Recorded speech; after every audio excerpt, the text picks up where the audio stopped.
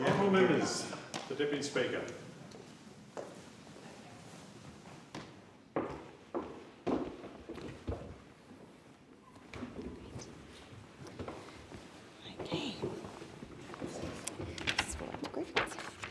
Okay, the question is that grievances be noted.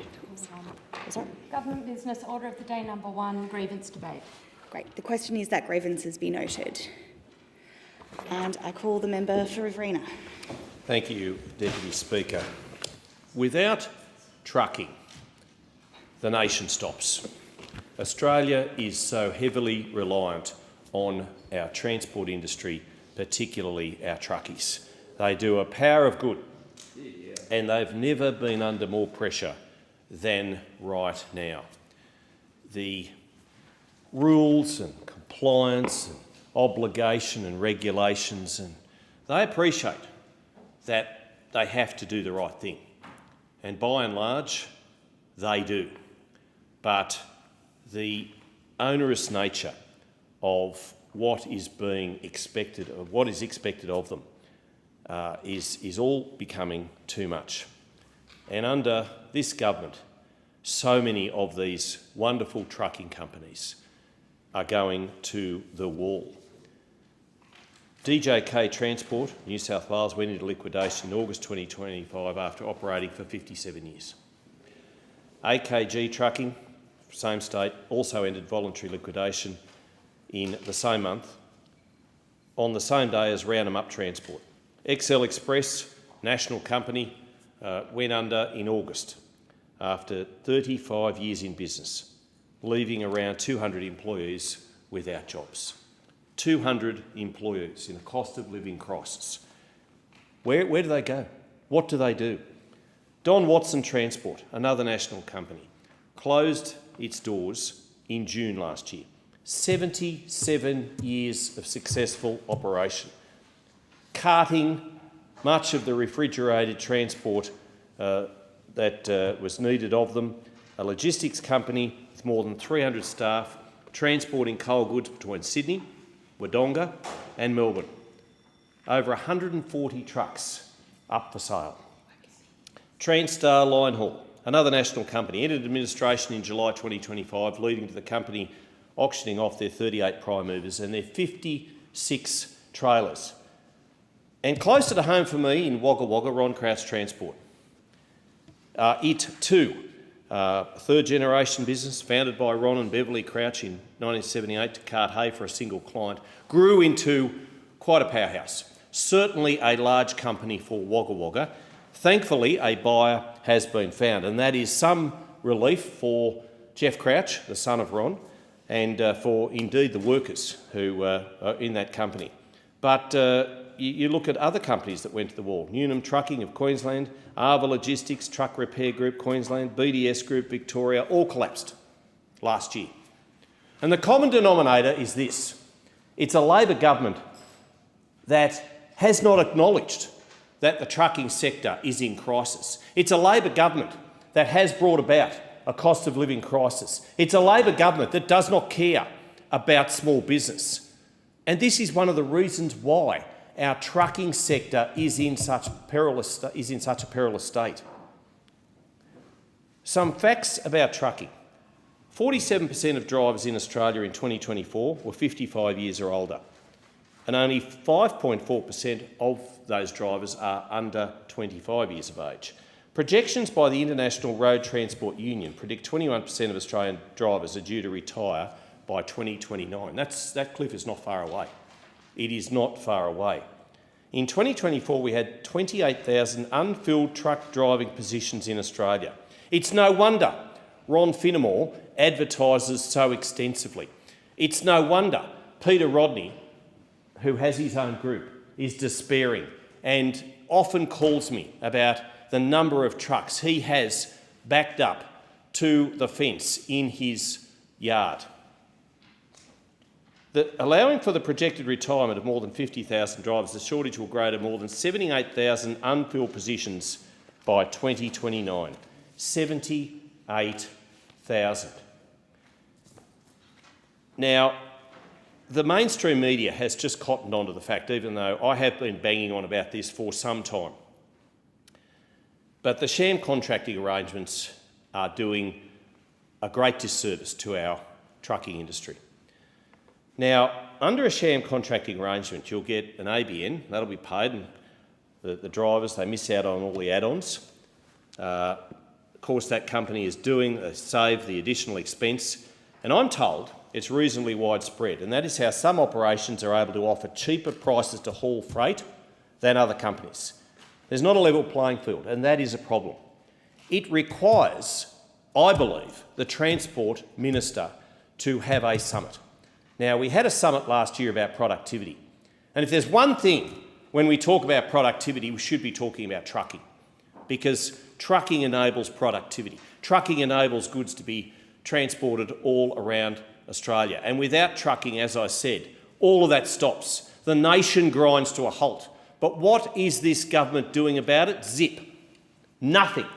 Absolutely nothing. We should be having a summit, a major gathering, a come-to-Jesus moment, if you like, for our trucking sector. And yes, call in the unions. Let them have their say too. I'm not against that. I think what we saw when we had the Productivity Summit was a union talk fest, a gab fest. But I wouldn't be against the unions coming in because they're part and parcel of this. And they might have some interesting input. I'm sure they would. But get the drivers in, young and old. Mainly they'll be old, as I said before. But get a group together where the likes of Toll, Ron Finnemore, Peter Rodney, all are able to have their say and lay it bare on the table so that we know what the problems are, because they do, but they will also have solutions. And I think it's incumbent upon the government to adopt those solutions, because if we don't, then all the goods that are being ferried around the nation are going to grind to a halt. And, Deputy Speaker, you know who will suffer the most? It'll be the mums and dads trying to pack their kids' school lunches, trying to get the kids off to school, because out there we talk a lot about all sorts of things, the inner machinations of the parliament and whether the coalition's together and this, that and everything else. And, you know, out there in Voterland, they just want to get on with their lives. They want to open the doors of their small businesses. They want to make sure their kids get to school. They want to make sure their kids get to sport. They want to make sure that they live a good existence. But they can't do it if they don't have food on the table. They can't do it if the supermarket shelves aren't filled, and they can't do it without trucking companies. And regional Australia will suffer, because many of these trucking companies emanated from regional Australia. And they're all over regional Australia. They're in Albury, they're in Wagga Wagga, they're in smaller towns as well. And they're doing it hard. They're doing it tough. And no thanks to this government. No thanks to this government, which has made it so very tough. And state governments have a role to play too, and I think they should be in the summit as well, because some of the regulations that they put on trucking companies need to be looked at. Maybe they're right. Maybe they could be improved. But whatever the case, we do need to look into this sham contracting. We need to get to the bottom of this sham contracting, because if we don't, then those trucks that you see going up and down the highways, those trucks that you see on the byways and the little roads, the little country roads, well, they're going to disappear because nobody will be able to afford to run them. If Jeff Crouch can't run a successful operation, then I don't know who can. And they love their companies, they love their workers, and they love to see their trucks out on the road, the big rigs, the big heavy haulers, the freight movers, the people who keep this nation running. It's the Jeff Crouches and the Ron Finnemores and the Peter Rodneys of the world. They love their industry and they're desperately worried about how it's going to be fixed. Looking for solutions. They've got some of those. They just need a forum by which to put their cards on the table. Is the Transport Minister listening? I doubt it. I do. Is the government caring? I doubt it. I doubt it. I haven't heard anybody from the government side talking about trucking, talking about what we can do to help the transport industry.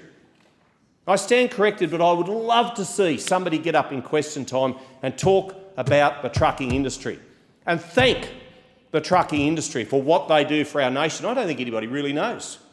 I think a lot of city people think that their milk just comes from the fridge in the supermarket. It comes from a cow, it's milked, it gets put into cartons, it gets put on a truck, and it gets taken to the cities. That process is all under threat. Those drivers are all at risk. And they're at risk because of sham contracting. They're at risk because the margins are too small for the trucking companies that have served this nation for decades and have done it so well and deserve the applause and the gratitude of the government. A government which at the moment is very unfeeling and uncaring about an industry that keeps this nation moving. Thank you. I call the member for Chifley. Thanks, Deputy Speaker. There's rightly been a lot of focus in this parliament on the events of December 14, and there should continue to be. We witnessed 15 of our fellow Australians killed, Jewish Australians targeted because of their faith, a depravity carried out by ISIS-inspired terrorists. Their act has written an incredibly dark chapter into our nation's history. The grieving will continue for some time, and while this occurs, we have another task to pursue. We need to have a clear understanding of how this occurred. What are the lessons we can learn to avoid a repeat of this on Australian soil? This is why I never hesitated in expressing my belief, supporting the member for Macarthur, that a Royal Commission into this awful, horrific event be undertaken. Besides getting answers and clarity, it can also play an important role in healing and bringing us together. The growth of extremism needs to be confronted regardless of what corner it emerges from. I've been concerned about this for some time, but it crystallised further in 2019, the year an Australian white supremacist travelled to Christchurch, New Zealand and killed 51 people on the basis of their religion. That terrorist act against people of the Islamic faith was live-streamed over social media. His 74-page manifesto was later used to inspire attacks on a synagogue in Poway, California, a supermarket in El Paso, Texas, a mosque in Bærum, Norway, and another synagogue in Halle, Germany. A hateful cancer that spread. When I recently stood at that footbridge at Bondi and looked at the park where Jewish Australians had been celebrating Hanukkah and were targeted for attack, I felt the exact chill I experienced visiting those two mosques in Christchurch. In both cases, innocent people were hemmed in, little room to escape, tragedy ensued. Again, I supported a Royal Commission into the events of Bondi because, as I have said before and I restate, whether it's an Islamist or a far-right extremist, anyone that poses a threat to the safety of our fellow Australians must be dealt with head-on using every resource we can muster. We must stand up to terrorism, but tough should join with calm, resisting threat while unifying. Post-Christchurch, then New Zealand Prime Minister Jacinda Ardern was praised for doing whatever she could to comfort and rally New Zealanders. At a time of grief and mourning, she consoled, while also being prepared to respond strongly to terror, including setting up a Royal Commission into the horrors of Christchurch. Notably, she did not beam herself in via Australian media to blame our nation for the terror that occurred on New Zealand soil. Prime Minister Ardern worked with then Prime Minister Morrison to set in place laws to prevent social media giants from live-streaming terrorist acts. The response to Christchurch is a salutary example of how societies traumatised by terror can and should rally, comfort and unite. But since the terrible events of Bondi, I've often reflected on the contrast between 2025 and 2019. I think it's important we reflect in contrast, because during the last parliamentary sitting, we heard a number of times from the Coalition the need to confront hard truths. In fact, the opposition leader made it a feature of her condolence motion, stating, quote, "To do so, we must face uncomfortable truths. Radical Islamist extremism caused this. I repeat, radical Islamist extremism caused this." After that, during condolence contributions, debates and via questions on notice, parliamentarians referred to radical Islamist extremism, radical Islamist extremists, radical Islamist ideology, and even radical Islam nearly 90 times. Didn't even blink, associating radicalism with an entire faith. Let's reflect and contrast. Let's, as the opposition leader invites us to do, face uncomfortable truths. One person that has to do this on a daily basis is the person who heads ASIO, Mike Burgess. In February 2020, nearly a year after Christchurch, Mr Burgess highlighted the growth of right-wing extremism and the threat it poses to Australia. He warned how small cells of right-wing extremists were meeting across the country, saluting Nazi flags in homes nestled in our suburbs where they hid weapons, caches and trained in combat. A month later, 1 year after Christchurch, he appeared before Senate estimates, and what happened was instructive. He was grilled by coalition government senators, not about what ASIO was doing about the threat, but rather objecting to the label of right-wing extremist. Let me quote then Coalition Senator Connie Fioravanti-Wells to Mr Burgess at Senate estimates, who said, "Right is associated with conservatism in this country, and there are many people of conservative background who take exception with being tarred with the brush." She went on to tell the Director-General, "So I think the time has come, Director-General, especially from you, to ensure that you are very careful with the terminology you use." Labels sting, huh? Do we think we should be a bit more careful about how we throw labels around, or should we just face uncomfortable truths? Now, what happened after this was also instructive, because 12 months after that exchange, under a coalition government, ASIO determined it would no longer refer to right-wing extremism or Islamist terrorism. From that time forth, the terms religiously motivated or ideologically motivated terrorism would be used. That, under a coalition government, a move overseen by then Minister for Home Affairs Peter Dutton, with former ministers of that government now telling us to confront uncomfortable truths, with members like the member for Canning who previously declared it was, quote, time for the Australian Muslim leadership to systematically and clearly make the case that Islam is a religion of peace.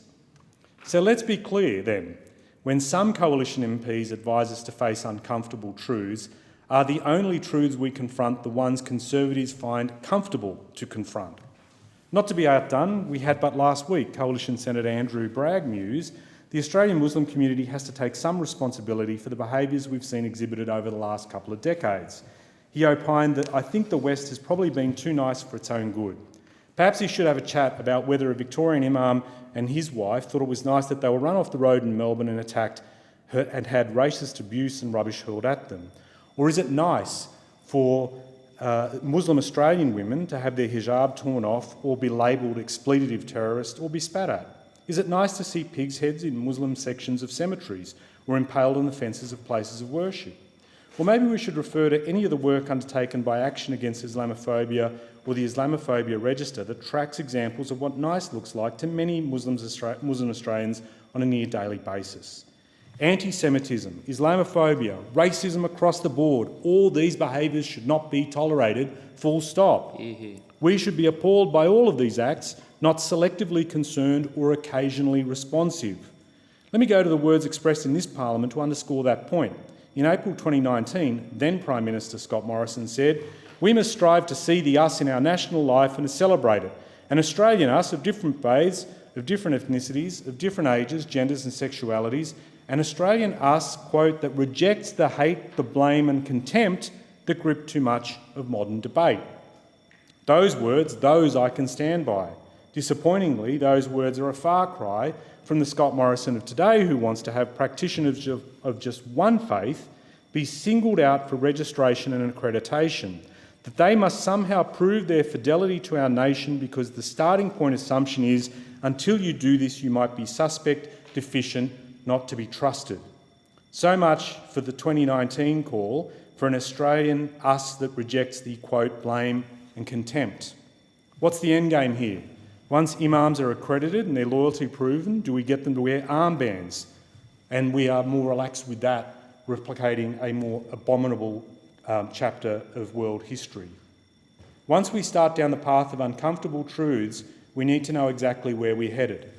It's worth noting that not one Australian was required to prove their fidelity to the nation post-Christchurch when a white supremacist Australian slaughtered 51 New Zealanders. No practitioner of the Christian faith was asked to do likewise after the Royal Commission into Institutional Responses into Child Sexual Abuse. And here's the thing, nor should they. It's a ridiculous and divisive notion because we do not sheet home blame and responsibility to entire communities for the acts of extremist individuals. Surely we can agree, surely we can rally around that compelling logic, because dividing people and shoving them into dark corners to nurse fear and grievance is not the way we build and sustain a strong nation. This is the crux of my call to Parliament, Deputy Speaker. In a time of fear and grief and anger, we all as parliamentarians have a critical role to play. Scapegoating, wielding a broad brush to tar, that stuff's easy to do. That's the political equivalent of instant gratification, Red Bull politicking. Quick hit, then a slump. I come back to the words delivered by a rabbi to me post-Bondi. We choose our hard. Jacinda Ardern chose her hard and showed the world how to build a better, cohesive, stronger nation in the aftermath of unimaginable grief. That's the task before us all, the hard and patient and vital work to bring people together at a time Australians want and deserve calm, determined leadership from us all. Thank you. I call the member for Flinders. Thank you, Madam Deputy Speaker.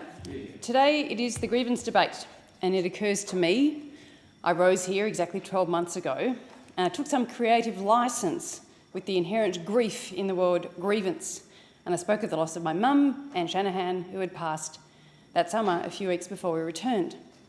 And today I rise for a similar contribution, not for my actual mum, but for my house mum, Lupto Jonjensky, or as all of us know him here in this place, our beloved Luch.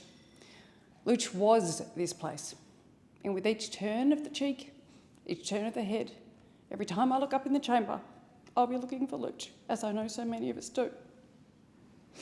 I also know that in this place tomorrow there will be a structured moment for all of us to make our reflections about him. But I am gluttonous for my Luch. After all, he was gluttonous for me. Every day he would leave a small envelope of chocolates in my desk, wrapped with my name on the outside. And so it is with Luch's gorgeous gluttony as my guiding spirit that I will use this longer opportunity to talk about my friend. Thank you. Luch came to this place more than 40 years ago. He was one of many who helped actually build this building with his bare hands. He worked in New Parliament House as a labourer, and then he became an attendant. But he wasn't just any attendant. He was the attendant of all attendants, the big cheese, the man who got to meet Barack Obama, the Speaker's right hand. But to me, he was my chamber mum. When I first got elected, I arrived here somewhat short of breath, even though so much of it was already so very familiar to me. After all, I had roamed these corridors as a 25-year-old working for the Attorney-General on all things constitutional law, criminal law reform, marriage law, and even the Republic referendum. It was so long ago. And Luch was already here, doing his thing. And then I came back as a 40-year-old, as the Trade Minister's right hand, doing trade deals with China, Japan, South Korea, the Trans-Pacific Partnership, Indonesia, India, the EU. And Luch was here, doing his thing. And when I came back as an elected representative 4 years ago, Luch was still here, doing his thing. Together with Barry in security and little Dom at Aussies, they were the first people I spotted, and their presence settled my soul. My closest friends from the parliamentary ranks had long left this building by the time I was elected, off to London and New York and Paris to serve the global good. But Luch was still here, with a big bear hug and a hearty welcome back, as though I'd never left. Luch cared for the Parliament and the parliamentarians like we were his family. Each day here, somehow, he would find a way to come across my path, in the chamber, of course, but I would often duck into the lobbies or in the members' lounges, and often go into the attendance room where Luch had a small fridge filled with chocolates, which apparently no one but him was ever allowed to touch. Sometimes I would find Luch washing glasses or organising the assortment of tea bags. There was no rushing past Luch. I was so very glad that each and every time I saw him, I'd stop for a bit of a natter. In the last term of Parliament, he would always ask me about Mum's health, how she was going with her chemotherapy and her immunotherapy. Luch somehow knew Mum was all I had. And I would ask about his morale, about his family, about his Christmas, about his kids, about his fishing, about his adventures. There would often be a giggle, there would always be a photo. Luch loved a photo. Any occasion, let's get a photo. Jess, his daughter, is also part of this building's fabric. Jess works here too. She was on the Secretariat for the Parliamentary Joint Committee for Intelligence and Security when I served on it, and Luch was so proud of her. But for me, the story about Luch and Jess was indeed the story of Australia. That Luch could come here as a child, spend a life of service first on the building and then tending to democracy at its fulcrum, while his daughter contributes to our defence and security at the highest possible level. Some time ago, I asked the Speaker if we could tell these stories in the Parliament, the multi-generational families who form the bricks and mortar of the Australian democracy and spirit. A small documentary, one we could put on in that theatrette upstairs. I now wish I had been so much more insistent. All of us here know what Luch means to this place, and I have been bowled over by the number of people here, not just Luch's fellow attendants, but clerks, the team from the Sergeant's office, the security guards, the committee secretariats, fellow MPs and their staff, former MPs and their staff, former speakers, who have come up to me reading the words I had written about Luch on Facebook when I learned of his passing, who all want to express their love for him. It even happened earlier today. But what I could not have expected was the impact Luch had on the outside world. Because when I put that post up on Facebook on the 2nd of January, I thought just my friends and colleagues, the people who know me, would read it and remember him and be sure to send a note to his family. What I didn't see was that Luch's final gift to democracy would be going viral on the internet. You see, Luch broke Facebook. 278,000 people read my post about him. 2,500 loved it and 200 people made comments on it. But that wasn't the best bit. The best bit was that people just understood Luch. People like Carolyn Sheets and Ant Lewis, who had worked with Luch in the 80s, they made a comment. Joe Ward, who went to high school with Luch, made a comment. People who had noticed him while watching the House on telly just during question time, like Ray Cook, Joe Durhurst and John Burke, they all chimed in. Former parliamentarians like Bob Bald remembered his love of fishing, and my constituent Gerard Vibrecht compared Luch to Andre the Giant in The Princess Bride. I literally have no idea what that means, but it sounds about right. And then there were those people who Luch had never met. Jim Catchpole, who wrote, "People like that are what makes Australia awesome." He obviously felt connected to something important and made doing it well a key part of his life. Marianne Rapkin wrote, "Everyone needs a Luch in their life, in their workplace." And Christine Kendrick wrote, "What a lovely post for a special person who none of us regular punters knew, but how nice to know there really are people of kindness employed in the Houses of Parliament and who actually keep the wheels turning without egos. Rest in peace to this very special man." Vicky Jones said, "What a beautiful soul Luch must have been. Canberra was lucky to have him and his daughter." Nick Wu wrote, "Thank you for acknowledging his contribution to the Australian community at large through his quiet dedication, presence and love for the country. In a world that is full of uncertainty, it is clear we need more people like him. Condolences to his family and yourself for the loss of Luch. May he rest gently and his memory serve as a reminder that kindness is the greatest gift for humanity." And here was a nice one from Andrew Jacobs. "This personalises Parliament, which often enough comes across like a bunch of overtired toddlers." Fair enough. And then there was my favourite, from someone who didn't know him. Ciaran Crean wrote of Luch's extensive service, his grace and his humanity, and concluded, "The human spirit lives on and thrives. Be like Luch." Be like Luch, indeed. A few weeks ago, a number of us joined Luch's family and local community at the Macedonian Church in Queanbeyan, and it was there that Luch saved the best for last.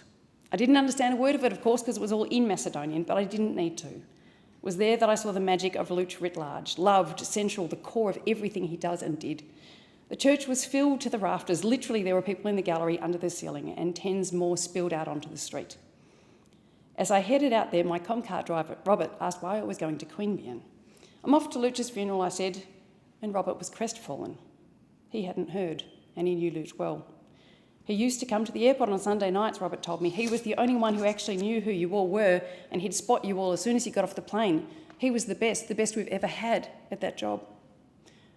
Robert called back to the Comcar and asked if they wouldn't mind if he didn't actually do his job for the next 2 hours, because Robert wanted to stay for Luch's funeral too. And so we stayed together with so many people who make up the patchwork of this amazing building and this amazing democracy, who wanted to be there to say their thanks and farewell to the great man, our friend Luch. We are all better in this place because of our friend Luch. I am better in this place because of our friend Luch. I'm more grateful for life because of our friend Luch. My thoughts are with his wife Mary and his beautiful children, Jess, Rebecca and Joshua. Your dad lives on through you. His memory will live on long through this place.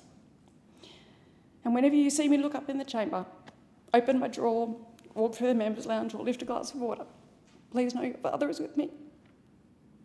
Vali Luch, you are one of the best. Yes, thank you very much. I call the member for Hughes. Thank you, Deputy Speaker. I just want to acknowledge those beautiful words from the Honourable Member opposite. It was those on this side of the House are also missing Luch, and I want to acknowledge that beautiful sentiment brought by the honourable member. I want to talk also about the M5 around Moorebank, and anyone who uses the M5 around Moorebank knows exactly the problem that occurs in that place. Every afternoon peak, traffic's banking up as cars and trucks enter westbound at Moorebank Avenue and try to merge with traffic already on the motorway that's attempting to exit the Hume Highway. It's slow, it's frustrating, and it can be dangerous. And it's not a new issue. It's an infamous choke point in Sydney's southwest. And it's why the Albanese and Minns governments are getting on with delivering the critical infrastructure Western Sydney needs. The New South Wales government's now signed a contract to upgrade this interchange, and it's a genuinely significant step forward for my community. The project includes a new 3-lane toll-free bridge over the Georges River and the train lines at Liverpool, dramatically improving the connection between the M5 motorway, Moorebank Avenue and the Hume Highway. It also removes the dangerous weave on the M5 between Moorebank Avenue and the Hume Highway, improving safety and traffic flows for drivers entering and exiting the motorway. A new underpass at Moorebank Avenue will directly connect the M5 westbound to the Hume Highway, and the intersection between the M5 and Moorebank Avenue will be fully upgraded. This matters because the existing bridge currently sees more than 2,500 trucks a day moving from the Moorebank intermodal terminal precinct onto the Sydney motorway network, with truck numbers only set to increase as new sections come online. Last week, I visited the M5 Southwest Control Centre at Hammondville and spoke with controllers who manage this stretch of the road every day. And I asked them what this upgrade would mean for them on a day-to-day basis. The word they used was game changer, because they see the crashes, the breakdowns, the daily pressure points that drivers experience during peak times. This project gives them the tools to keep traffic moving safely, and it gives motorists the confidence that the road network is finally catching up with demand. This upgrade is being delivered through a strong partnership with the Albanese and Minns Labor governments, each committing $190 million as part of the broader Western Sydney infrastructure blitz. And I know the member for Riverina was in here earlier talking about trucks and the trucking industry and the people who work in that industry. And I note that those opposites claim to represent people who are moving around in our motorway industry. And I recall Tony Abbott, whose contempt for public transport is well documented. He famously said that every man in his car is a king, as a way of, as if that was an excuse for not investing in public transport in Western Sydney and across Australia, but in Western Sydney especially. And I note that in the 9 years of those opposite were in power, that they did not invest in this obvious choke point across our orbital network. It is such an obvious choke point when you look across the network from the M7 to the M5, WestConnex, M4, that it is such an obvious choke point for such a growing region of Sydney. For them to have overlooked this for so long shows the absolute contempt for which those opposite showed, those who live in Southwest Sydney. Southwest Sydney is the gateway to Sydney. It is the engine room of the economy. We've got the Moorebank intermodal precinct. We've got the new airport coming in, and the idea that we would be avoiding investing in this key infrastructure is beyond belief. The fact that we've got trucks that can't get off the road safely, and this is something that those opposite knew about when they were in power. They knew that they obviously didn't want to invest in building a railway line from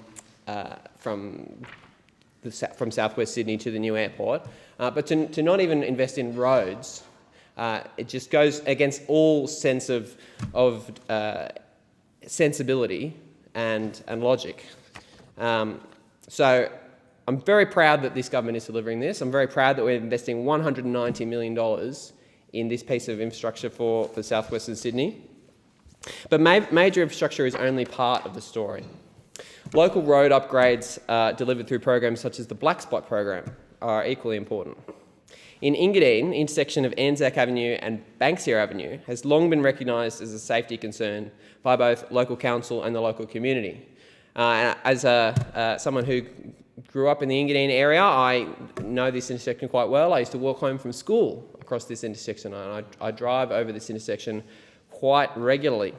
And funding of more than $290,000 has been secured through the Black Spot program of the federal government to install a new single-lane roundabout, improving traffic flow and reducing the risk of serious crashes at this location.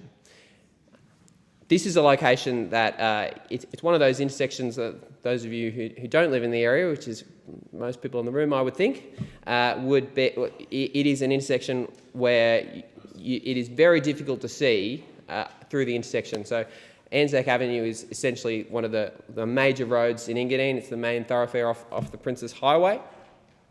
And so you have cars going in there quite quickly, quite rapidly, and the idea that people are going to have to move in front of parked cars to try and see around this intersection, it is a very dangerous intersection, and it is one that people have been highlighting for a long time. And so I'm very proud of this $290,000 that we are going to be allocating towards fixing this serious safety risk. And in Ingleburn, increased industrial activity has led to high volumes of heavy vehicles along Lancaster Road, making the intersection of Memorial Avenue increasingly difficult and unsafe to navigate. More than $200,000 has been secured to deliver a single-lane roundabout at the intersection, improving visibility, slowing traffic and making access safer for all road users, including those travelling to local community facilities such as the bowling club at Ingleburn. And for families, the safety of children travelling to and from school is always a priority. And around our current public school, a number of local streets were identified as safety concerns through the Black Spot program. And more than $280,000 were secured to upgrade sections of Eucalyptus Drive and Melaleuca Drive with improved lighting, raised medians and safety islands, additional stop and give way controls, traffic calming measures and a new pedestrian wombat crossing. Together, these upgrades will improve visibility, slow vehicle movements and create a safer environment for students, for parents and residents. This is what a coordinated approach to infrastructure looks like in my community of Hughes. It's a community that those opposite have overlooked for a long time, as I said, especially southwest Sydney, but in the Shire as well and in Liverpool. Those opposite have overlooked this community. They have not invested in one of the most important growing regions in our country. And large-scale projects are addressing some of these long-standing congestion issues alongside targeted local upgrades that improve safety where people live, work and travel every day. This is what implementation of a 21st century infrastructure program looks like, and I commend these programs to the House.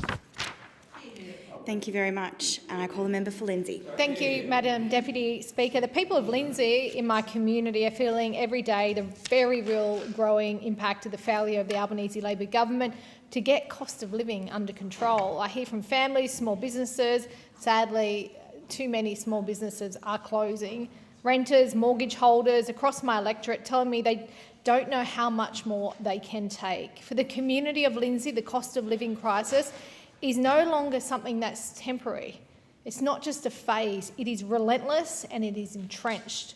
The latest inflation figures tell the story. Australia's annual CPI rose 3.8% in the 12 months to December 2025, higher than expected. It's broad-based and it's hitting the essentials people in Lindsay simply cannot do without.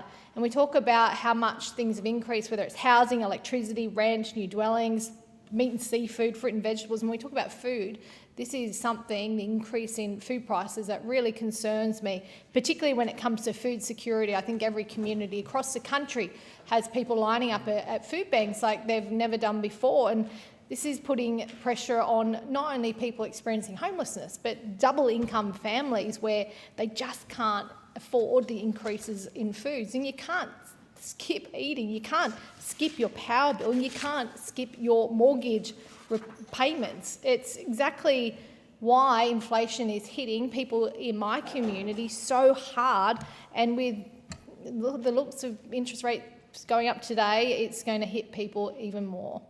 People are being forced to make decisions that they did not anticipate. The choice of whether to put food on the table or the lights on or the heating on, it's actually real. It's not just politicians saying these things, because that's what's happening out in our communities. And my community was told by this Labor government that the increases would be temporary. And they're seeing it now. They also promised many things, including that their electricity bills would go down. The hard work of my community to manage their budgets has successfully been undone by a Labor government that has consistently overspent. Around 1 in 3 households in the electorate of Lindsay are mortgage holders. The prospect of another interest rate rise, and we're merely hours away now, will fall hardest on working families who are already dedicating a significant share of their income to keeping a roof over their heads. These are not reckless borrowers. They are everyday Australians. They're teachers, they're health workers, they're tradies, they're small business owners, people who are contributing to our economy and to our community. Renters are also facing this grim reality. Rents have increased, vacancy rates remain extremely low, and families are being pushed further from their workplaces, their schools and their hometowns. Young Australians are losing confidence that home ownership will be within reach. For many, the great Australian aspiration, that great Australian dream of owning a home, feels increasingly out of reach and out of step with the harsh reality that is facing them. Small businesses are under extraordinary pressure. Rising energy costs, higher rents, increased insurance premiums, reduced consumer spending are forcing business owners to make difficult choices. And this goes right across the spectrum. You can walk down the high street of Penrith and speak to a cafe owner, and they say the same thing as a manufacturer of heavy industry manufacturing, whether it's high power prices, the cost of having staff, the higher rents. It is putting so many good long-term businesses out of business. They're shutting their doors.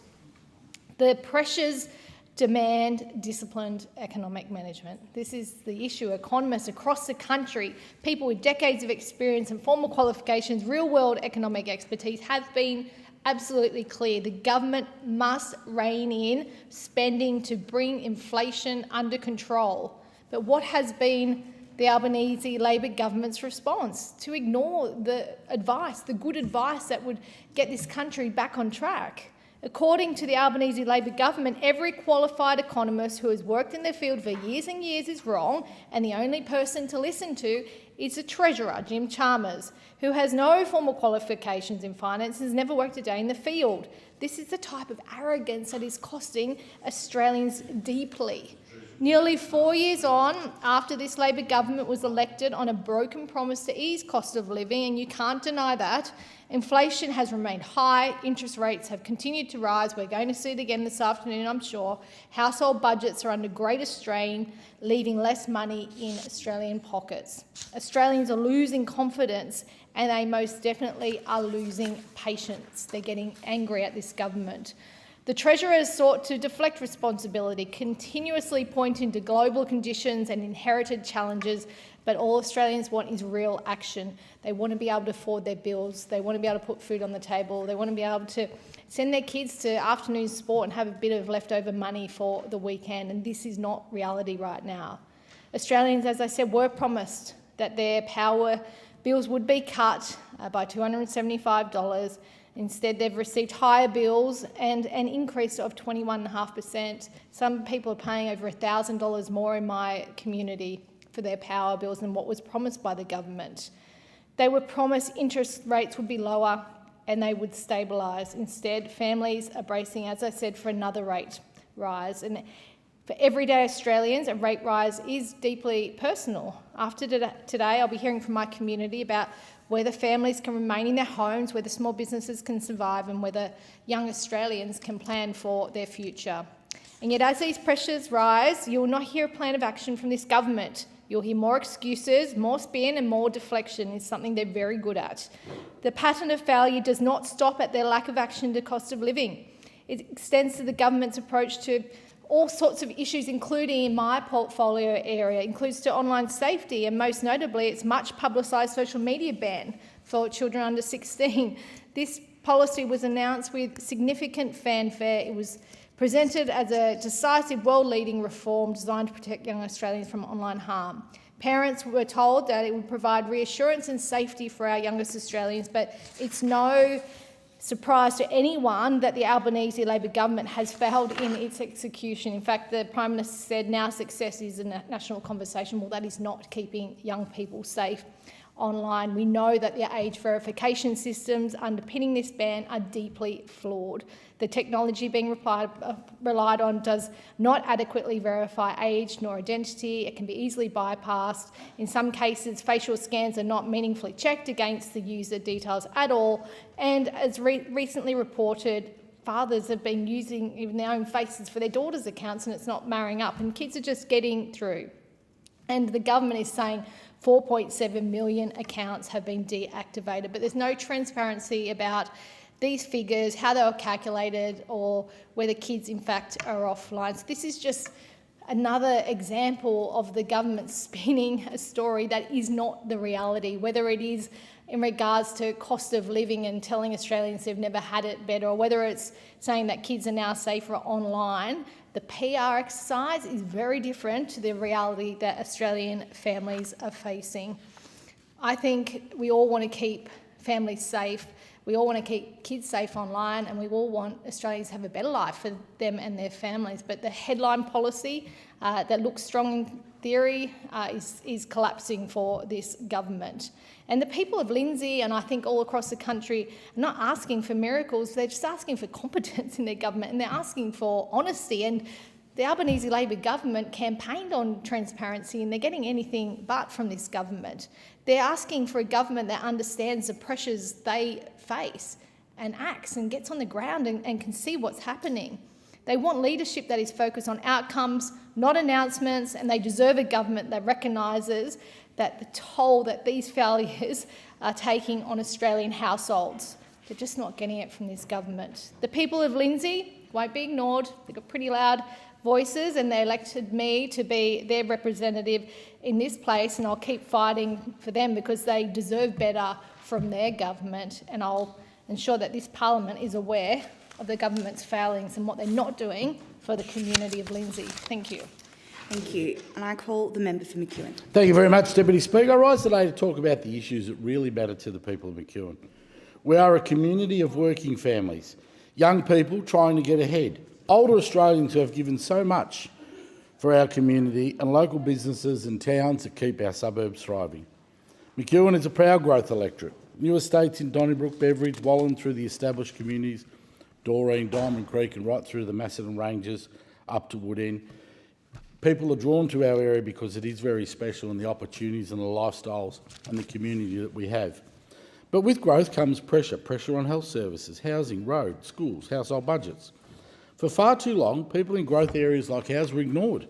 For 9 long years under the Coalition, all our community ever got was empty promises and a packload of media releases. Infrastructure lagged behind population growth. Costs kept rising and essential services became harder to access. But May 22 changed that. The Albanese Labor government is delivering practical, tangible reforms and delivering on its promises that are making life easier for people in our communities. And there is more to come. Healthcare is consistently raised as one of our biggest concerns for families. People want to be able to see a doctor when they need to, and they want to be able to afford their medicines and get mental health support close to home. That's why we've got this historic investment in Medicare and why it's so important. Tripling the bulk billing incentive as a result, bulk billing rates have done a dramatic U-turn locally. That means more families in our communities can now visit the GP without having to choose between healthcare and groceries. In fact, the latest figures now show 23 fully bulk billing practices in McEwen, which is double what there was prior to this reform. Cheaper medicines are making a real difference to families. Under Labor, people are now paying no more than $25 a PBS script, saving families hundreds of dollars a year. It's not an abstract policy. This is money back into the pockets of people managing chronic illness, raising children or supporting ageing parents. The reduction in price, the introduction of 60-day prescriptions have made a big difference. In fact, the recent figures show over $10 million has been saved through our policy changes. And the savings are only set to grow in 2026, the year of delivery. Last week, the Health and Hospitals Agreement provided $25 billion towards Australia's public hospital system. It's a landmark reform, ensures that services that we are boosting stay sustainable long into the future. Telehealth has been strengthened with 1800 Medicare, ensuring that no matter where you are or what time it is, you can access free health advice. This is a great new service that's ensuring people in fast-growing semi-regional parts of McEwen can access care without long travel times. And importantly, rebuilding the mental health services with programs like Medicare Mental Health Check-In. Mental health care should be accessible, affordable and treated with the same seriousness as physical health. And the service requires no referral, charges no fees and provides access to trained professionals by phone or video.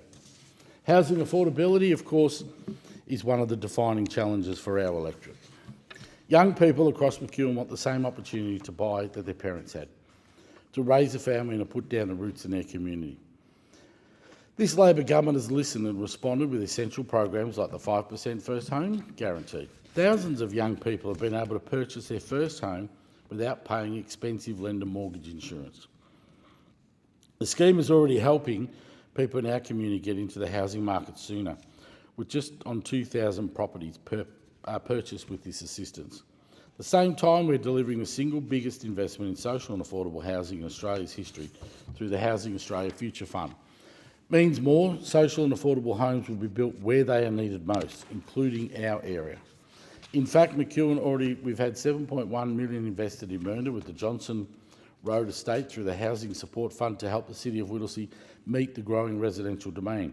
For renters, we have delivered the first back-to-back renting increases to Commonwealth rent assistance in 30 years, a real help at a time when rents have risen sharply.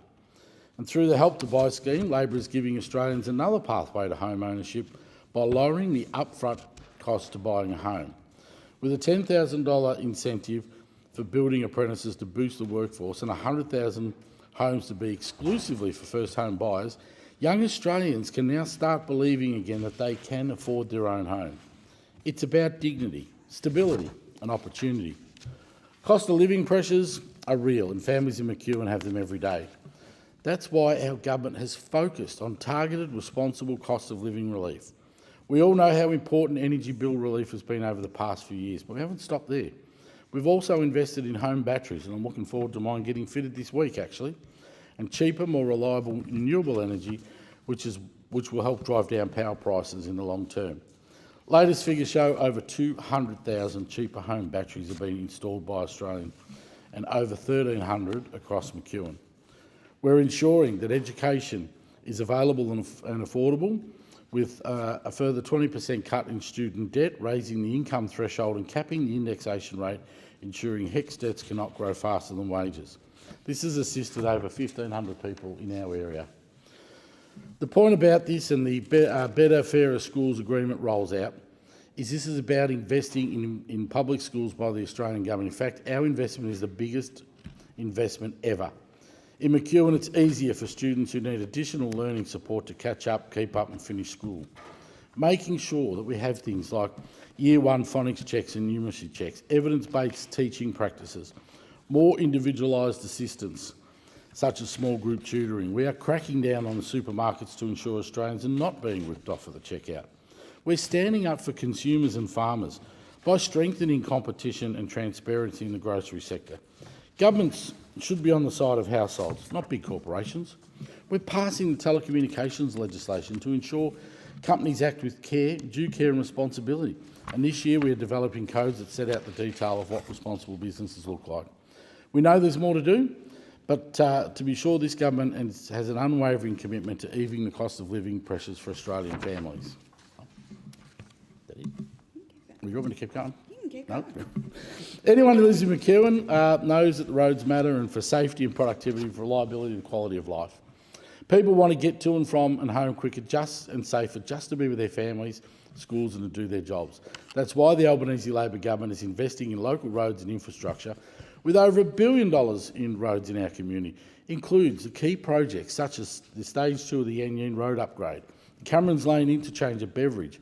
In Wallen, the intersection of Watson Street and Northern Highway has received a major investment of $40 million from the Commonwealth, with additional turning lanes built on both sides, which will help provide smoother journeys. And of course, the Watson Street ramps. Things that were always talked about by former government and never delivered. In fact, the Liberal Party never went to an election promising to build this much-needed traffic busting infrastructure. We got into government, we're building it, the state government joined in, and now we're seeing actual work being done. Something that's been talked about but neglected by the former government. This targeted spending is better for our community. And through our increased local roads funding, Labor is making dangerous intersections and roads safer. Through direct Shire funding, we're empowering local governments to fix roads. Roads like Sutherland Road in Clarkfield, Three Change in Lancefield, Ferrisfield Road in Gisborne have already benefited from this. And let's not forget Wellington Street and Darrell Road in Wallan, Breadalbane Avenue in Mernda have all benefited from the upgrades and improvements that our government has invested in our communities. These investments are more than just concrete and asphalt. They're about reducing congestion, preventing accidents and supporting economic growth in one of Victoria's fastest growing areas.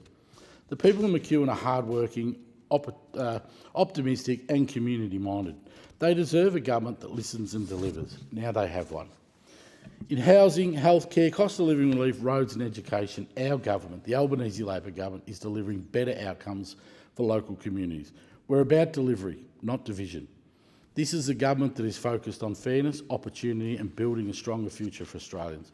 And I'm proud to be here, standing up, advocating for our community. Thank you. Thank you.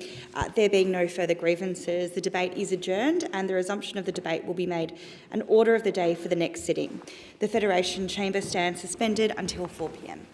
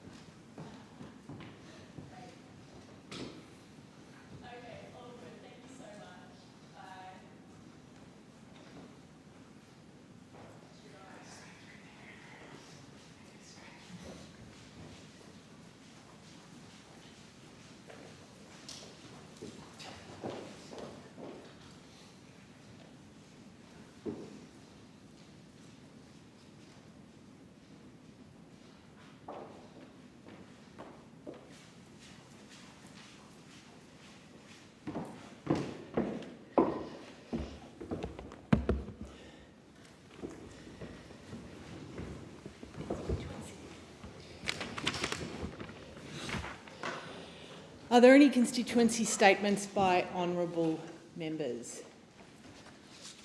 I call the member for Bradfield. Thank you, Deputy Speaker. I know we have a housing affordability crisis, and I know this as acutely as anyone. Despite our relatively strong position on socio-economic scales, my electorate is one of Australia's most unaffordable. Outdoor knocking at pop-up offices or attending local events, I hear how hard it is for people to live close by where they work, in residential aged care, in our hospitals and our schools. How hard it is for small businesses to find people to work in the cafes, on work sites or in GP practices. So my team and I have in earnest been researching the availability of affordable housing options. Surely there must be some in our area of Sydney, but apparently not. And then this happened last week. The Australian Council of Social Services, or ACOS, laid bare a remarkable statistic that the federal government is spending more on tax breaks for property investors than on social housing, homelessness services and rental assistance combined. As everyone knows, one of the biggest crises facing this country and one of the most significant causes of growing intergenerational inequity is the unaffordability of housing. In my own electorate of Bradfield, a mere 0.9% of a total 67,000 private homes are social housing, either state housing authority or community housing provider homes. This is compared to a national average of 3.8% during that same period. Over a third of renters are in housing stress. In other words, they're paying more than 30% of their household income on rent. Look, nationwide, that position is also dire. Last week, the Productivity Commission released its report on government services, which showed social housing makes up only 3.6% of all dwellings, down from 5.7% in the 1980s. 41% of public housing waitlists is made up of households that are homeless or at risk of homelessness, up from 26% in 2015. And 18.3% of Commonwealth rent assistance households are in severe rental stress. That means they're paying more than 50% of their income on rent, and that's up from 8.1% in 2004. Housing insecurity brings with it a raft of other social and economic problems, including high risk of mental illness, chronic ill health and difficulty finding and holding down a job.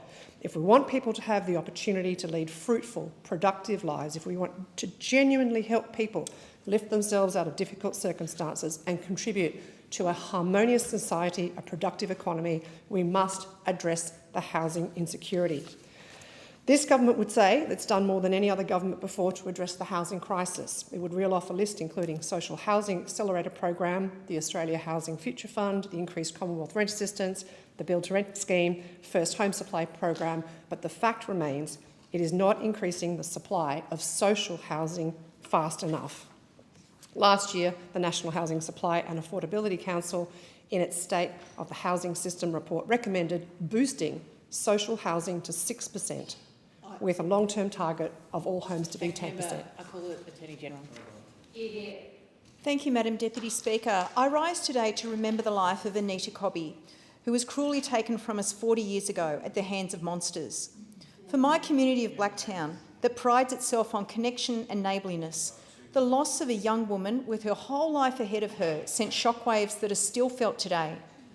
Anita was a beloved daughter, sister and friend. Her life mattered, and her death forever changed our community and the nation.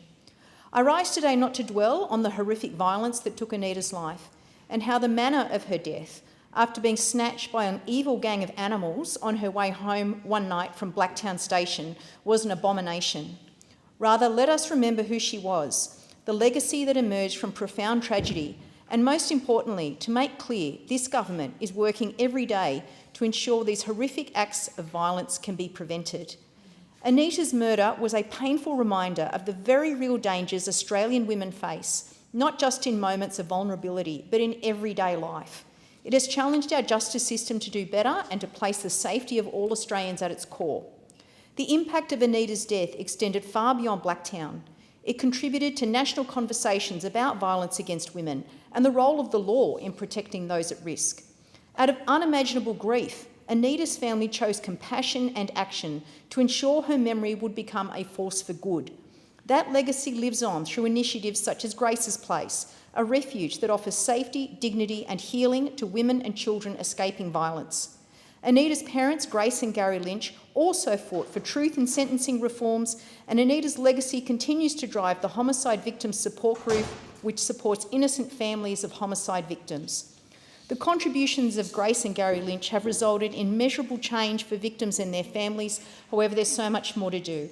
And that's why our government has made women's safety a national priority, recognising that preventing violence and holding perpetrators to account requires sustained effort and strong laws. Through the National Plan to End Violence Against Women and Children, reforms to strengthen sexual assault laws and record investment in frontline services, including in the National Access to Justice Partnership, this government is working to ensure women are safer at home, at work and in their communities.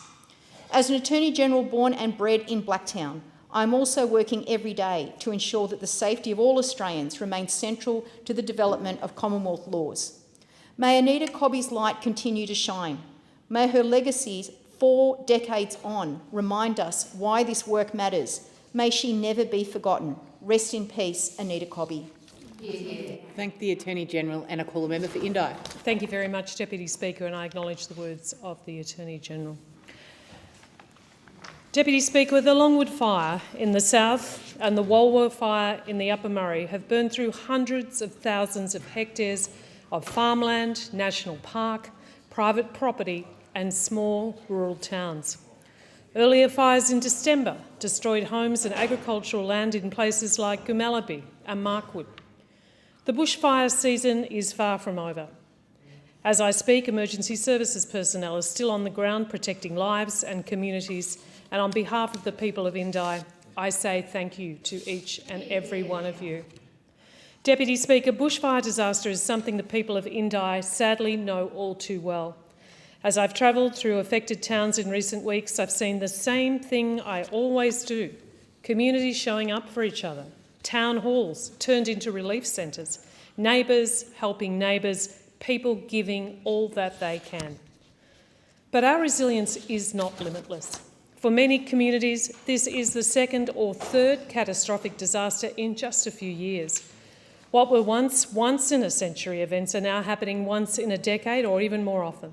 This is the lived reality of my electorate. In Strathbogie Shire, 455 properties have been affected, with 115 homes destroyed or made uninhabitable.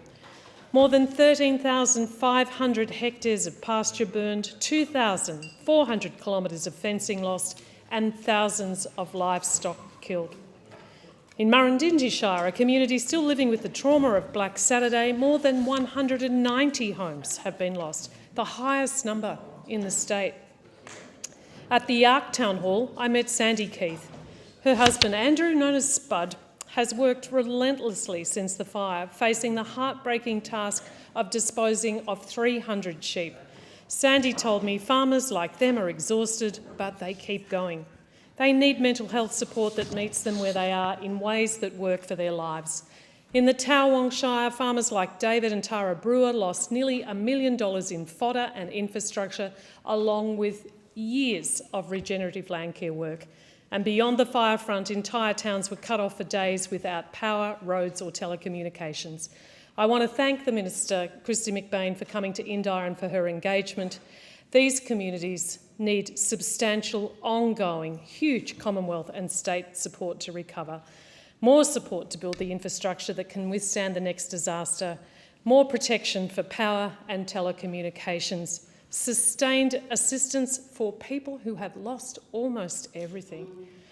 The scale of loss in these communities is substantial, and the government support absolutely has to reflect this and must be there for the long haul. Recovery certainly doesn't end when the flames die down. I thank the member for Indi and I call the member for Corangamite. And I acknowledge the words of the member for Indi. Deputy Speaker, from fires to floods, the Surf Coast region has experienced an extremely challenging few weeks. We have seen cars swept into the ocean and communities threatened by deadly fires. For me, it was the Watch and Act alert on Australia Day. The threat of fire is real, as it was in Aries Inlet, my town, during Ash Wednesday. I'd like to take the opportunity to acknowledge the incredible work of the responders, volunteers and community members who rallied to support the emergency relief effort. And to the football clubs, the surf lifesaving clubs, schools, op shops, food banks, and many local householders and accommodation providers who stepped up to lend a hand. Thank you. Most of you are volunteers, and without you, meals would not be provided to those in need, families would not be looked after, would have nowhere to take shelter, and local businesses would still have their doors closed. You offered beds, a warm cup of coffee, caravans for families, help with pets and stock, smiles and so much more.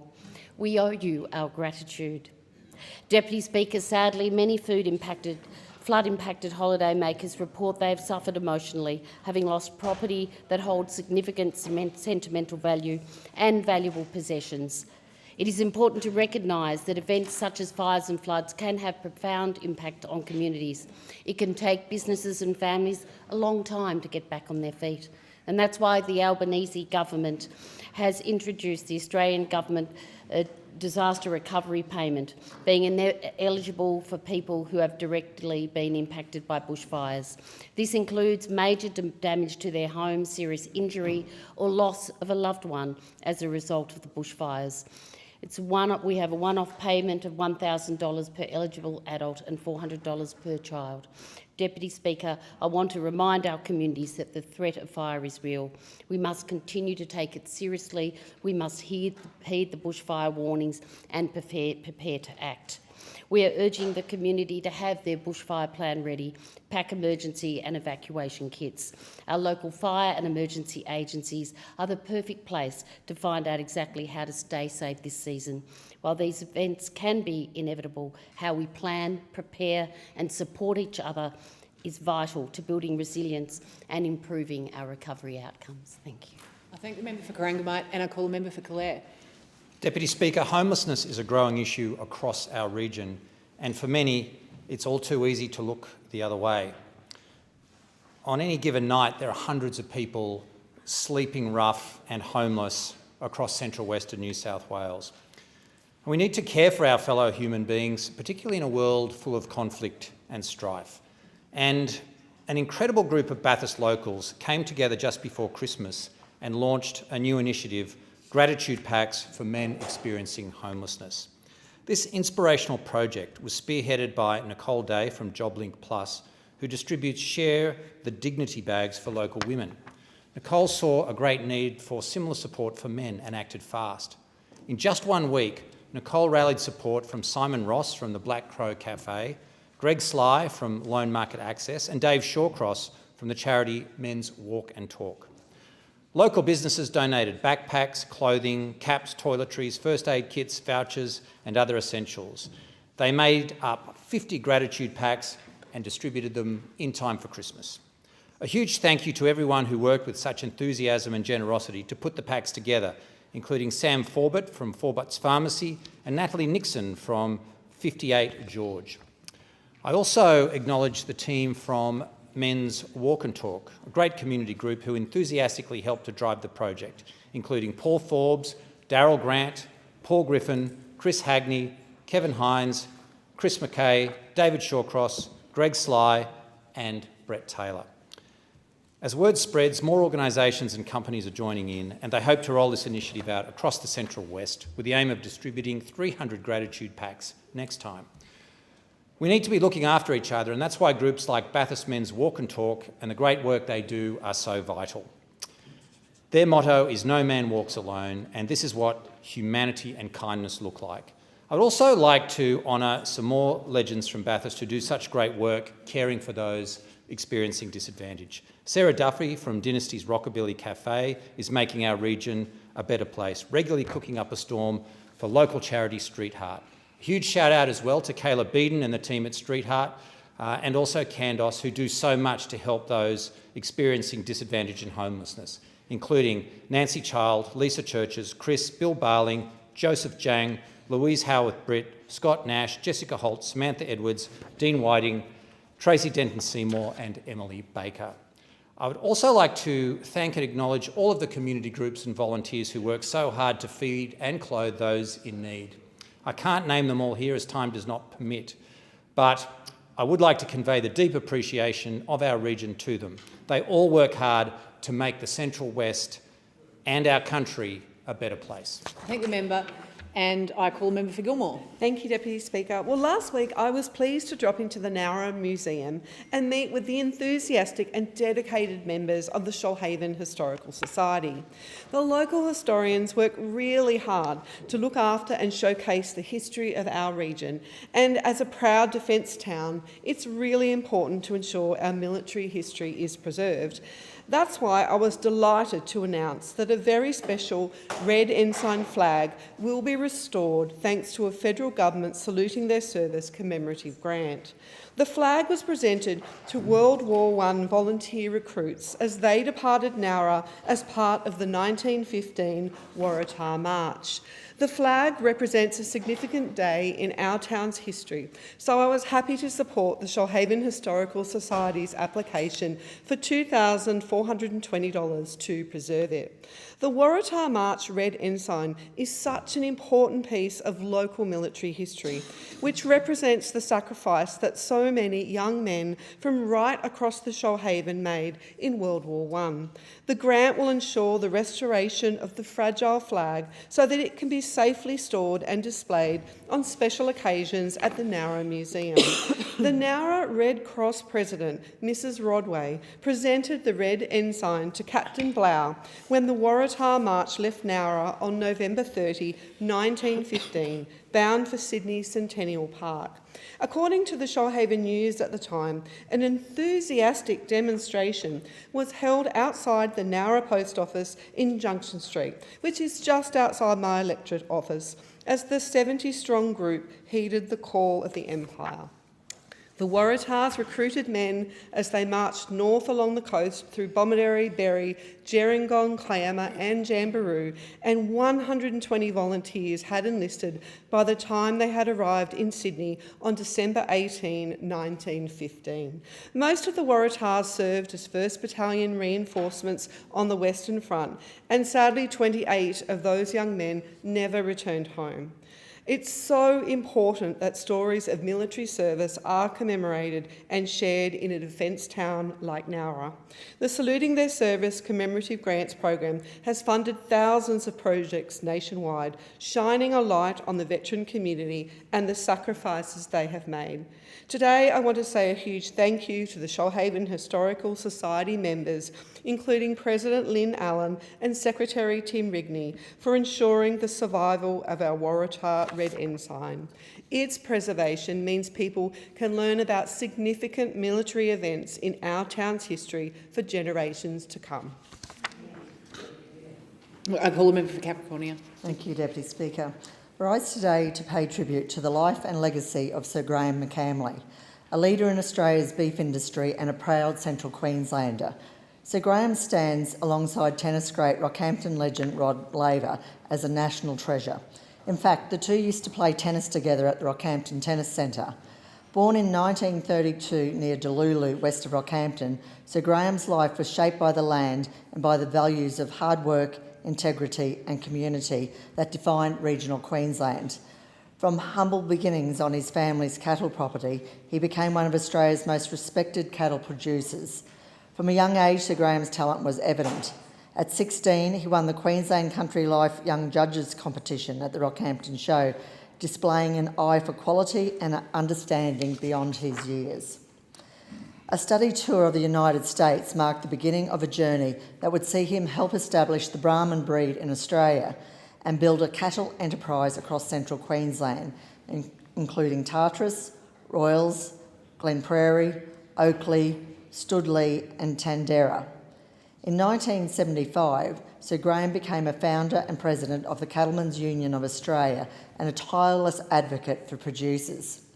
He believed in innovation, research and collaboration, working with the CSIRO and Queensland University to strengthen the future of Australian beef production. Sir Graham was the force behind the growth of the beef industry into the multi-billion-dollar sector it is today. His service to agriculture was recognised with the award of an MBE in 1981 and his knighthood in 1986. Sir Graham loved the stunning natural beauty of central Queensland and the warmth of its people. In later years, he chose to retire to Yeppoon, where he remained connected to the community. It was in this time Sir Graham released his book, Roads in the Sky, Life of a Cattleman, which was more than 3 years in the making and reflects on his life in the cattle industry. Above all, Sir Graham was a devoted husband to Shirley, father to Jennifer, Jacqueline, Russell and their respective families. He was a generous mentor to many, including myself. His legacy lives on not only in the cattle industry, but in the lives of those he supported, encouraged and inspired. Deputy Speaker, Central Queensland and our nation is better for the contribution of Sir Graham McCamley. May he rest in peace. Thank you. I thank the member for Capricornia, and I call the Minister for Social Service. Thank you, Deputy Speaker. Deputy Speaker, as students, families and teachers return to school for the new school year, I want to recognise the hard work that's happening in every classroom and every staff room around Australia, from Burke Street Public School in my electorate all the way over to Grovelands in Perth. Education is deeply personal to me. My parents came here as refugees after the Second World War. They didn't have anything. They didn't even have much English language. And every opportunity I've had and my brothers have had, because of the excellent education that we received through the public education system here and the opportunities they opened up to us. And I want every single child to have those same opportunities. That's why when the Abbott, Turnbull and Morrison governments cut public school funding, we voted against it and we promised to fix it, and indeed I'm proud that we have. Our government is continuing the historic work of ensuring that every public school is fully funded, with investment tied to evidence-based reforms. The Better and Fairer Schools Agreement will deliver substantial Commonwealth investment over the coming decade, lifting student outcomes and closing the equity gaps that hold too many children back. That means literacy and numeracy checks in Year 1, targeted interventions like small group and catch-up tutoring, stronger mental health programs and support for teacher development and retention. We've taken world-leading action to tackle online harms via our social media ban for children under the age of 16 and introduced restrictions on predatory technologies like Nudify apps and undetectable stalking tools. These reforms put children's safety first, and they follow bans on phones during school hours in schools, which teachers and parents and kids will tell you mean that more kids are playing and talking to each other in the playground and less of them are scrolling at lunchtime. We know that too many parents are worried about bullying and too many children are still being harmed by bullying, and that's why we've asked schools to act faster. The Anti-Bullying Rapid Review will push schools to respond within 2 days to a complaint or an incident of bullying. Teachers and parents have also told us that they need the right tools and training, so we're investing $10 million into anti-bullying resources. This year also marks extraordinary progress in early childhood education, backed by a $5 billion investment. Australian children are now eligible for 3 days of subsidised early education and care, an extra 100,000 families and parents returning to work and supporting those children. Also, pay increases for early education workers of up to 15%. We've got free TAFE and university debt relief as well. So in every area of education, we're making sure that Australians have the opportunities to get a great start in life.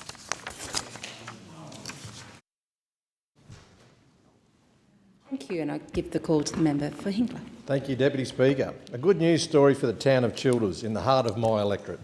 The ISIS RSL sub-branch is now the proud custodian of a HMAS Childers Shield, or crest as it's known. The shield was originally presented to HMAS Childers upon commissioning way back in July 2007.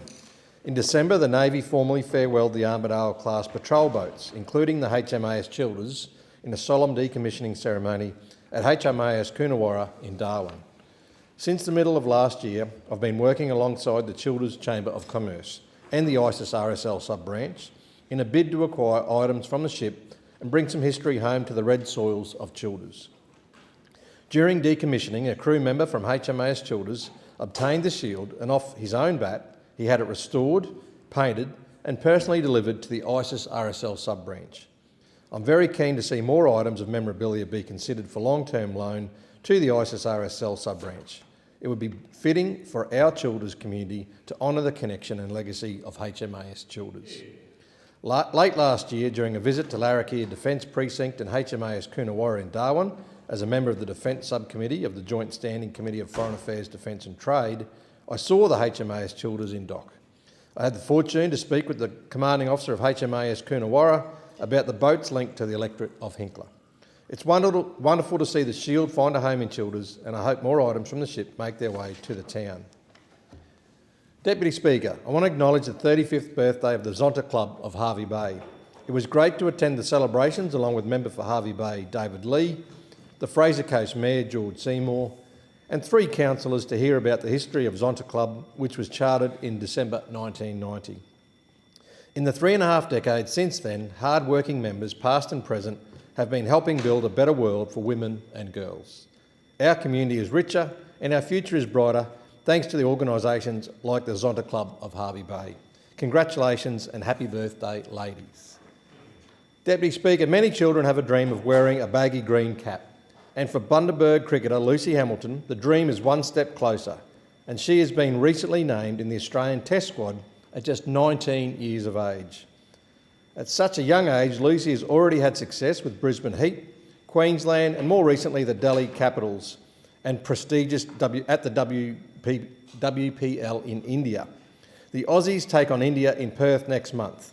I can only imagine how proud Lucy's parents, Stephen and Claire, and all the members of the Hamilton and Melville clans are, as well as her many friends.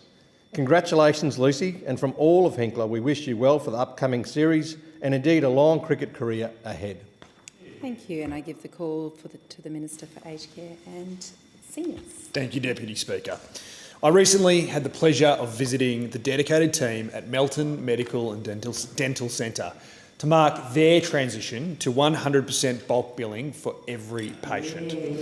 Now, this is a direct result of the Albanese Labor government's Medicare reforms, which are delivering on our commitment to make it free to see the GP again, with more clinics across Hawke moving to a fully bulk billed care so our community can access the local services that they need without worrying about the cost. This is a major step forward for families in my community, and it builds on the work we've been doing to ensure that people in Hawke can access affordable local healthcare that they can rely on. This includes the fantastic Medicare urgent care clinics in both Sunbury and Melton. These clinics provide free walk-in care for injuries and illnesses that would otherwise end up in hospital emergency departments and have made a world of difference in our community. They're taking pressure off our hospitals while ensuring that locals can get timely, high-quality care close to home. Deputy Speaker, I recently had the privilege of joining the Hume Men's Shed in Sunbury for their 15-year anniversary, a remarkable community organisation that has grown from a small volunteer effort into one of the country's leading men's sheds. Through dedication and countless volunteer hours, the shed has become a place of connection, well-being and purpose in Sunbury, supporting men's mental and physical health while strengthening our local community. Thank you to President Ian Phillips and Secretary Albert Alterberg for all that you do. Deputy Speaker, I want to acknowledge the tireless and courageous efforts of our local CFA brigades throughout another difficult bushfire season. CFA brigades from across Hawke, including Balan, Bacchus Marsh, Blackwood, Melton, Toolanvale, Murniong, Greendale, Comida, Diggers Rest, Parwin, Roseley, Ainsbury, Wildwood, Bulla, Balliang, Mount Wallace and Sunbury left their families, many over the holiday period, to defend lives, homes and livelihoods in extreme and dangerous conditions. They worked around the clock, often in searing heat and unpredictable winds, showing extraordinary bravery and an unwavering commitment to protecting their communities and others across Victoria. Their sacrifice, resilience and dedication reflect the very best of the spirit of service that defines our volunteer firefighters. I particularly acknowledge Toolanvale CFA, who marked 100 years of service last year, a century of courage and service to community safety. Thank you, and I give the call to the member for Wright. Australia Day is a day that reflects who we are as a nation. Resilient, generous, hardworking and community-minded. Like many Australians, I spent the day with local families, volunteers and community leaders, all celebrating what makes our part of Queensland very special. I began Australia Day at the Calbar Community Breakfast Awards, a wonderful local tradition that brings people together and local families, farmers, business owners, young people and volunteers, and I acknowledge Wilson Neindorf for his leadership in those awards. It was an honour to recognise some of our outstanding locals. In the Young Achiever, Gabrielle Stokes, a wonderful example of leadership and service. Our young farmer was Ben Neindorf, representing the future of Australian agriculture. Farm innovation was Reich Farming, showing how tradition and innovation now walk hand in hand. The best business is Emporium, supporting local jobs in our main street. Community leader was Phil Orlip, a dedicated police officer and a community champion. And a very special award went to Ray Parker from Arachula, recognised for a lifetime of service and community spirit. These are the people who quietly keep our region strong. Later in the day, I attended a citizenship ceremony at Scenic Rim and in Bow Desert. We welcomed 71 new citizens. It's always a powerful reminder how fortunate we are to live in this country. I congratulate this year's Scenic Rim Awards recipients. Senior Citizen of the Year, 16 to 30 category, Isabel Lower. Citizen of the Year, 31 to 65, Jenny Jenner and Kane Luder. Citizens of the Year, 65 plus, Phil Rankin. The Community Event of the Year was Boonah State School High School Paddock to Plate function, and the Community Spirit Award went to Bow Desert Hospital Auxiliary. The Mayor's Award went to Kate Tomrup. Each of these awardees represent service, generosity and commitment to others. I also wish to acknowledge members of our electorate recognised on the Australia Day Awards honours list. Mr Wen Ko Ku, OAM, Ms Susan Neal, ASM, Ms Danielle Bull, ESM, and Flight Sergeant Anthony Arkow, CSM. These honours reflect extraordinary service to our nation and community. Australia Day in my region is not about speeches and ceremonies alone. It's around acknowledging the amazing people, and whether or not they're volunteers, emergency workers, teachers, farmers, business owners or community leaders who make our region such a great place for us to call home. Thank you, and I give the call to the Minister for Employment and Workplace Relations. Well, thank you, Deputy Speaker. Well, whether it's infrastructure, healthcare or investing in the arts, the Albanese Labor government is investing in communities right around the country, including mine in the southern suburbs of Adelaide. And there's no better example than investing in the infrastructure we need through the recent delivery of the Majors Road interchange. Southern residents are now enjoying safer, shorter journeys via the Southern Expressway, both north and south.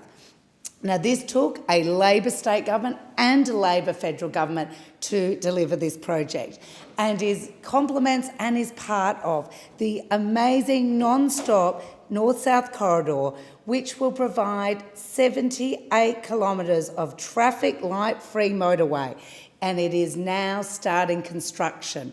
This piece of infrastructure, jointly funded by state and federal governments, deliver the much-needed infrastructure that our community needs and brings our community closer to the CBD. Of course, our government's made the biggest ever investment to strengthen Medicare so more people in the southern suburbs of Adelaide can see a GP for free.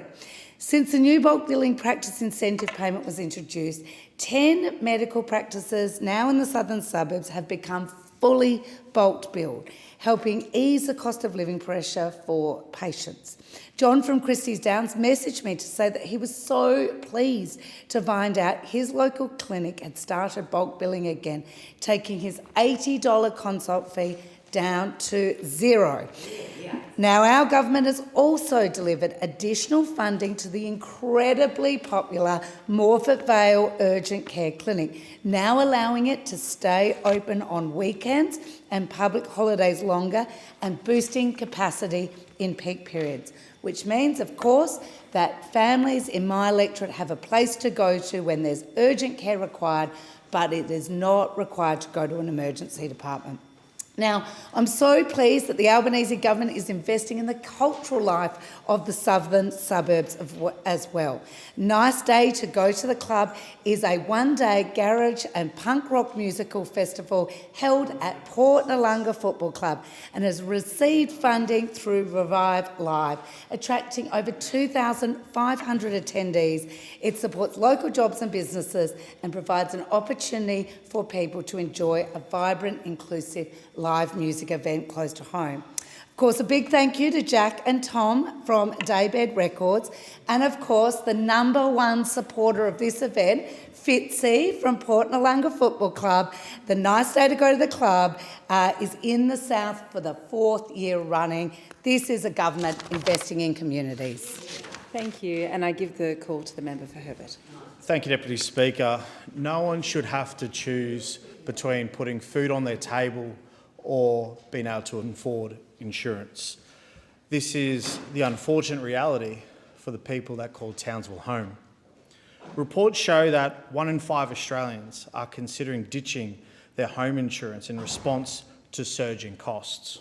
Townsville is a region that has had its fair share of severe weather. We are resilient people. But with a recent poll that highlights the fear that many locals have, that their insurance will become unaffordable. The research states that 46% of people believe that extreme weather events had already caused an increase in their insurance costs, even if their property wasn't affected. I have received many phone calls and emails from families struggling with the cost of living pressures and are deciding what costs to cut so that they can afford insurance. People like David and Anita have tracked their premium renewals since 2023 and have noted that their base premiums have jumped nearly 42% year on year, with their 25-26 premium jumping to $6,000. Kate, who has lived in her Heatley property for more than 18 years and has not made a claim, has found herself paying over $700 per month for home insurance.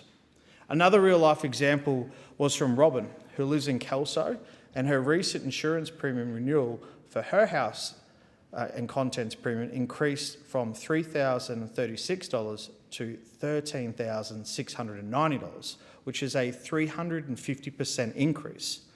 This is highway robbery. These cost increases aren't just restricted to private insurance, but also strata insurance, with the increased challenge that unit owners have getting insurance. One constituent wrote to me saying that they approached 13 insurers this year and only one actually offered them a policy to cover their ground level unit complex. All this when the government's own Australian Reinsurance Pool Corporation has failed to come to Townsville to meet with the community.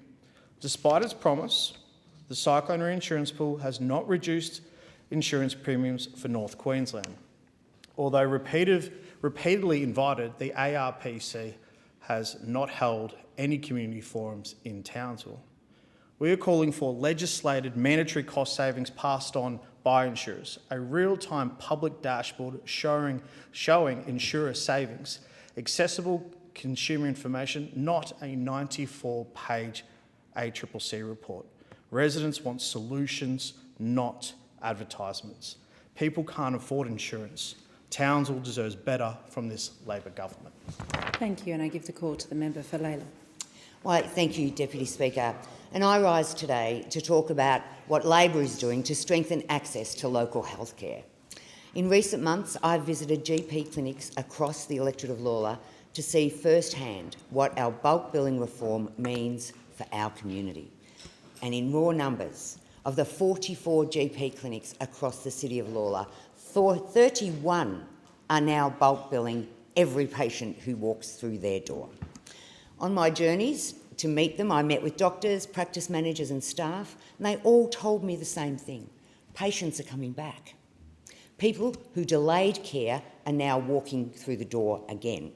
And that is what this reform is all about making sure Australians see a doctor when they need to, not when they can afford to. From Lancaster Medical Centre to Mandalay Family Clinic to Riverdale Heath Plus and more, Labor's reforms to bulk billing were welcomed. In fact, what I heard from a lot of GPs and practice managers was that they felt valued again by this government, and I can't imagine how good that feels after a decade of neglect from the former government. For the first time, enhanced bulk billing incentives will be available for every Australian, with additional support for practices that bulk bill all patients. This gives clinics certainty. It allows them to plan, invest and grow.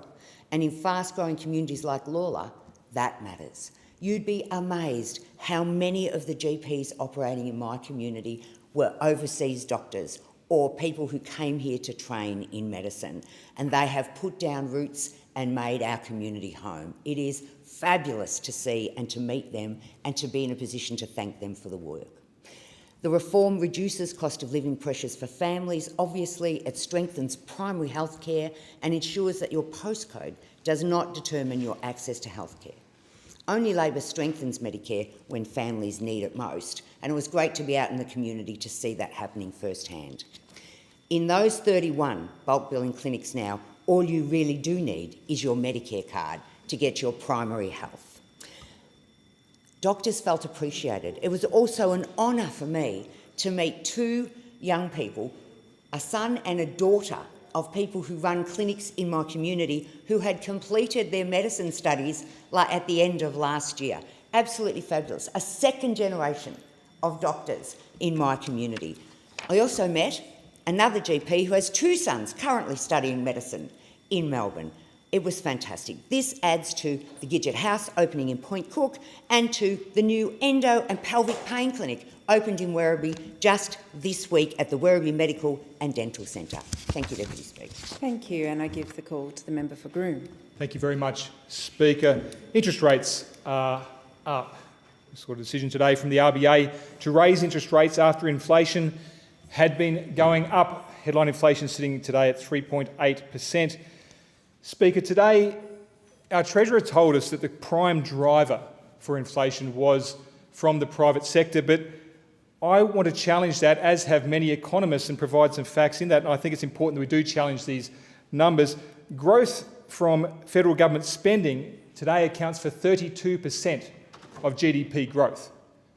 The only time that figure has ever been higher was in the midst of COVID. And to provide some context of how much federal government spending now accounts for GDP growth, I'll compare it to previous administrations. Under Hawke and Keating, that growth was less than 10%. Under Howard, it was about 10%. And throughout the term of the last coalition, it sat at about 20%, excluding that COVID period. So at 32%, this is as high as we can get outside of an extraordinary period. Speaker, and if we look at the breakdown of what has been driving inflation, we see really clearly the largest area that's driving, the biggest increase has been in energy prices, 21% growth in energy prices across Australia. And of course, Speaker, this growth is because we've now seen the removal of the Band-Aid subsidies that were put in place to try and artificially lower these inflationary numbers. Now they've come off, inflation is back up as it looks more naturally, unfortunately. And when you take that subsidy removal out of those numbers, the growth is still at 4.6%. And the only other sector that beats that is housing. So we have these two areas, both of which have an ability for the government to impact, and we are still seeing incredible growth in these areas. Housing demand is not being addressed, particularly when it comes to the role immigration plays in that. And if we were to interrogate further energy prices and what the intent of this government is, we heard today in question time the Minister for Climate Change and Energy refer multiple times to the home battery program and how well it's been taken up. And it is being taken up well. Speaker, unfortunately, we've learnt that it has blown out from its original planned budget of $2.3 billion to over $11.6 billion. That is an incredibly large increase in the cost of this program, and it has to be paid for somewhere. It has to be paid for by someone, and that someone is taxpayers and Australians suffering under this inflation crisis. But worse, this is just a part of the largest ever budget blowout in MyEFO history that was reported over the summer, $48 billion blowout, the largest we have ever seen, and our Treasurer today told us he takes responsibility for it. I would like to see him take responsibility for it and more, act on it, and actually take accountability for where this money comes from. Thank you, and I give the call to the member for Griffith. Thank you, Deputy Speaker. In Griffith, back to school can bring a sense of routine back to the house. I know it has for my household. But for some families, it also brings a quiet stress because the book list is long, the uniforms need replacing, the shoes have been outgrown, and the basics, they can add up fast. That's why I want to speak today about a small idea from a young person in my Griffith community that has made a real difference. That amazing young person is 7-year-old Zoe. Zoe noticed that some children start the school year without the things many of us take for granted: a pencil case with pencils, a new notebook, glue sticks, rulers, the everyday tools that help kids feel ready to learn. And that gave Zoe an idea. She rolled into her kitchen with roller skates on, and she told her mummy that she wanted to collect supplies for kids who might not have everything they need. And with that, Zoe started Sharing for Kids, a little idea from a big heart. Zoe went to different places in our community. She set up donation boxes and asked people to give what they could, and our community responded overwhelmingly. We received so many donations in our office. It absolutely filled our office with boxes of pencil cases, lunch boxes, school supplies. And we had families collect these from our Stones Corner office, and we also dropped these off to many of our local schools, including the Seville Road State School, where Zara and Mia, the school leaders there, gratefully accepted these on behalf of students in their community. Deputy Speaker, sometimes the biggest ideas come from the smallest people, and that is exactly what our community knows, thanks to people like little Zoe. And it's exactly stories like these that make me so proud and so honoured to represent the Griffith community. When a 7-year-old takes the lead on helping our neighbours, it tells us something important about the values being lived out in our suburbs and in our streets, of compassion, of empathy, and of connectedness. It shows that our kids are growing up with a sense of responsibility for one another, and that is something worth celebrating. That's what I see again and again in Griffith, in our school PNCs, our local volunteers, our neighbourhood and community groups, and in the simple way people look after one another when times get tough. In my role, I get to hear so many stories, but the ones that stay with me are the ones that show the heart of our electorate. Zoe's story and Sharing for Kids is one of them. And to everyone in Griffith who donated, who shared and backed this idea, thank you. You have helped children start the year with confidence, and you have shown in the most practical way what it means to be a part of our wonderful community in Griffith. Thank you, and I give the call to the member for Canning. Thank you, Deputy Speaker. Every Australia Day we celebrate our great country, our democratic values, our freedoms, our beautiful landscape, as well as our national character of strength and resilience forged over many years. Significantly, this Australia Day, we also came together in Mandurah to recognise and welcome our new Australians taking the Pledge of Allegiance to our great nation. I had the pleasure of welcoming 80 new citizens from a wide range of backgrounds and nationalities, and it was a delight to sing, all of us together, our national anthem. The ceremony also gave me and many others the opportunity to renew our pledge to Australia. It was a reminder for all of us, whether born here or naturalised after birth, that Australian citizenship is both a privilege and a responsibility. We all share in the hard-fought freedoms, rights and opportunities that come with being Australian. And this Australia Day, I was also honoured to help recognise and celebrate the achievements of members of my local community. Among the long list of Australians honoured in the 2026 Australia Day honours, I was delighted to see Peel residents Chief Petty Officer Errol Williams and Commander Wesley North awarded the Medal of the Order of Australia in the Military Division. Chief Petty Officer Bradley Smith was awarded the Conspicuous Service Cross, and Lauren Darcy was awarded the Ambulance Service Medal. Each of these Peel locals reflect the very best of what it means to be an Australian. I was very proud to also present the City of Mandurah's Active Citizenship Award to the Backpack Buddies program. Now, this remarkable program is driven by young local volunteers who work hard to make sure that children who otherwise might go hungry have access to daily nutritious meals. And today, Backpack Buddies supports over 220 kids across Mandurah, Peel and Rockingham, working in partnership with 17 local schools. And their extraordinary fundraising efforts are impressive, but even more inspiring is the compassion, the initiative and the leadership shown by these young volunteers. Active citizenship starts in our own communities, and the next generation in the Peel region is leading by example. Also recognised on Australia Day were Community Citizen of the Year, Emeritus Professor Lynn Beasley AO, Young Community Citizen of the Year, Millie Penman, and Senior Community Citizen of the Year, John Stone. Again, I want to extend my most sincere congratulations to all those recognised within our community.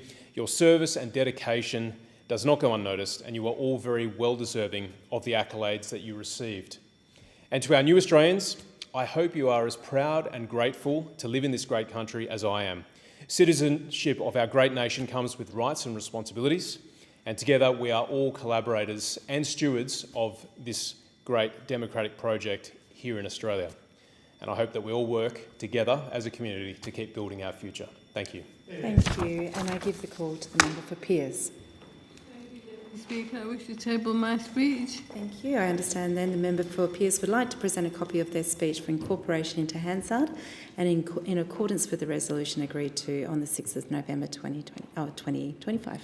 Thank you. Thank you. And I give the call to the member for Cook. Thank you, Madam Deputy Speaker. This Australia Day weekend in the Sutherland Shire, we had a weekend of festivities. It was glorious, but one of the top events was the 2026 Sutherland Shire Citizens of the Year Awards. Individuals and groups whose contribution, service and leadership make our local community stronger. The Citizenship of the Year went to Shannon Bates. Shannon is a powerful motivational speaker, disability advocate.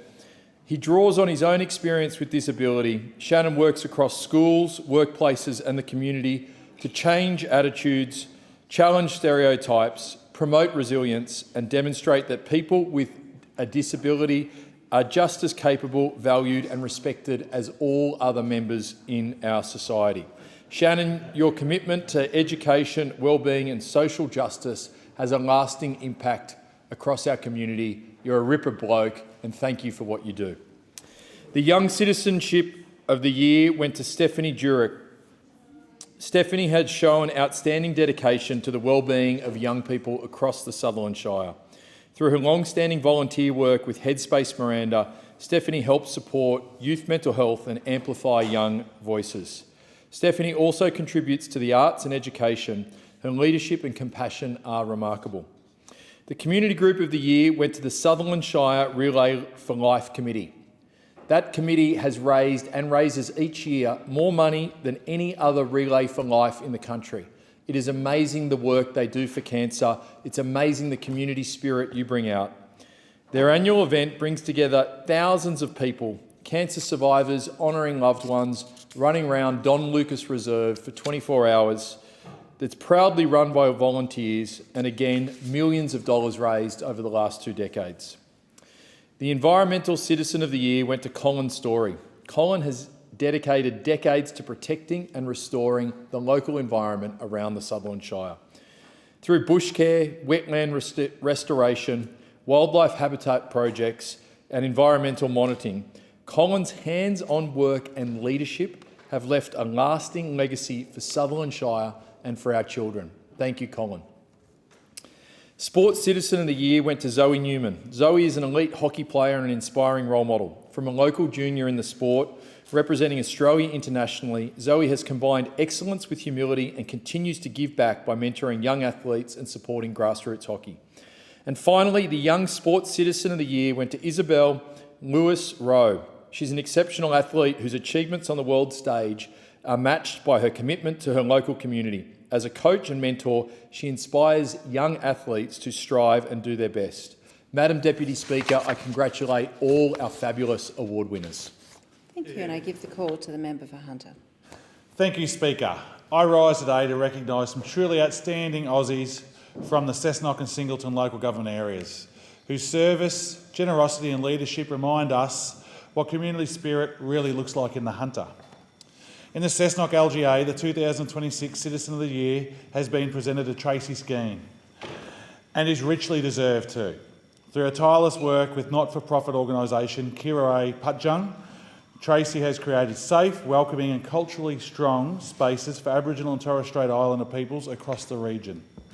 Her leadership in organising cultural and healing camps, workshops and support programs has provided guidance, connection and opportunity for personal growth for many in our community. Tracy has also played a central role in developing Cessnock's annual NAIDOC celebrations, helping to build, understanding pride and respect for Aboriginal culture across the broader community. Her strengths, connections, preserves cultural heritage and ensures people feel seen, heard and supported. Cessnock Award recipients reflect the breadth of the community and the spirit of our region. Senior Citizen of the Year, Janice Harrison, continues to give back with quiet determination. Thank you for what you do. Young Citizen of the Year, Taylor Short, has made remarkable contribution through her volunteering and community involvement, giving her time to local events, youth activities and community support initiatives. Taylor's willingness to step up, help others and lead by example shows that community service has a strong future in Cessnock. I also want to acknowledge the team at Nulkabar Parkrun as a community event of the year. I duck in there occasionally, I don't do so well, but I do get there. Castell Martin for the Environment Award, Valerie Randall for the Heritage Award, and the many community award recipients, including Cessnock's Women's Connect, Pastor Amanda Francis, Happy Paws, Happy Hearts Hunter, Patricia Mabry, Charlie McLennan, Colleen Payne and Vicky Street. Turning to Singleton Citizen of the Year, Tim Merrick embodies service in the truest of sense. For 16 years, Tim has volunteered with the New South Wales State Emergency Service while working full-time as a teacher at Singleton High. His leadership during the floods and emergencies across New South Wales, his courage in life-saving rescues and his commitment to mentoring others has made a lasting impact on the community and community safety and resilience. Singleton's Young Achiever of the Year, Layla Korf, represents the next generation of leaders. Through her long-standing involvement with the Girl Guides community events and youth mentoring, Layla has created inclusive spaces where young people can build confidence, skills and a sense of belonging. These award recipients remind us that strong communities are built by people who show up, look out for one another and give time without exception. Cessnock and Singleton should be incredibly proud of all of you that are involved in this. Thank you very much and thank you for what you do for our communities. Thank you. Is leave granted? I give the call to the member for Herbert. Thank you, Deputy Speaker, and thank you. I've been very blessed to be a father to two beautiful daughters, Aston, who's 7, Emery, who's 5. And coming into the new Parliament, we were talking about different positions and jobs people wanted, and I asked to help out with the NDIS. And I did that because my 5-year-old Emery has level 3 autism, and she needs the supports from the NDIS to be able to thrive. And that early intervention has helped her so much. And as I've travelled around the country, I have now seen what the NDIS has done, where we could be going, but also the really bad negative language that can be associated with the NDIS. Like people that say, we need to make sure it's sustainable, thinking of a dollar figure. But we need to make it sustainable for the people that need the therapies and the support. We need to make sure that we're targeting the people that are doing the wrong thing and punishing those, not punishing those that need that extra little hand up to just kick ass at life. And when I see my daughter, who went from saying no words to now being able to say, love you, Dad, I know how important the NDIS is to my family, but also other families around the country. And I want to work closely with the Minister to make sure that we are not cutting in the wrong areas or cutting people's funding. We want to make sure that we're bringing them up, getting the support that they need and their families need by pointing at those that have done the wrong thing and making sure they can't continue to do it. The NDIS is so important, it's life-saving, it's life-changing, and we need to make sure that we in this place have much better language when we talk about the future of the NDIS. Thank you. Thank you. There being no further constituency statements by honourable members, the next item of business will be called on.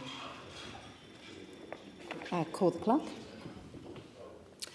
Government business. Next order of the day, Copyright Amendment Bill 2025, resumption of debate on the second reading. The question is that the bill be now read a second time, and I give the call to the member for Griffith. Thank you, Deputy Speaker. In Griffith, we are lucky to live in a place that tells stories everywhere you turn. Along the Brisbane River, through the back streets of West End, at the school crossings at Coorparoo and Camp Hill, at the weekend sports fields, in the cafes that hold 1,000 conversations every day, our community is made up of people sharing knowledge, memory, culture and connection. Sometimes it's big and public, sometimes it's quiet and personal. But it is how we make sense of who we are and how we pass that on. And that brings me to copyright. Deputy Speaker, you wouldn't steal a car, you wouldn't steal a handbag, and I confidently say you wouldn't steal a television. For many Australians, that old piracy ad from 2004 is still our most vivid introduction to copyright. It has become somewhat of a cultural joke, but the point behind it still matters. Australians want to do the right thing. We want rules to be fair. We want to know what is allowed and what is not, and how to respect the people who make the work we all rely on. Writers, musicians, educators, filmmakers, photographers, publishers, artists, and so many more. When the rules are clear and practical, people follow them. Not just because they have to, but because we understand that copyright is one of the ways we recognise labour, reward creativity, and keep Australian stories being made. That is the balance that this bill is working hard to strike. The Copyright Amendment Bill 2025 makes two important improvements. First, it creates a sensible way to deal with orphan works, material that is still in copyright but where no one can identify or locate the owner. Second, it makes sure the laws apply consistently in classrooms, whether teaching is happening face-to-face, online or in a hybrid model, including when parents or community members are supporting students. These reforms are not coming out of nowhere. They are the product of the copyright roundtables held across 2023, where stakeholders across the creative sector, education, libraries, archives and institutions came together to name the practical problems and work through sensible solutions. Deputy Speaker, I would like to take a moment to acknowledge the member for Isaacs for the diligent work he undertook during his time as Attorney-General and for the expertise and persistence he brought to progressing this reform. Deputy Speaker, if we step outside the formal language for a moment, the problem this bill is trying to solve is simple. We have valuable material in this country: photographs, recordings, documents, newsletters, teaching resources that people want to share responsibly for the public good, but they cannot because the law makes it too risky, even when the owner cannot be found. So the safest option is to do nothing. And that means history sits in boxes. It means culture sits on hard drives. It means material that could be educating students or enriching exhibitions stays locked away from the very communities that it belongs to. In Griffith, in particular, that matters, because we are home to some of Queensland's most important collecting and archival institutions: the Queensland Museum, the Queensland Maritime Museum, the State Library of Queensland and the Queensland State Archives. In those places, there are shelves and strong rooms that hold the texture of our state: maps, letters, photographs, government records, film reels, and the kind of everyday documents that later become a record of who we were.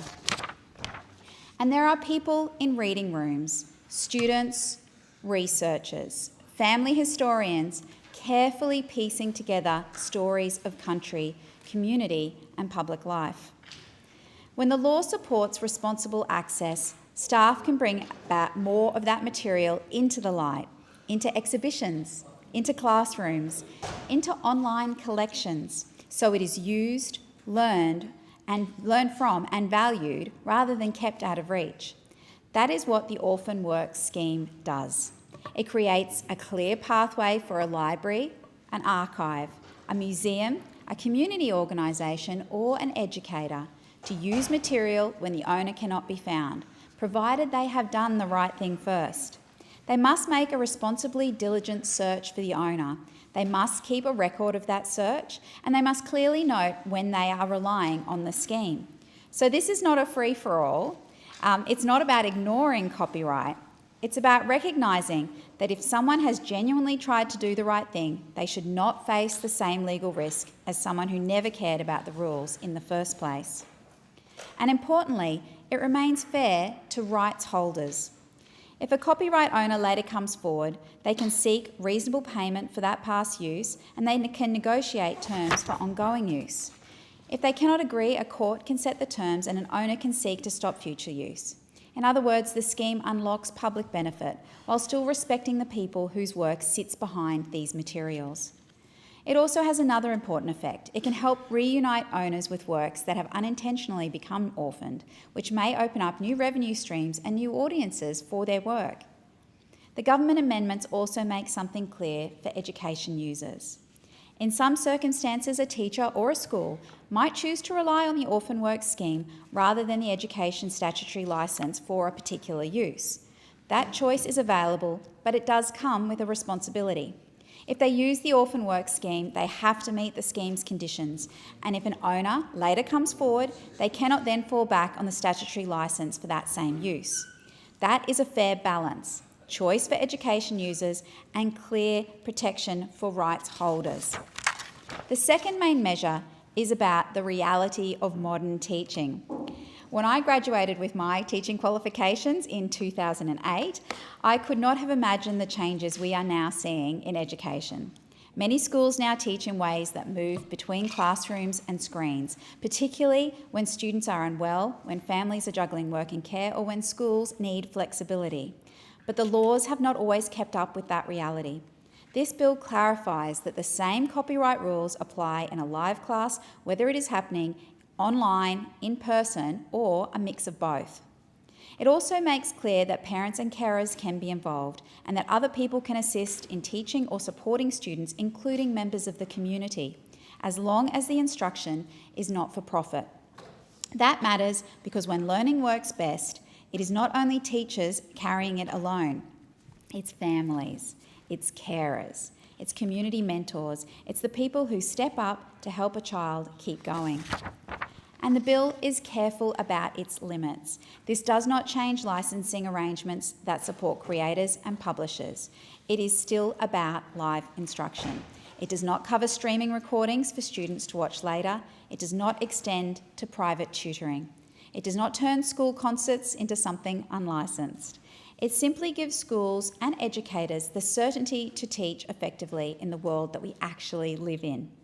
The bill also includes a small set of technical amendments, practical updates to keep the system running smoothly, including tribunal appointments, modernising notification processes, updating references to archives, and clarifying rules around Crown copyright so that ownership changes do not accidentally distort the length of the protection.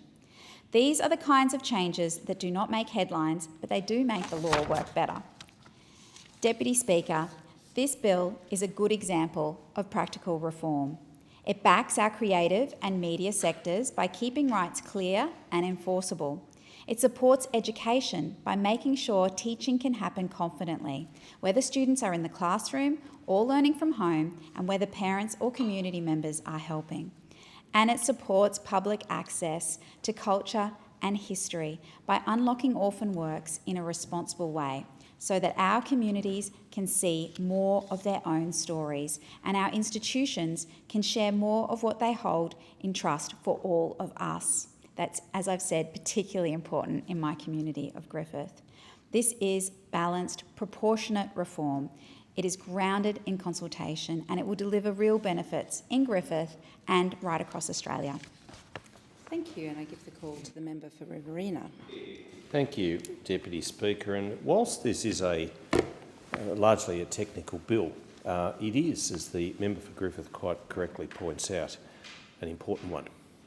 It's not going to grab headlines, but headlines is something that is what it's all about, because we live in a digital media age. We live in the information age.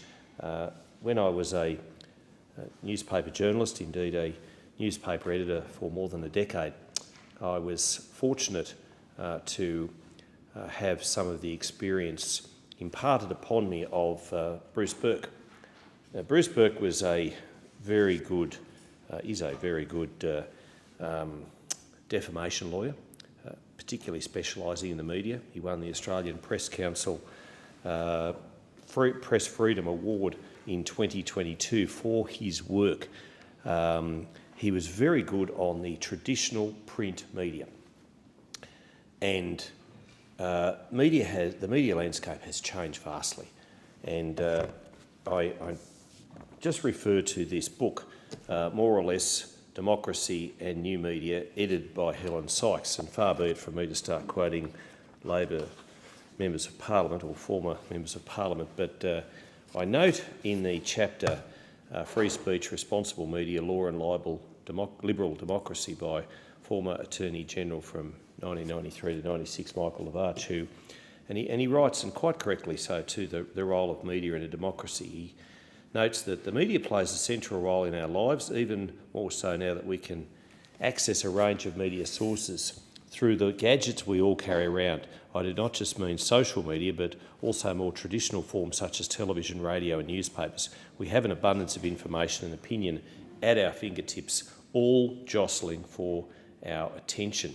He says that in order for democracy to flourish, it is vital that the citizen has various sources of information and access to proper forums for open and fair debate. The media plays a critical role in stimulating debate about important issues, presenting facts and reporting news, uncovering corruption and misconduct, and providing a vehicle for diverse perspectives.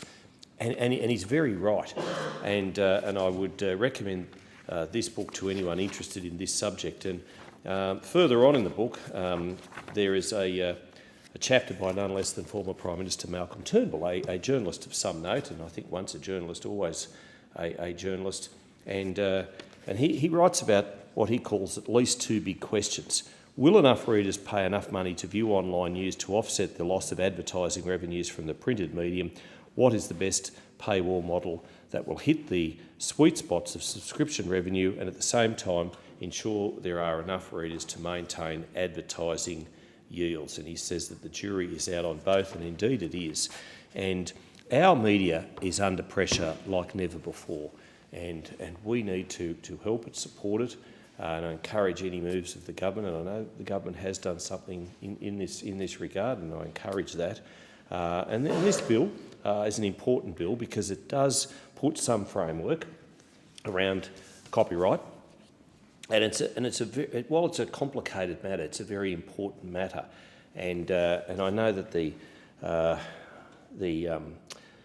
won't say the coalition position, I'll just say the Liberals and Nationals position is to support the legislation. I appreciate it's gone before the Senate Constitutional and Legal Affairs Committee and inquiry thereof, but it is important. And it is noteworthy, and there are several schedules to the bill which I'll refer to in a moment or two. But I do also want to acknowledge the work that the previous coalition government did in relation to supporting publishers against the big meta companies, because you get a newspaper such as the Daily Advertiser, which I once edited. Yesterday's edition was just 16 pages. I cannot recall in all my time as the editor of that publication it being so thin.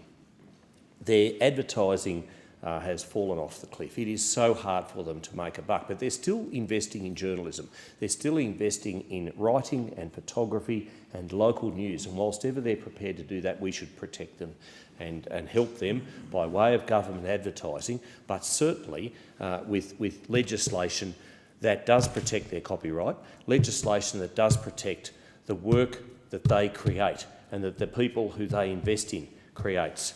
And I know that former Treasurer Josh Frydenberg, may he come back soon, in 2021 did a lot of good, did a lot of power to strengthen the companies in Australia that do invest in Australian content and Australian journalism. and at the time flexed his muscle and bent the arm of these big companies that if you let them ride roughshod, they will. They will just take the content, plonk it in their own publications, and there's no copyright paid. There's no dues paid or compensation paid for the work that has been created here in Australia, here in regional Australia, and we do need to protect the ACMs of the world, because what we don't want to see is a landscape where there are no printed editions being lobbed on front driveways and lawns. What we want to see, yes, everybody has one of these, and a lot of people just use them for their news, and that's great. But there's still people, particularly out in regional Australia, who love their little local newspaper, the Tumut and Adelong Times, the Temora Independent, and they're really successful newspapers because they're doing the parish pump stuff, and that parish pump stuff is copyrighted to those people producing it. And so it should be. I had a conversation earlier this afternoon with Michelle Grattan, somebody who I've got the utmost respect for, I do, and she works for, runs The Conversation. We all know the fine journalism work that she has done for decades, and long may that continue. And on The Conversation, which I recommend people read, they've really investigated this copyright angle, particularly, as the member for Griffith pointed out, in this changing and emerging world of chat, GPT, of the information age in which we live. And in one article, author Willett Potter, lecturer in law, University of New England, and writes, if ChatGPT wrote it, who owns the copyright? It's a good question. It depends on where you live, but in Australia it's complicated. That's why we're here today, that's why we're discussing this. It's a shame there's not more speakers on the bill. I note that the member for Nichols holding up the lines for the Nationals. We're in there, we're fighting the good fight for and on behalf of those people who understand and appreciate what copyright means in this changing world. And The Conversation also had a very good article by Agatha Mivara Malloyne. An AI startup has agreed to a $2.2 billion copyright settlement, but will Australian writers benefit? And it's a very good question, because all too often the courts are determining and deciding on matters pertaining to copyright, but does the penalties or the resolution of these cases, does the money filter down to the person who actually created the item or the photograph or the art piece or whatever the case might be in the first place? That author wrote, if the settlement is approved by the presiding judge, the company will pay authors about $3,000 for each of the estimated 500,000 books, including the agreement. It will not destroy illegally downloaded books and refrain from using pirated books to train chatbots in the future. And another article by the Conversation, the author of which was Alice Grundy, a visiting fellow, School of Literature, Language and Linguistics at the ANU. The Productivity Commission is floating AI copyright exemptions with worrying implications for Australian authors and publishers, and that's why we do need to act. That's why we do need to be on top of this. And whilst it is a complicated subject, I appreciate the member for Griffith mentioned the former Attorney General and his work in this regard, and I would encourage the new Attorney General, the member for Greenway, who is a former Minister for Communications, to very much have her department and her staff look at this, because it is an important topic and we do need to protect Australian authors and Australian writers, and particularly we need to do so to help Australian media companies that are investing in Australians, investing in Australian journalism, and I'll stand up here and cheer them on every step of the way. Now, in this article by Ms Grundy, it's written, this would make it legal to train artificial intelligence large language models such as ChatGPT on copyrighted Australian work. All training would be added to the list of fair dealing exceptions already existing in the Copyright Act. Why? The Productivity Commission estimates, wait for this, a potential 116 billion Australian dollars over 10 years flowing into the Australian economy thanks to AI. So it's upon us, and we have to act. All too often, in areas such as this, governments of all political persuasions are too slow to act. So I commend the bill. I commend what it brings. We do need to put, as the member for Griffith said, careful guardrails around it, because it is too important. We have to get it right. We can't muck this up and get it wrong. And when you go to the various schedules of the bill, the Schedule 1 establishes an orphan works scheme to facilitate the use of orphan works by limiting the remedies that are available for infringing uses of these works. Now, sounds all rather complicated, but orphan works refer to that copyrighted material where an owner is unknown or unlocatable. And you can understand that with people changing jobs, with people going here, there and everywhere in this day and age, that it is sometimes difficult to find out, in fact, who actually wrote the thing in the first place, wrote the piece, and sometimes articles in newspapers are unbylined. Sometimes pictures and other works do not carry the author's name, the taker's name in the incidence of a photograph. Currently, anyone using unauthorised reproductions or adaptations of existing works may face significant financial consequences, even where genuine attempts have been made to identify the original creator.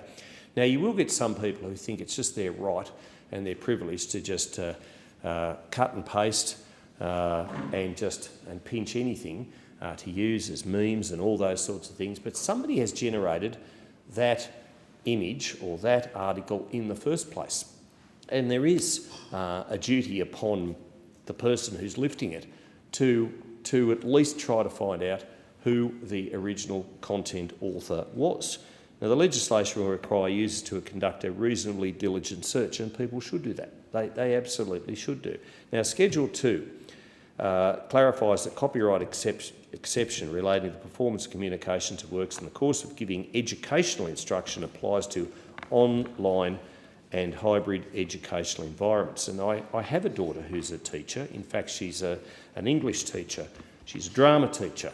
And it is important for not only students accessing their education online, or for younger students who may require assistance from a parent or other person, but it also comes back to teachers, and the onus is on teachers. And I tell you what, when you are a teacher these days, you're not just a teacher, you're a parent, you're a caregiver, you're a parish priest, you're a sports coach, you're a therapist, you are everything. You have to make the meals for the kids. I mean, you wouldn't be a teacher for quids, quite frankly. We owe it to our teachers to do everything we can to help them in their absolutely fine work. And I tell you what, if you are a teacher, thank you.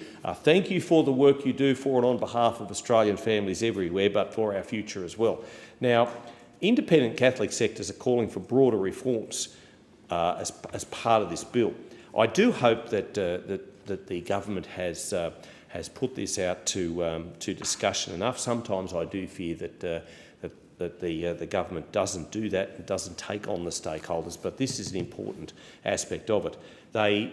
Those organisations, independent Catholic sectors, wanted to see a public interest fair dealing exception so teachers can safely use digital and AI tools without risking copyright breaches. And as I say, teachers are very good at what they do, but they can't be bush lawyers as well and try and take in everything. So fair's fair.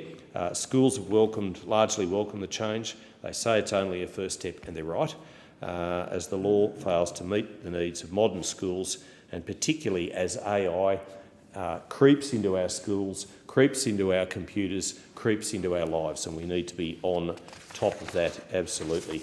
Schedule 3 makes other minor and technical changes, including reallocating powers to appoint certain members of the Copyright Tribunal of Australia. We hope these people are diligent, and across everything I'm sure they would be. But the bill, in what it is attempting to do and what it is trying to do, is an important piece of legislation. I commend the government for doing what they're doing in this important area, which is not everybody's cup of tea, but it is mine, and well done to the government for that. Thank you, and I give the call to the member for Deakin.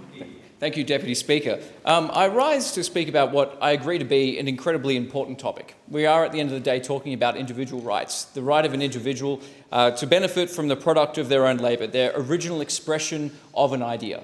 Copyright has an important role, but there is just so much material that copyright technically covers now. We're producing images, expressing our thoughts, sharing our ideas at a pace unbelievable to those who were alive even only 30 years ago. The world we live in this space has completely changed, and the laws have to adapt with them. We have images that are shared, cropped, shared again, moved between accounts. There is no way we can possibly source their original material, their original author. And sometimes, as we now see overseas, there are times when the original author wishes to express an idea, share an image that captures a moment in time, but it's not safe for them to share who they are because of the situation in which they find themselves. Nevertheless, they do so not to create a piece of intellectual property or to assert any kind of legal right, but as part of communication, to share that idea, to share what's happening to their fellow human being. But copyright does cover all of those original expressions. Therefore, the scope of these laws is very, very real. And so we've got to make sure that the individual property rights of those who come up with ideas are appropriately protected, at the same time as we as a community are able to benefit from what are sometimes really important expressions of ideas. Those of us who learn history, whether at school or at university, will think back to specific moments in time like the Great Depression, the Vietnam War, and many of us will have the same images in our head that encapsulated those times. Important pieces of copyright material that really aid and assist a full understanding of what's gone on in that period of time. But it's not always possible to find out who wrote it. So this requires and clearly defines what constitutes those reasonable efforts to find out who the owners are and then seek their permission to use their original property, whether it's in a textbook or in other endeavours as well. So it's important that we balance those two rights together.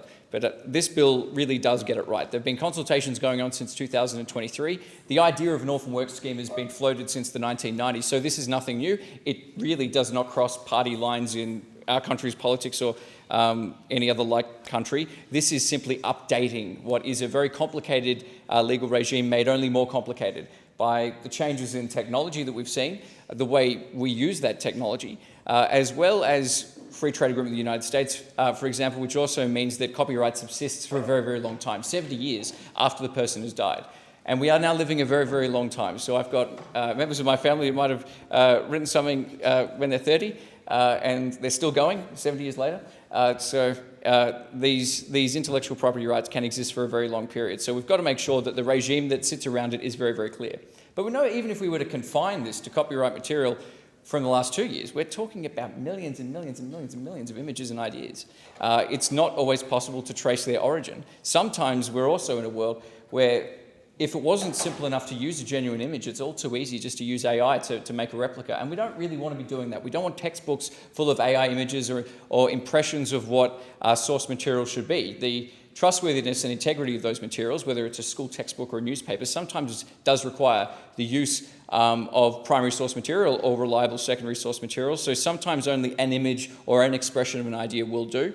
Because it's all too easy to say, well, if you don't know who the author is, just don't use the copyright material. And in some cases that's appropriate, but sometimes there is something so unique. Sometimes it is a bit of vision that captures corrupt behaviour. Sometimes it is capturing just a very specific moment in time that it is uniquely capable of encapsulating. So it is legitimate and reasonable to use it, and we need to make sure that that opportunity is available in circumstances generally when there is not an assertive intention to exercise those copyrights, but copyright protections, but we also want to make sure the owners of those legal rights, and it is a suite of rights that come with owning copyright, so it's generally, in most cases, it's the person who's come up with the idea that owns the copyright, and it's up to them whether they give others permission to use it, to spread it around, to incorporate it in their own work. Some will say, go ahead, do it for free, and feel quite privileged that that's happened. Others will request a fee. It often depends on the kind of work involved. Is it a really cool hit song, or is it just a photo taken at an event, or is it just a tweet shared at a particular moment,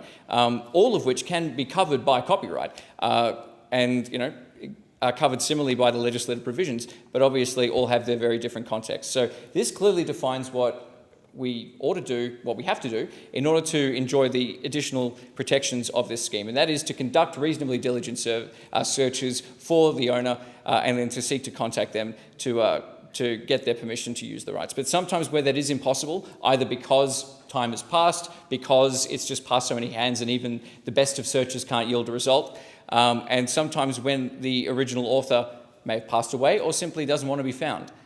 These all happen. These are all real-life examples. We need to have a system that enables these important works to be utilised at the same time as there are protections in place for the proper owners. And sometimes it's, even if you do cover the author, it's not always possible to track the chain of ownership of an idea. Sometimes if you come up with an idea, it might actually end up being the property of your employer, for example, because you might have done it in an employment context. And that company might have ceased existing. It might have gone into liquidation. It might have been sold. So sometimes it can be a nightmare to find the true owner of a copyright work. So this is a wonderful import of common sense into intellectual property law. It's a wonderful thing to be able to come into the House and say, this is uncontroversial, it makes sense, we're all just going to do it because it is the right thing to do and it just makes sense here and now. There are challenges, obviously, in terms of copyright. AI presents a new challenge that we haven't seen before, where small adaptations of existing works or recreations can sometimes be mistaken for the real thing. But I think if we want to maintain truth in the way we do media, we have to make sure that proper original material is there and that we are diligently looking for the sources of those materials. So this will be a good discipline no matter what kind of work you do, because you'll be maintaining that discipline of finding out where the origin is, getting the story behind the work, and making sure that we're putting things on air that do have integrity. We've seen plenty of examples of news coverage that have pulled AI videos and other things, that things are being mistaken. So there is no substitute for putting the work into finding out exactly where an image or a video or a clip has come from, because misinformation and disinformation are a very real problem in our society right now. And to maintain trust, we need to make sure that we know what images we are using and that there are incentives in place to do the diligent thing and to properly source the material you have. So the Orphan Works scheme is an incredibly important addition to intellectual property law. Another key aspect of this bill is the additional protections for educators. Even in the time I was teaching, the nature of classroom work changed significantly. I taught history for a long time, so we were using images a lot. But as students became ill, it became normal practice to record our lessons, to share them. And there were times where I had to edit what I delivered in the classroom to make sure that what I was transmitting via video and through our online learning spaces wasn't inadvertently breaching copyright, so I'd have to edit out bits of the presentations and the like. It meant that it diminished the experience that those other students were having because they weren't able to see the full presentation. It also made the job harder for teachers, and I think anyone who's worked in that profession knows we should be doing everything possible to make that job easier, not harder. So this is a reasonable and decent thing to do. It reflects the realities of modern education. Students who aren't in the classroom will often be learning from home, and more often than not will need the support of a parent or carer in that environment. And the fact that a parent sees an image that their kid sees while learning history or something, no one's harmed. There is no mischief created by that scenario. So this is, again, applying common sense that reflects the realities of modern life in a society where we are often not only teachers there to entertain, to parent, they're also TV presenters a lot of the time, because not only are we teaching a classroom full of young people, we're also creating engaging audiovisual learning materials for those who aren't in the classroom at the time to learn from as well, and to do in an enriching way. And so it is important that we give them every support, including this regime, to be able to do that in an effective way. There are technical amendments in this bill as well going to public ownership of certain works, so things created by the ABC and the like. Those do have different dates, so making clear that if it is a piece of copyright material just purchased on the ordinary open marketplace, that doesn't change. If the origin is a works done for public purposes, then it is subject to that shorter time limit. And that is also reflecting the public interest in making sure that things that we, the taxpayer, have paid for, we get to enjoy the benefits of those in the long term. And then after a period of time, we just collectively own it and can use that material as we see fit. Because once copyright ceases to subsist, then it becomes public domain and it can be used however you wish. And 50 years is not a very long time. Some of my favourite shows are over 50 years old. So copyright is very important, but when it's gone, it's gone. Get smart.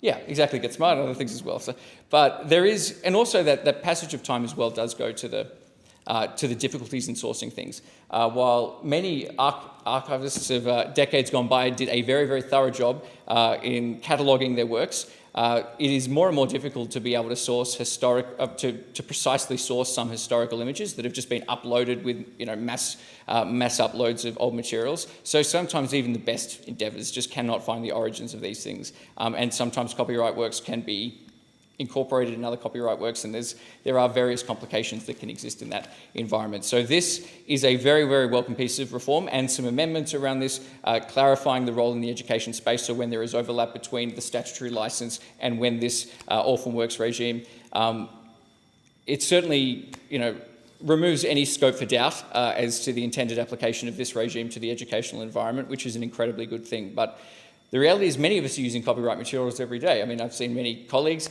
retweeting or reposting images in good faith, not to make money. No one's losing anything.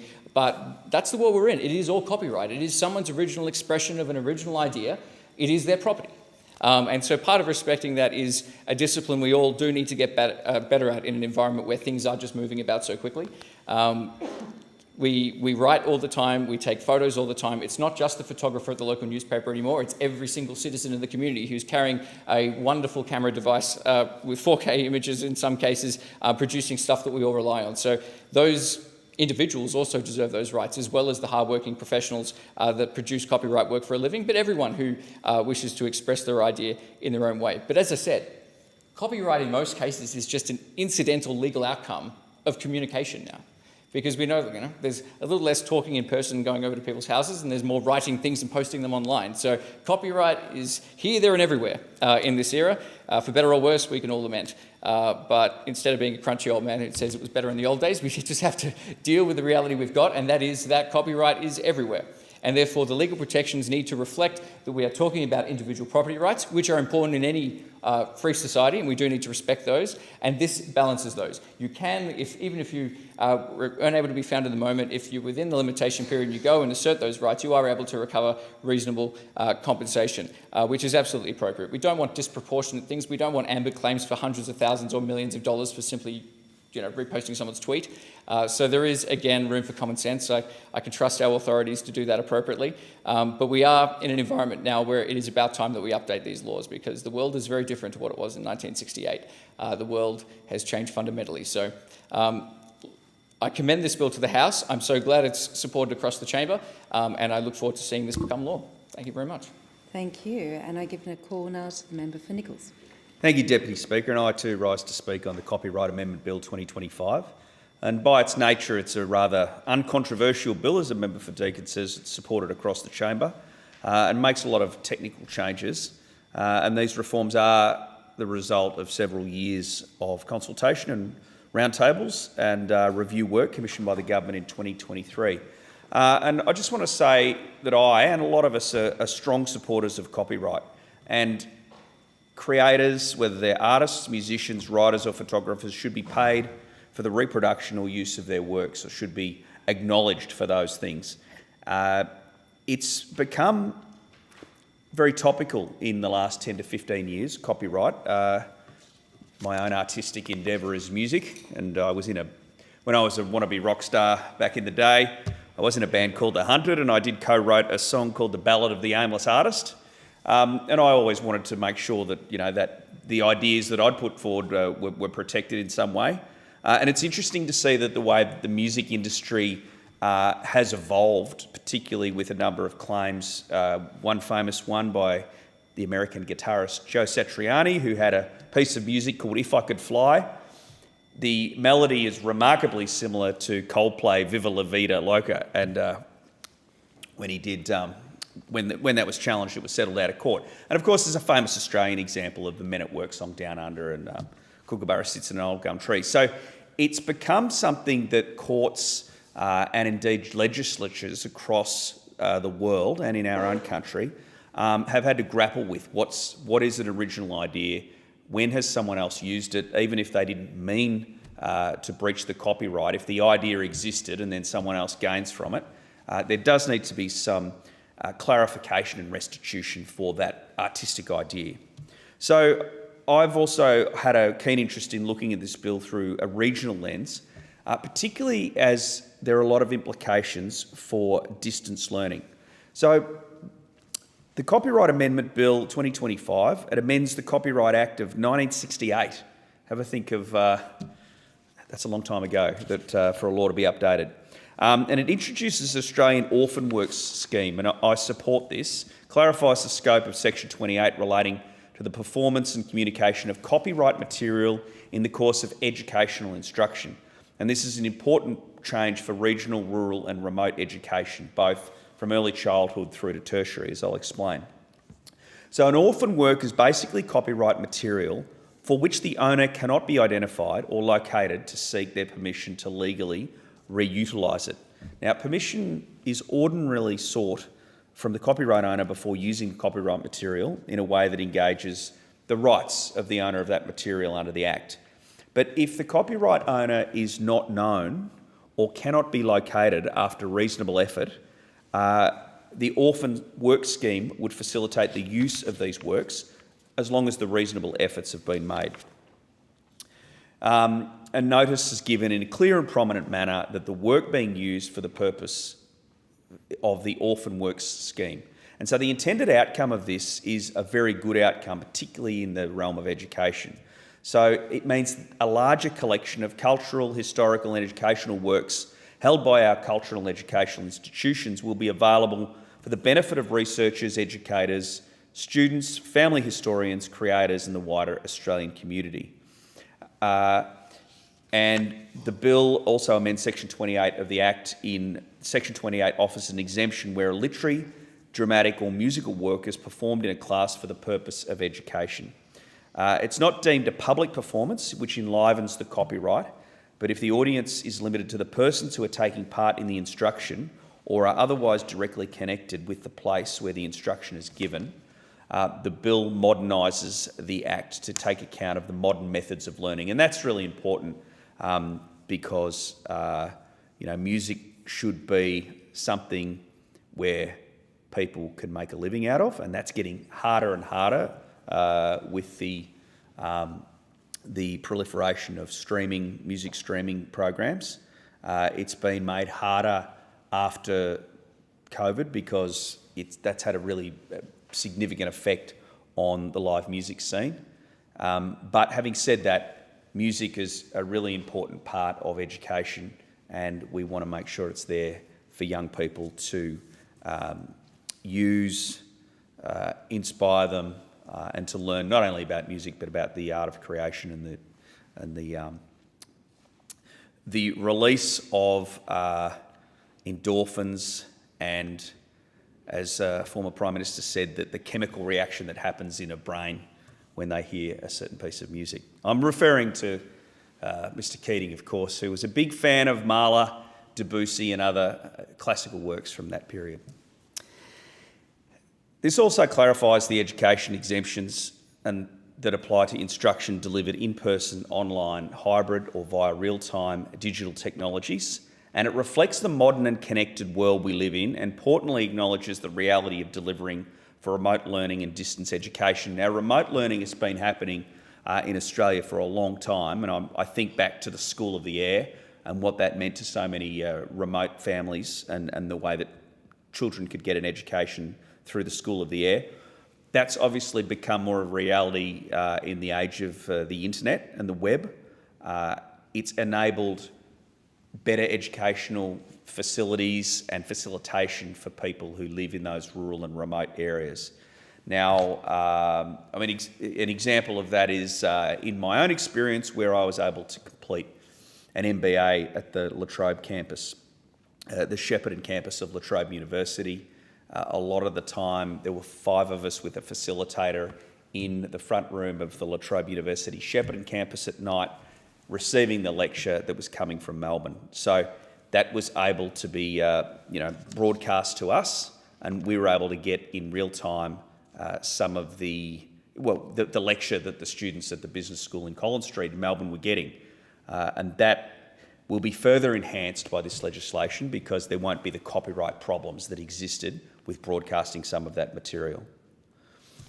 There have been some sticking points, and I've been informed ahead of this debate that a clarification will be made to ensure that the remote learning exception works even when the technical equipment is being used to deliver a remote lesson is being operated by someone other than the teacher, such as an IT support person. That's just common sense. And the bill as drafted had an unintended consequence that the teachers could not use the orphan works scheme for works and broadcasts but I'm assured that that will be addressed.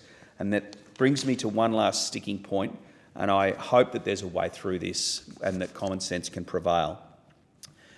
The exemption applies to live instruction, but not on-demand or catch-up learning. And so for remote educators, that's going to be difficult and limiting, because they'll give a lecture, they'll use this material to students and broadcast it in live, in real time, broadcast it live. But there will be students, of course, who can't get to that lecture or can't get to that class. They may be sick, they may need to catch up, and that's going to limit, if they can't watch a recording of that, it's going to limit the teachers' or the educators' ability to deal with that situation.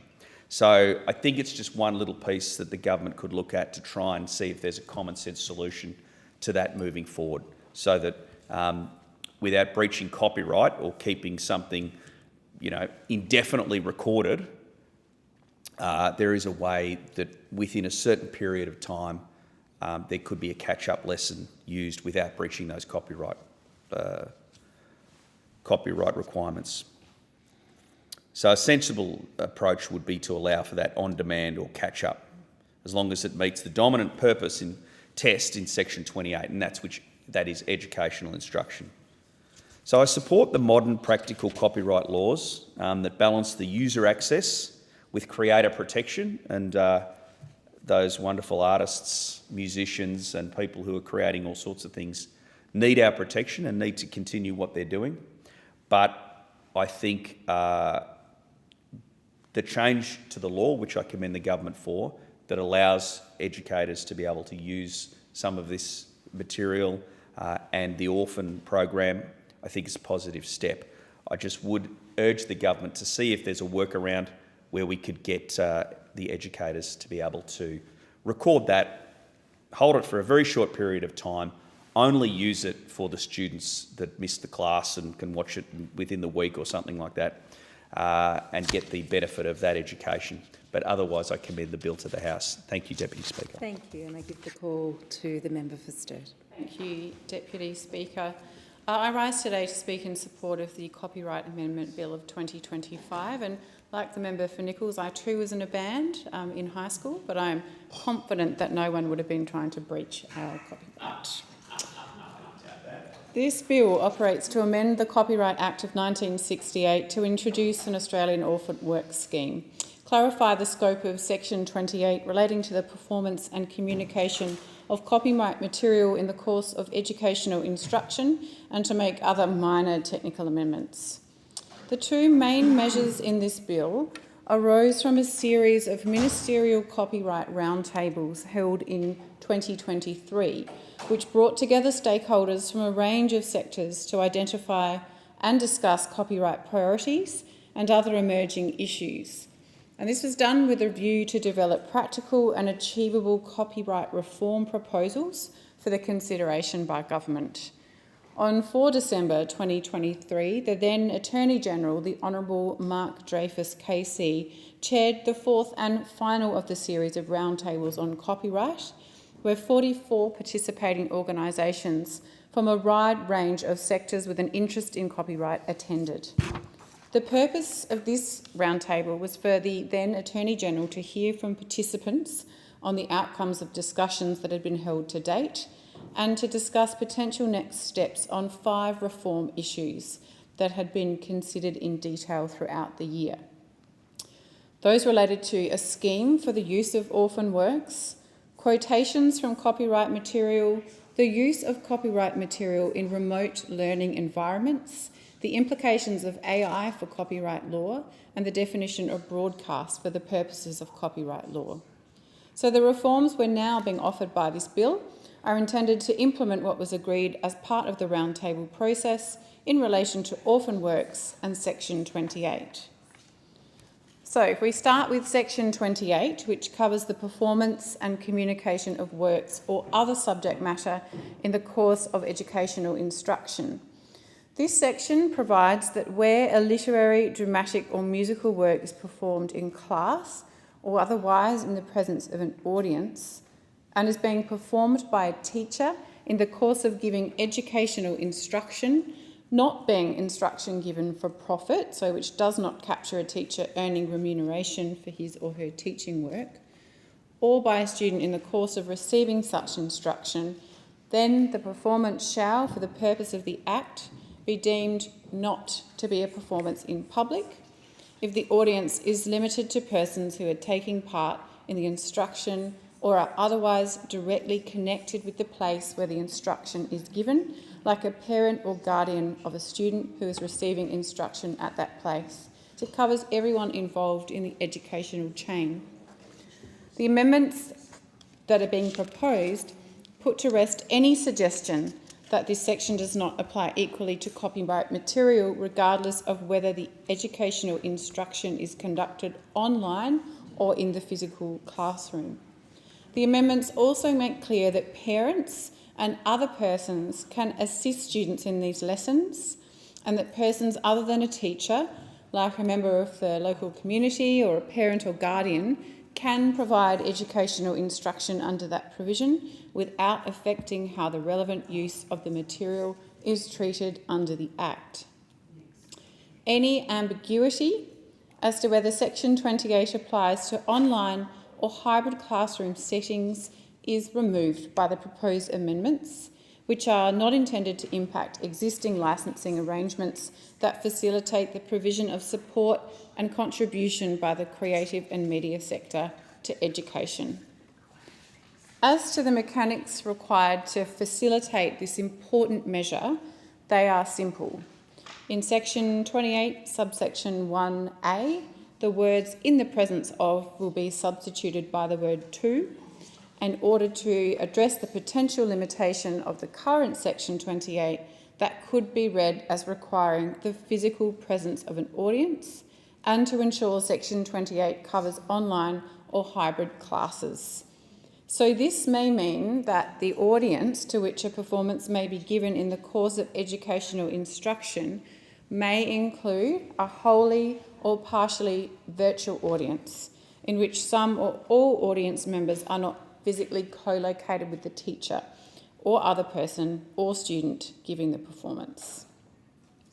Section 28 currently applies in a live class context only, and the proposed amendments made by this schedule are not intended to change that position.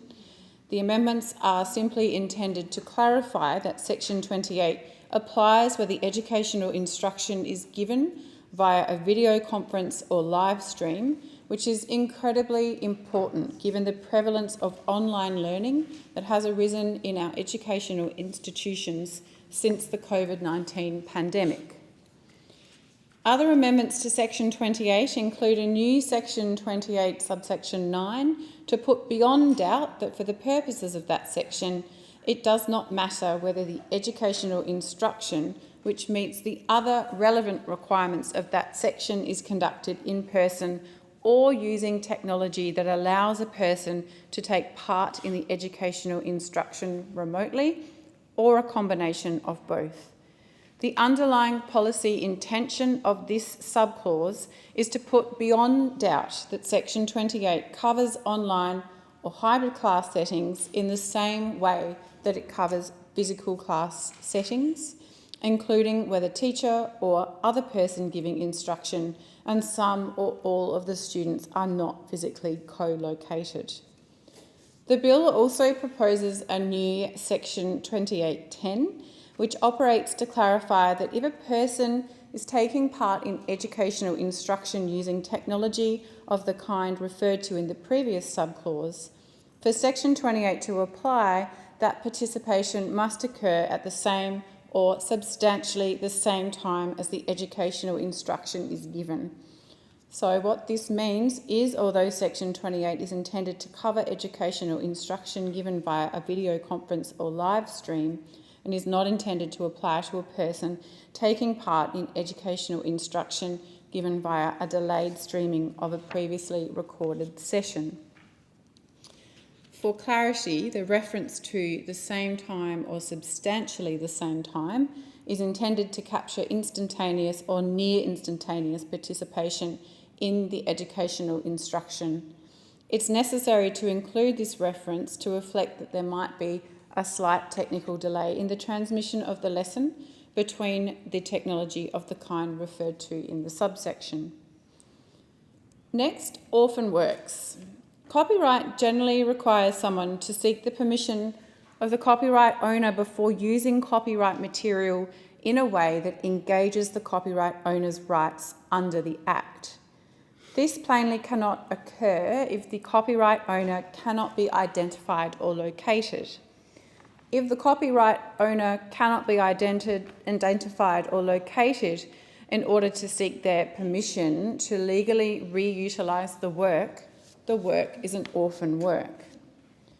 So the bill proposes a scheme that guides the use of these orphan works, where a reasonably diligent search has been undertaken for the copyright owner within a reasonable time before use of the material, and a record of the search is maintained for a reasonable period, and the copyright owner cannot be identified or located to obtain permission to reutilise the work, and notice is given in a clear and prominent manner that the work is being used for the purposes of the orphan works scheme, then the orphan works scheme will apply. So this is a comprehensive reform that protects the right of the orphan works owner and protects the right of the person wishing to reutilise the work. It strikes the right balance. The bill also contemplates the rare but still possible scenario that the copyright owner of a work that is considered an orphan work for the purposes of the scheme does eventually come forward. Protections are provided for copyright owners under this scenario in that the scheme will allow them to seek reasonable payment for past use and for negotiations to occur in the event continued use is desired. If agreement can't be reached, then a court may set reasonable terms for the continuing use or provide injunctive relief. The proposed orphan works scheme will provide prospective users with greater legal certainty and is intended to open up access to a larger collection of cultural, historical and educational works held by our cultural and educational institutions for the benefit of researchers, educators, students, family historians, creators and the wider Australian community. It will also provide copyright owners with the potential to earn new income from their works that may have unintentionally or unknowingly become orphaned, as they should ideally be identified through the requirement for a reasonably diligent search, and provides protections for them in the event that they are later identified or located. In this way, the scheme is intended to be balanced, proportionate and fair to users and rights holders and deliver benefits for all. Now, importantly, the bill contains clarity about how it is to be determined that a reasonably diligent search has been undertaken, given the background facts relevant to a work that may fall within the orphan works scheme will be different every time. The bill proposes that the competent court consider whether a reasonably diligent search was conducted for the owner of the copyright material. Under this requirement, it is intended that the court would consider whether the search that was conducted was sufficiently diligent, having regard to the particular circumstances of use. Higher standards of search would, for example, be reasonably expected for types of material and uses that present a higher level of risks to the interests of rights holders, such as commercial uses, more vulnerable materials, including photographs and images, and culturally sensitive materials. Higher standards of search may also be required if the work is a foreign work and the copyright owner is likely to be residing overseas. The court is also required to consider whether the search was conducted within a reasonable period of time before the copyright material was used. The search should be conducted as close to the time of use as possible to make the most of available up-to-date technologies and the latest information as to the potential identity or location of the copyright owner. So in this way, it's intended to lessen any risk that a copyright owner may become identifiable or locatable in the time between the search being conducted and the work being used.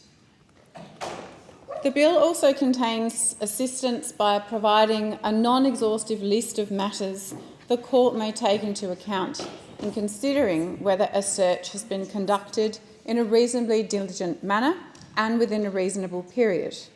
These matters include the nature of the copyright material, with higher standards possibly applying to material that contains Indigenous cultural and intellectual property, which reflects the government's commitment as outlined in Revive to introduce standalone legislation to protect First Nations people's knowledge and cultural experiences.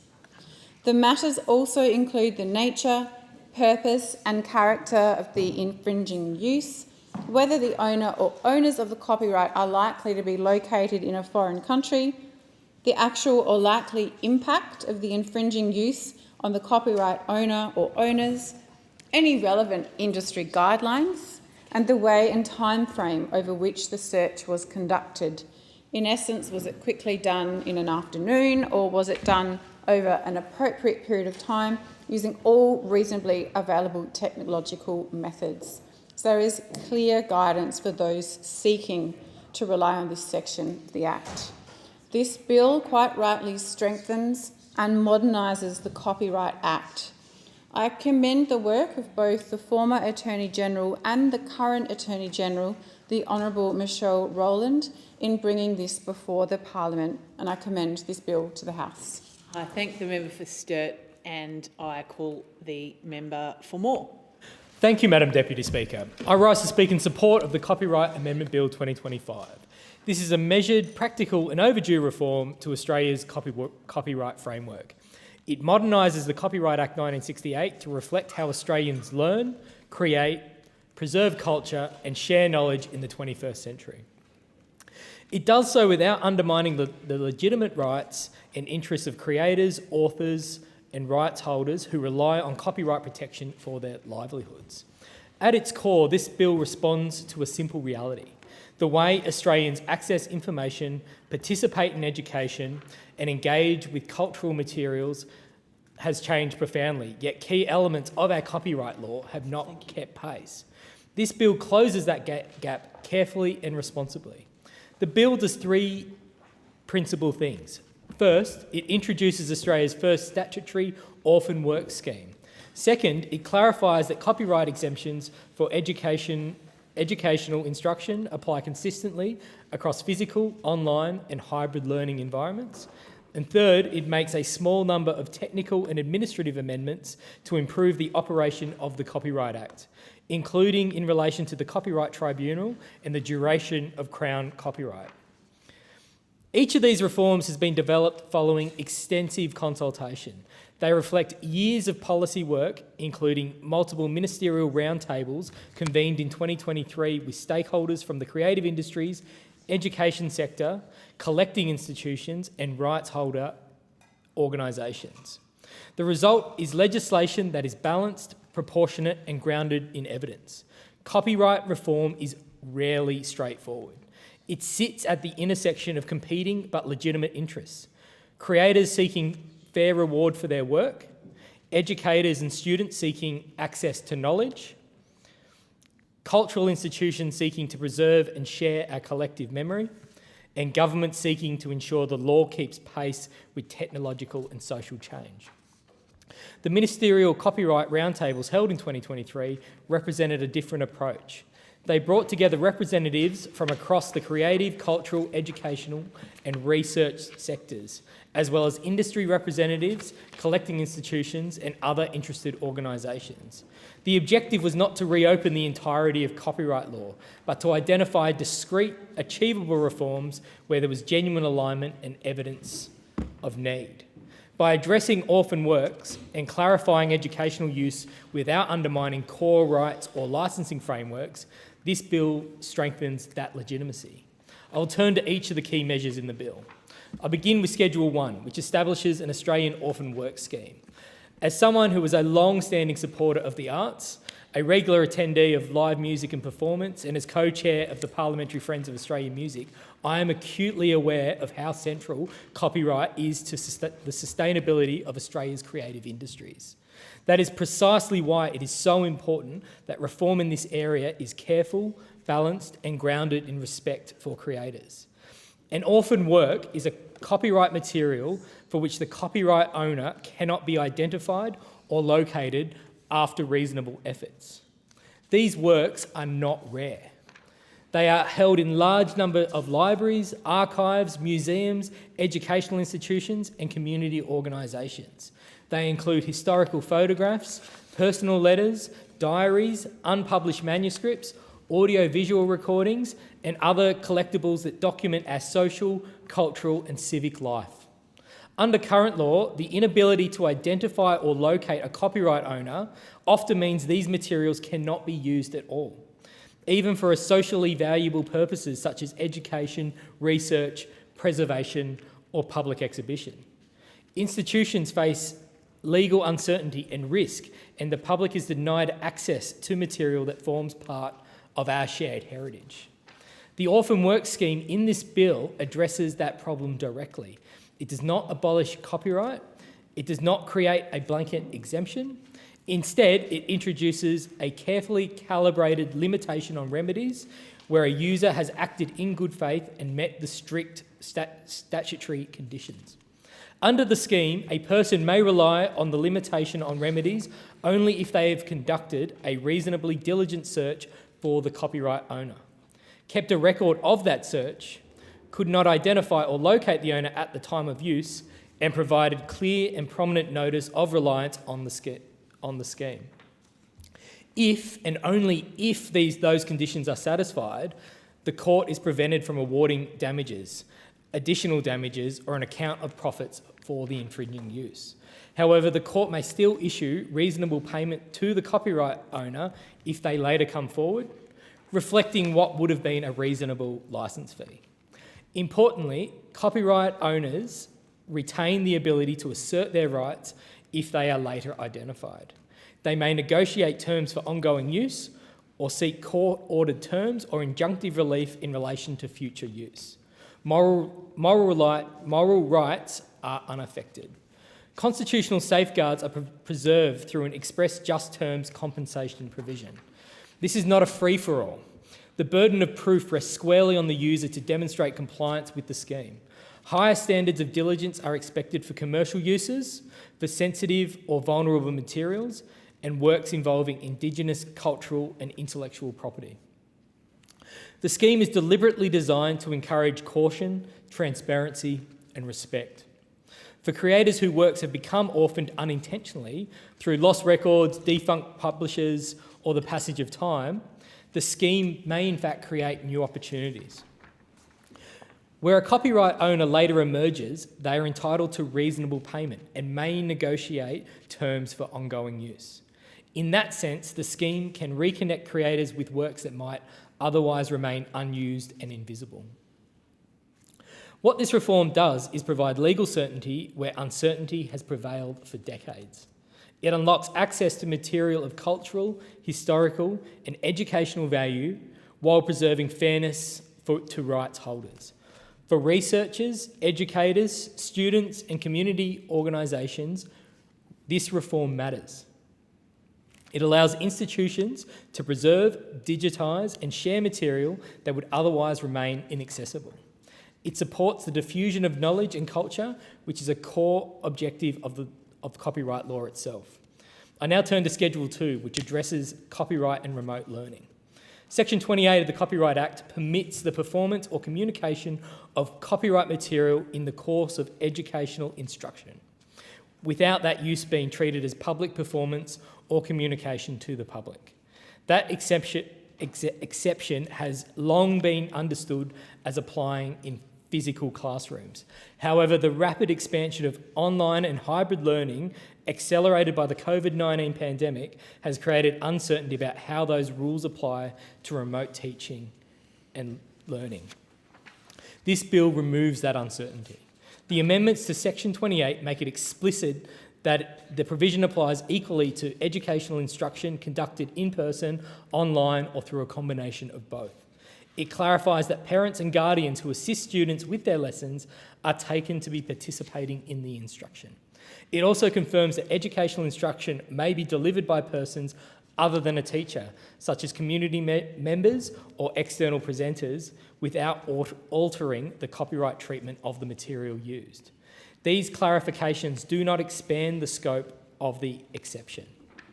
They do not disturb existing licensing arrangements, which remain vital to supporting Australian creators and publishers. What they do is ensure that teachers, schools and families are not left guessing about compliance when delivering education in modern formats. This matters for equity.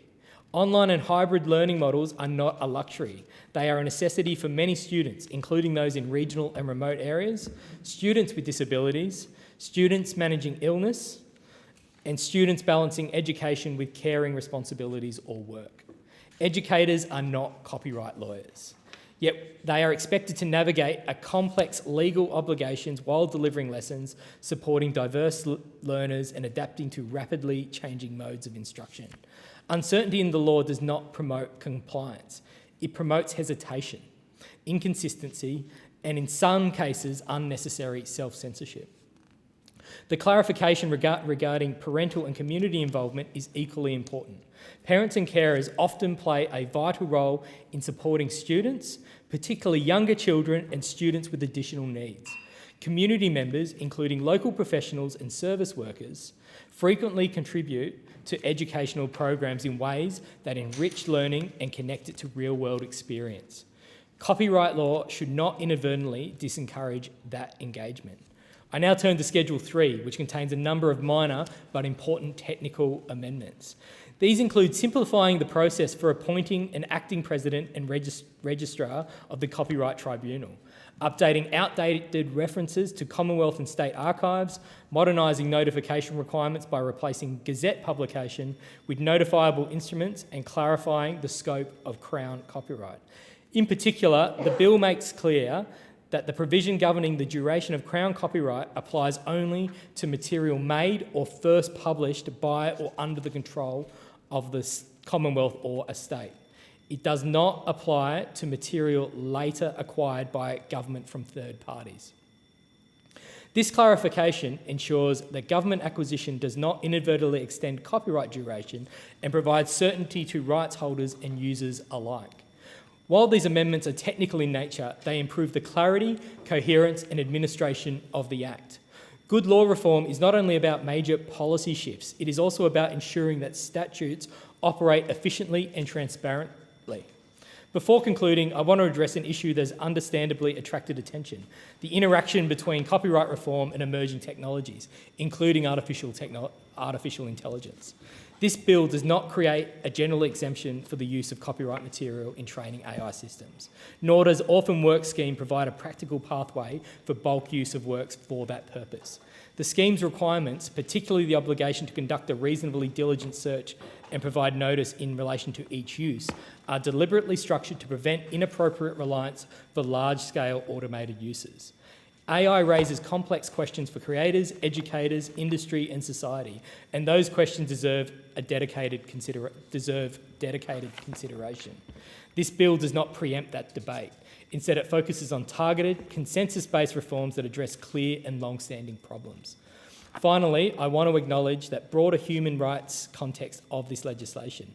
The Orphan Work Scheme and the Remote Learning Amendments positively engage the right to education, the right to participate in cultural life, and the right to enjoy the benefits of scientific progress. They promote accessibility, inclusion, and non-discrimination. Where the bill places limits on rights, those limits are reasonable, proportionate, and necessary to achieve legitimate public objectives. In conclusion, this bill strengthens Australia's copyright system by making it more responsive to contemporary realities while preserving the fundamental balance at its heart. It supports creators by maintaining strong rights and remedies. It supports creators and students by providing clarity and certainty. It supports cultural institutions by unlocking access to orphan materials. and it supports the Australian community by promoting the diffusion of knowledge, culture and learning. This is a thoughtful reform. It is careful reform, and it is a reform whose time has come. I commend the bill to the House. Thank the member for more, and I call the Attorney-General. Thank you, Madam Deputy Speaker. I thank honourable members for their contributions to the debate on this bill. This bill implements two priority legislative reforms.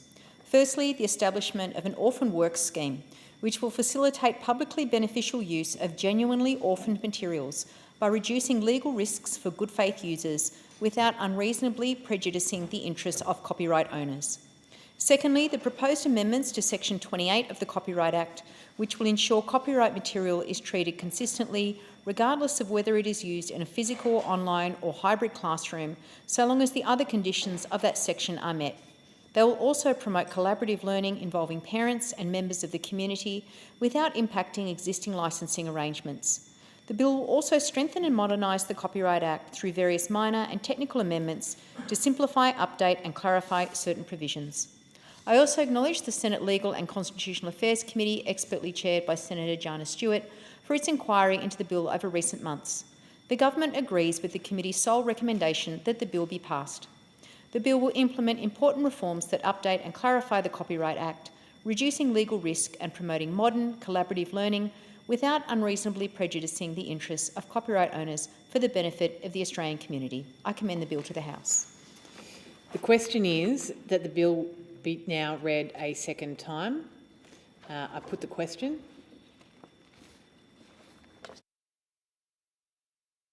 Those in favour, say aye. Aye. Against? I call the clerk.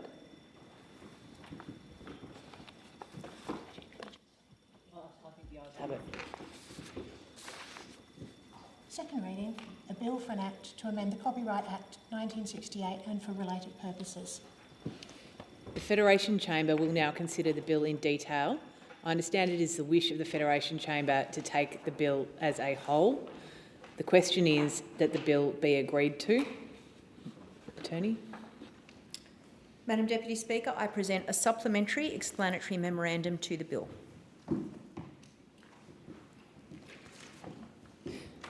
I ask leave of the Federation Chamber to move Government Amendments 1 to 3 as circulated together. Leave granted. Attorney? I move Government Amendments 1 to 3 as circulated together. The Copyright Amendment Bill, the bill, amongst other things, amends the Copyright Act 1968 to establish an Australian orphan works scheme. The scheme in the bill facilitates the use of orphan works, copyright material for which the owner is unknown or cannot be found, by limiting the remedies available for copyright infringement if the steps in the scheme are followed. The intent of the amendment proposed to the Orphan Works Scheme is to provide choice to people who could otherwise rely on the education statutory licence, like teachers. The proposed amendments give these people a choice to instead rely on the Orphan Works Scheme if this better suits their needs. Providing choice was part of the original policy intent of the bill, and this amendment ensures the bill achieves this intent. The question is that the amendments be agreed to. Those in favour say aye. Aye. Against? I think the ayes have it. I will put the question. The question is that the bill, that this bill as amended be agreed to. Question. Those in favour say aye. Aye. Against? I think the ayes have it. The bill as amended has been agreed to. The question now is that this bill be reported to the House with amendments. Put the question. Those in favour say aye. Aye. Against? I think the ayes have it. Clerk. Next order of the day, Veterans Affairs Legislation Amendment, Miscellaneous Measures Number 2 Bill 2025, resumption of debate on the second reading and on the amendment moved by the member for Hume. Call the member for Sturt. Thank you, Deputy Speaker. I rise today to speak in support of the Veterans Affairs Legislation Amendment, Miscellaneous Measures Number 2 Bill 2025, which continues the Government's response into the recommendations arising from the Royal Commission into Defence and Veteran Suicide. This bill, which is further designed to simplify the Veterans Entitlement System, goes hand in glove with the amendments made in the Veterans Affairs Legislation Amendment Miscellaneous Measures No. 1 bill that was introduced into the Parliament last year. Also, a feature of last year was the passage of the Veterans Entitlements Treatment and Support Simplification and Harmonisation Act, or the VETS Act, which operates to streamline and simplify legislation relating to veterans from 1 July 2026 by removing the complex Tri-Act system. Under current arrangements, veteran entitlements are provided under 3 separate compensation acts: the MERCA, the VETS Act and the DIRCA, and eligibility under one of these acts depends on when the veteran served and which periods of service caused or contributed to the condition being claimed. The Simplification Act modifies these arrangements by providing that from 1 July 2026, all claims for compensation and rehabilitation will be determined under an improved MERCA. Significant consultation was undertaken between 2022 and 2024 to ensure the Simplification Act reflected the lived experience of veterans and their families. The amendments made in this bill will implement certain aspects of the policy intention that was developed under that consultation. Pursuant to the VETS Act, from 1 July 2026, all veterans' rehabilitation and compensation claims will be dealt with under a single piece of legislation, not 3, which is known as the MERCA, or the Recrafted Military Rehabilitation and Compensation Act of 2004. So to ensure that that date can be met, a number of technical amendments to the VETS Act is required, and that is what the bill before us does. So in essence, it supports the effective implementation and effective governance. What it doesn't do is change the intended operational effect of the VETS Act. So in terms of the other operational effects of this bill, it also amends recovery provisions so that amounts already paid under the VETS Act from any Military Rehabilitation and Compensation Act arrears payable to a dependent for the equivalent benefits for the same period can be subtracted. In addition, it clarifies the circumstances under which a partner may receive additional lump sum compensation for service-related death claimed on or after 1 July 2026, and ensures that this amount is available in respect of all service-related deaths on or after this date.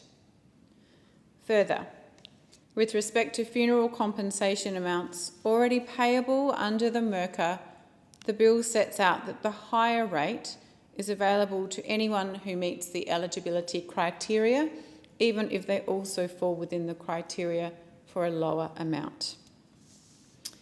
Veterans who meet the criteria for additional disablement amounts or special rate disability pension do not need to meet additional criteria to enable their eligible children to access education assistance through the Military Rehabilitation and Compensation Act Education and Training Scheme.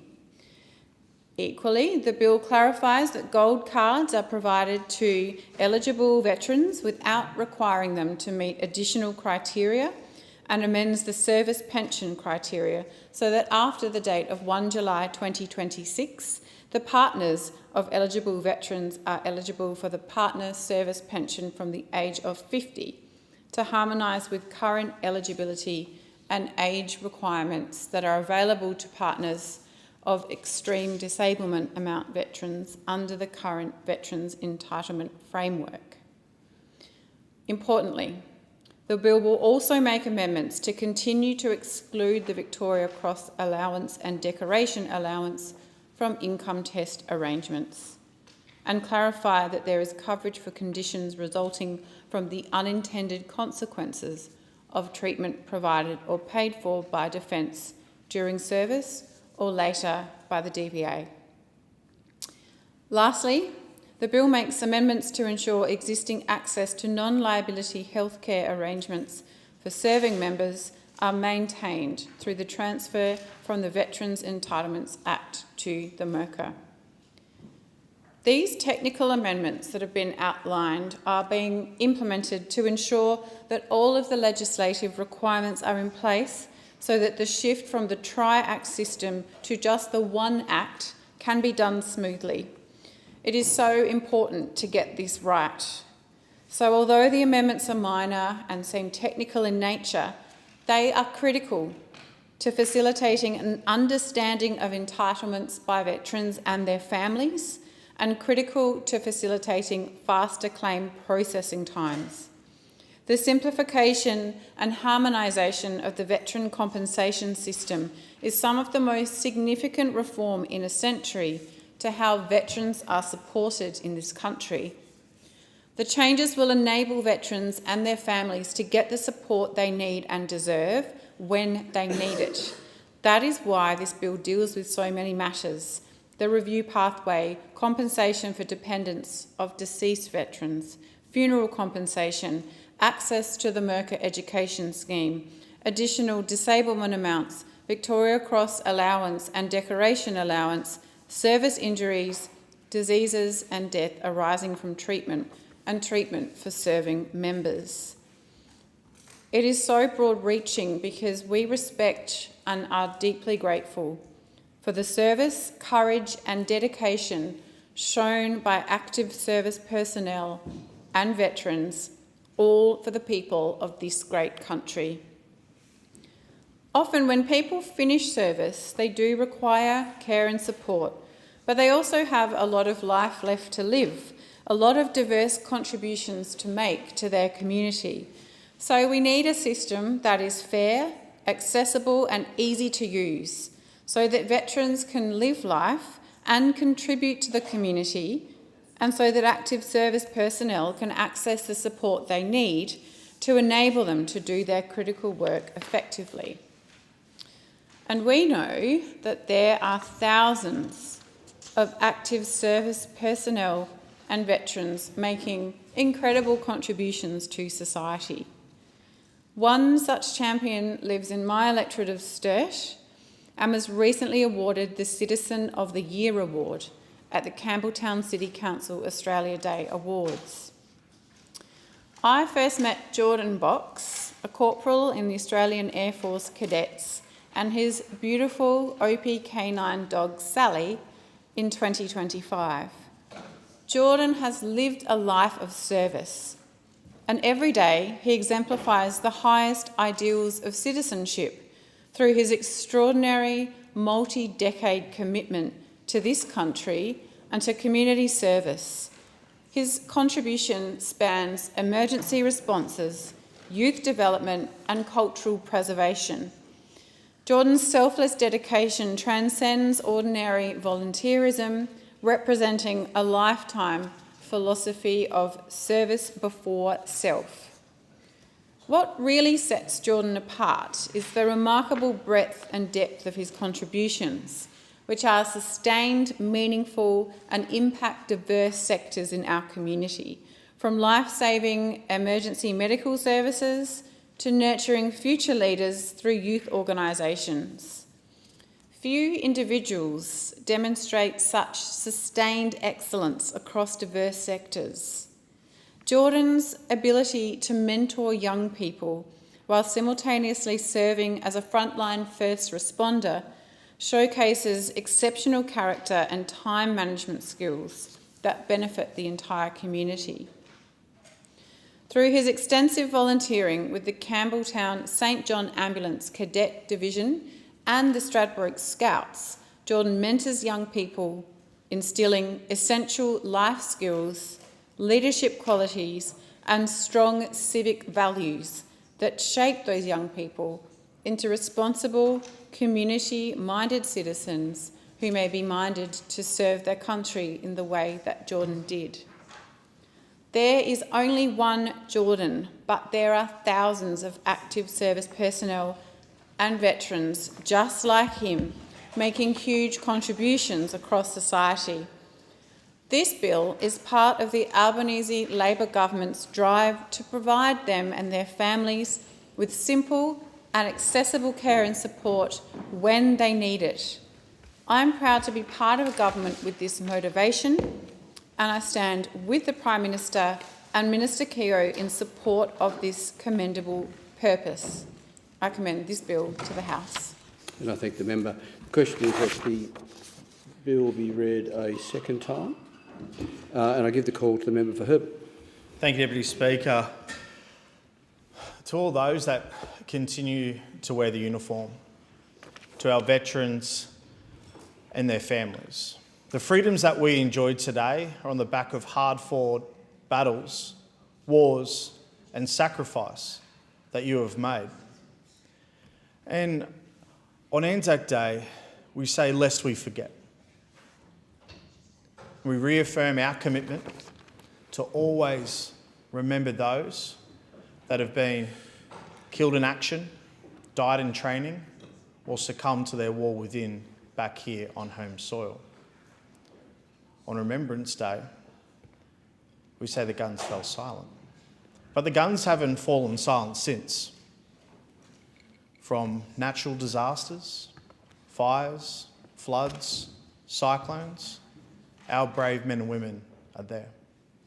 Peacekeeping missions, East Timor, Fiji, Solomon Islands, our brave men and women are there. Combat operations, Iraq, Afghanistan, Vietnam, Korea, and many more. Our brave men and women were there. It's our job in this Parliament to make sure that we pass legislation that supports our current serving and our veterans, those that stand up for us, those that are there when they're called. And as a whole, this bill looks fine from the outset, but there's parts of this bill that I personally don't agree with. I don't believe that if someone has put a claim in and it gets reviewed by the Veterans Review Board, that there needs to be a notice sent to the Chief of Defence Force.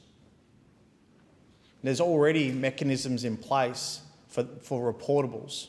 So, for example, if someone was a truckie and they had a drug problem and they had spoken to a professional, they've gone through their process and put a claim in, that is, their reportable would then go through to the unit and subsequently other people to make sure that they are now not in the position where they could put someone's life at risk.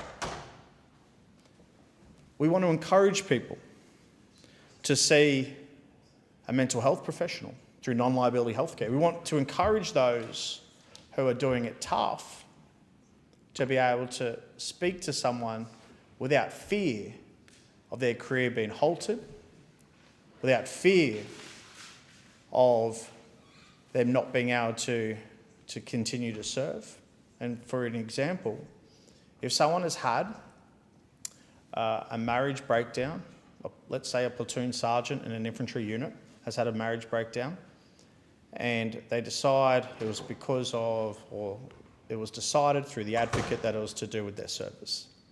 Now they would then go through the claims process, and if they found themselves at the Veteran Review Board,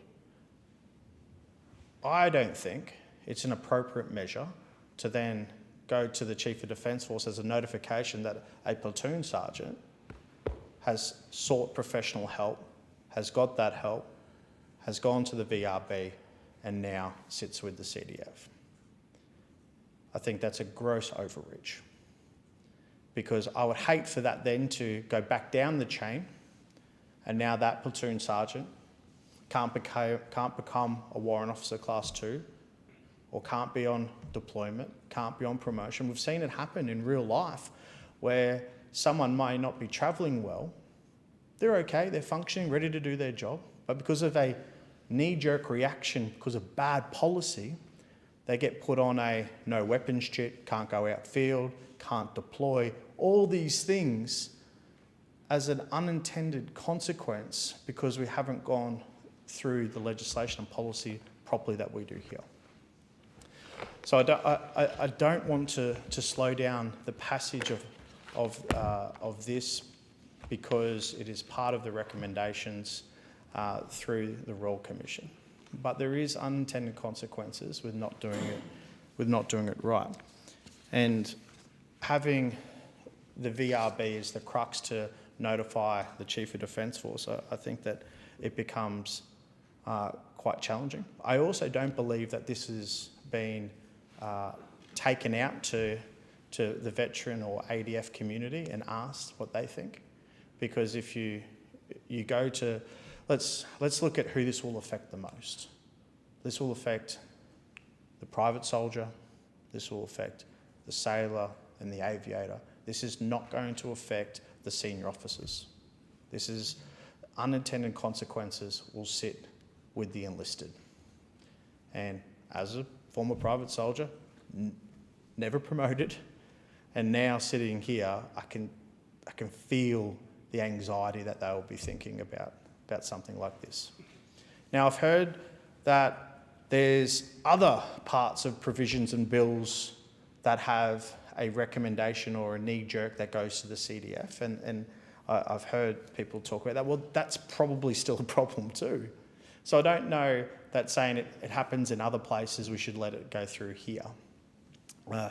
I do think that Darren Chester and his office has done some great work going through this, and I spent some time last night working through it and talking through it with Angus Taylor, who's taken up that part of the portfolio at the moment.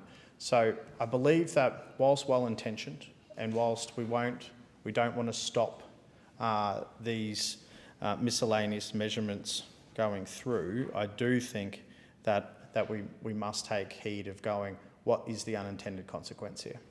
If someone has a drug problem, if someone has an alcohol problem, if someone has any sort of reportable that's already in legislation now, that if they, when they get that help, whether it goes through the VRB, DVA or anything, there is a mandatory from the healthcare professional to report it into the chain of command because there's a safety issue. Can't drive your truck in the morning if you're drinking in the morning. You can't go handle weapons if you're addicted to ice. There will be supports, there'll be help for those people that have these addictions and problems. But if you've had a marriage breakdown, if you've returned from a deployment and you're just going through a bit of a tough time, but you can still operate, you can still do your job, and there isn't a mandatory reportable, I don't think the CDF needs to open his email or her email and see that private such and such has gone through the VRB for a mental health concern or gone through the non-liability healthcare system and now it gets reported back to the chief. I just think it's an overreach. I think it's more red tape, and I want to make sure that our brave men and women feel comfortable and confident to be able to continue to serve and do their job with whatever it may be. So the coalition has our position on this, and the Shadow Minister read it out last night. But in closing, I just want to say that we serve here because on the back of our brave men and women who've served this nation. We have the privilege and the freedoms to be able to pass laws and legislations and live freely in this country because of our brave men and women. I want to make sure we're keeping warfighters warfighting. I want to make sure we're keeping our service personnel as fit and as happy to be able to continue to do their job. I don't want this to hang over their heads so people question whether they should get help or not. It's one fear that I do have, and I think if this was taken out to the public, to the current serving, not to the veteran community, because it's not actually for that, it's for our still serving Defence Force personnel, then we would get that similar feedback. So we do plan on working with the government, and we do plan on working with the Minister. I know this has already been raised with him, and you know, I do note the other member in the House and her service as well. This isn't from a place of anger or fight. This is just from a place of thinking, and we need to find our place where we can land to make sure that We're not fighting. We're here to make sure that we're serving the people that send us here and our Australian Defence Force personnel. Thank you. And I thank the member for Herbert for his contribution. Before I give the call to the member for Hasluck, can I just clarify, when I jumped in the chair, I said that the question before the House is that this bill be now read a second time. The question before the House is, well, the situation is the original question was that this bill be now read a second time, but to that the honourable member for Hume moved as an amendment that all words after that be omitted with a view to substituting other words. So the question before the Federation Chamber is actually that the amendment be agreed to, and I'll give the call to the member for Hasluck. Thank you, Deputy Speaker. And before I begin, I would also like to thank the member for Herbert's speech and for his words and sincerity for which he is looking to ensure our veterans are fully supported. And I thank you too for your service, your active service. So I too speak on the matter that goes indeed to the heart of our national character, how we honour, how we support and stand beside those who have served Australia in uniform, and how we support their families as well, who serve alongside them. And we heard just before from the member for Herbert the different kinds of service that I think we're all very familiar for people who head off to different missions around the world in conflicts, but there's also peacekeeping missions. There's the seemingly never-ending requirement for support to our affected communities domestically on the back of bushfires, floods and cyclones. We lean on and call on our Defence Service personnel for a lot more than they thought that they were ever signing up for.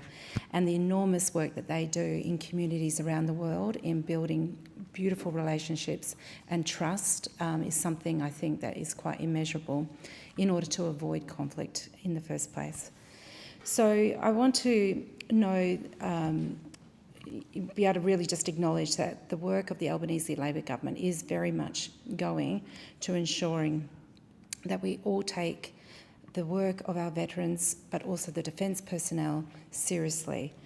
And this, being led by the Minister for Veteran Affairs, the Honourable Matt Keogh, has been done with absolute seriousness of purpose.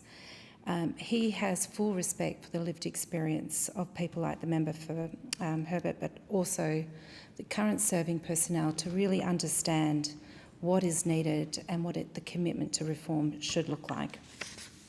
In my electorate of Hasluck, veteran issues are not abstract. They are personal, they're local and they're enduring.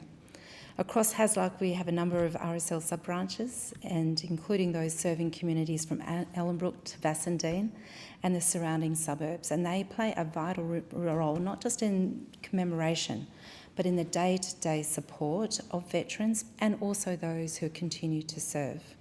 They are places where veterans find camaraderie, advocacy and a sense of belonging long after their formal service has ended. And I want to place on the record my sincere thanks and gratitude to the volunteers, the advocates, the committee members of those RSLs. Their work often goes unseen, and it's essential, helping veterans navigate complex systems, supporting families in distress and ensuring that no one is forgotten. And I know from my meetings with them, they're told that being able to maintain records and the systems and obligations that come with any committee, be it a sporting club, a not-for-profit, but also with the RSL sub-branches, is increasingly on people who don't feel necessarily fully equipped with the computer skills required. And that bit of stress is something that we, even on that level, is something that we're working to take away, because their focus rightly is to be about supporting veterans navigate more complex issues than doing the paperwork.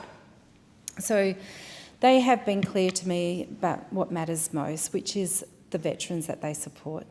And they want a system that listens, they want decisions made in reasonable timeframes, and they want dignity, clarity and fairness. And that is what is lacking when we came to office, and precisely what this government has set out to deliver and frankly is now delivering. So one of the most important differences under the Albanese government has been a willingness to confront uncomfortable truths, particularly in relation to veteran mental health and suicide. The Royal Commission into Defence and Veteran Suicide exists because families, advocates and veterans demanded honesty and accountability. Minister Keogh made clear that this government is committed to responding fully and meaningfully to the findings of the Royal Commission. Indeed, we did not wait for its final report to begin making those changes, because for too long, veterans experienced the Department of Veterans Affairs not as a support system, but as an obstacle course. Long delays, repeated reassessments, and complex legislative frameworks left many feeling disbelieved and worn down. But under Minister Keogh's leadership, I'm happy to say that we've seen really systemic and cultural changes in veteran affairs. The government has invested in hundreds of additional staff at DVA. They've improved the training, modernised systems to reduce the claims backlogs, and improved the decision-making timeframes. They're not cosmetic changes, they're practical reforms. That means veterans can receive the support when they need it and not years later and maybe never. Local RSL advocates in Hasluck, they've told me that while challenges do still remain, they are actually seeing progress. They're seeing their claims move more quickly, they're seeing better communication, and they're seeing a minister who is prepared to engage with them directly and with the sector. And that matters. Another area of genuine reform has been the expansion of the Veterans and Families Hubs. The hubs recognise something veterans have always known, that wellbeing is not just about compensation, but about connection, purpose and access to the right help at the right time. By providing a single entry point for mental health services, employment assistance, advocacy and social support, these hubs reduce fragmentation, they remove barriers. They also acknowledge that families are central to veteran wellbeing, not an afterthought. And I had the real privilege of being able to participate in a roundtable last year with the families of veterans. And to be fair, I know that not in all cases, but in many cases, they are largely women who are there supporting the serving defence person. And the stories that they shared were really quite something. And they were very, impressive, being able to give really succinct stories that covered quite different spectrums, from being in a situation where their own career was stymied as a consequence of defence personnel's, the nature of the role, needing that they need to move around the country and sometimes internationally, through to not necessarily getting the support that they need, where perhaps their partner has had their employment within the defence severed as a consequence of health grounds, where suddenly it's on them to be able to provide that full wraparound service for issues they may not necessarily have full line of sight to. And that was quite concerning, and something that I've been continuing to work with the Minister to ensure that that is an area that is prioritised for support as part of that family wellbeing. And if I might, I know I'm running down the clock, but just the one other example that did come to part of our discussions at that round table is providing support to serving Defence Service personnel and then those who are veterans on return to home. Because often when they're away for extended periods of time, and this could be 6 months, a year, they come back, and it's that adjustment back to within a family where discussions are not about direction, they're about collaboration, it's about consensus.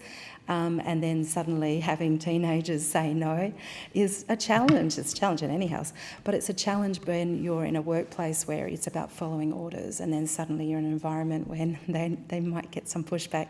So even just something around how to make sure the family network is solid and resilient is so critical too.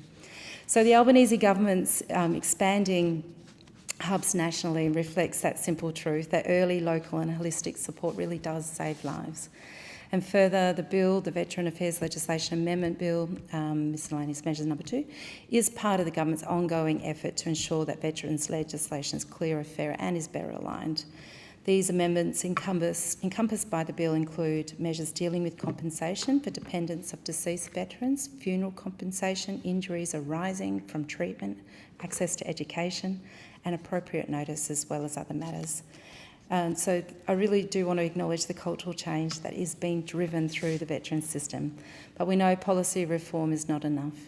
Veterans have told us how they are treated, whether they are believed, whether they are listened to, whether they are treated with dignity, matters just as much as the outcome of any claim. Minister Keogh has made it clear that empathy, accountability and transparency are not optional extras. They are core expectations. And that message is filtering through. And while there is more work to do, it represents a meaningful shift, one that veterans and their families deserve. Another initiative that underscores the collaborative nature of the government's approach is the decision by Minister Keogh to form a Veteran Affairs Ministerial Advisory Council. There are currently notices across media calling for expressions of interest to serve on this council, which will inform the Minister in relation to the operation of the sector and particularly in relation to the compensation framework. The notice calls for applications from persons with expertise in one of the areas of health, including mental health, rehabilitation, aged care, financial supports and compensation, and importantly, lived experience. So no government can obviously undo decades of systemic issues overnight, but what we are doing is changing the direction. We've moved from denial to acknowledgement, from delay to action, and from mere defensiveness to engagement.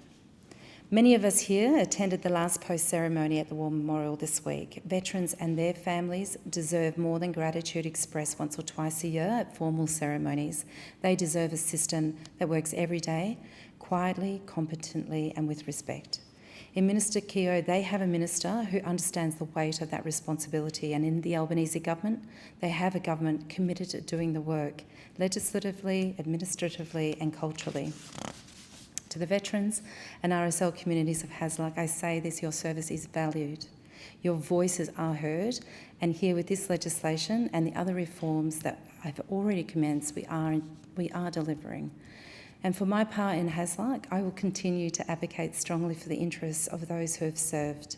In the north of my electorate, I will look for ways to support the Ellenbrook RSL in finding their own permanent space, safe space for local veterans to meet and seek support.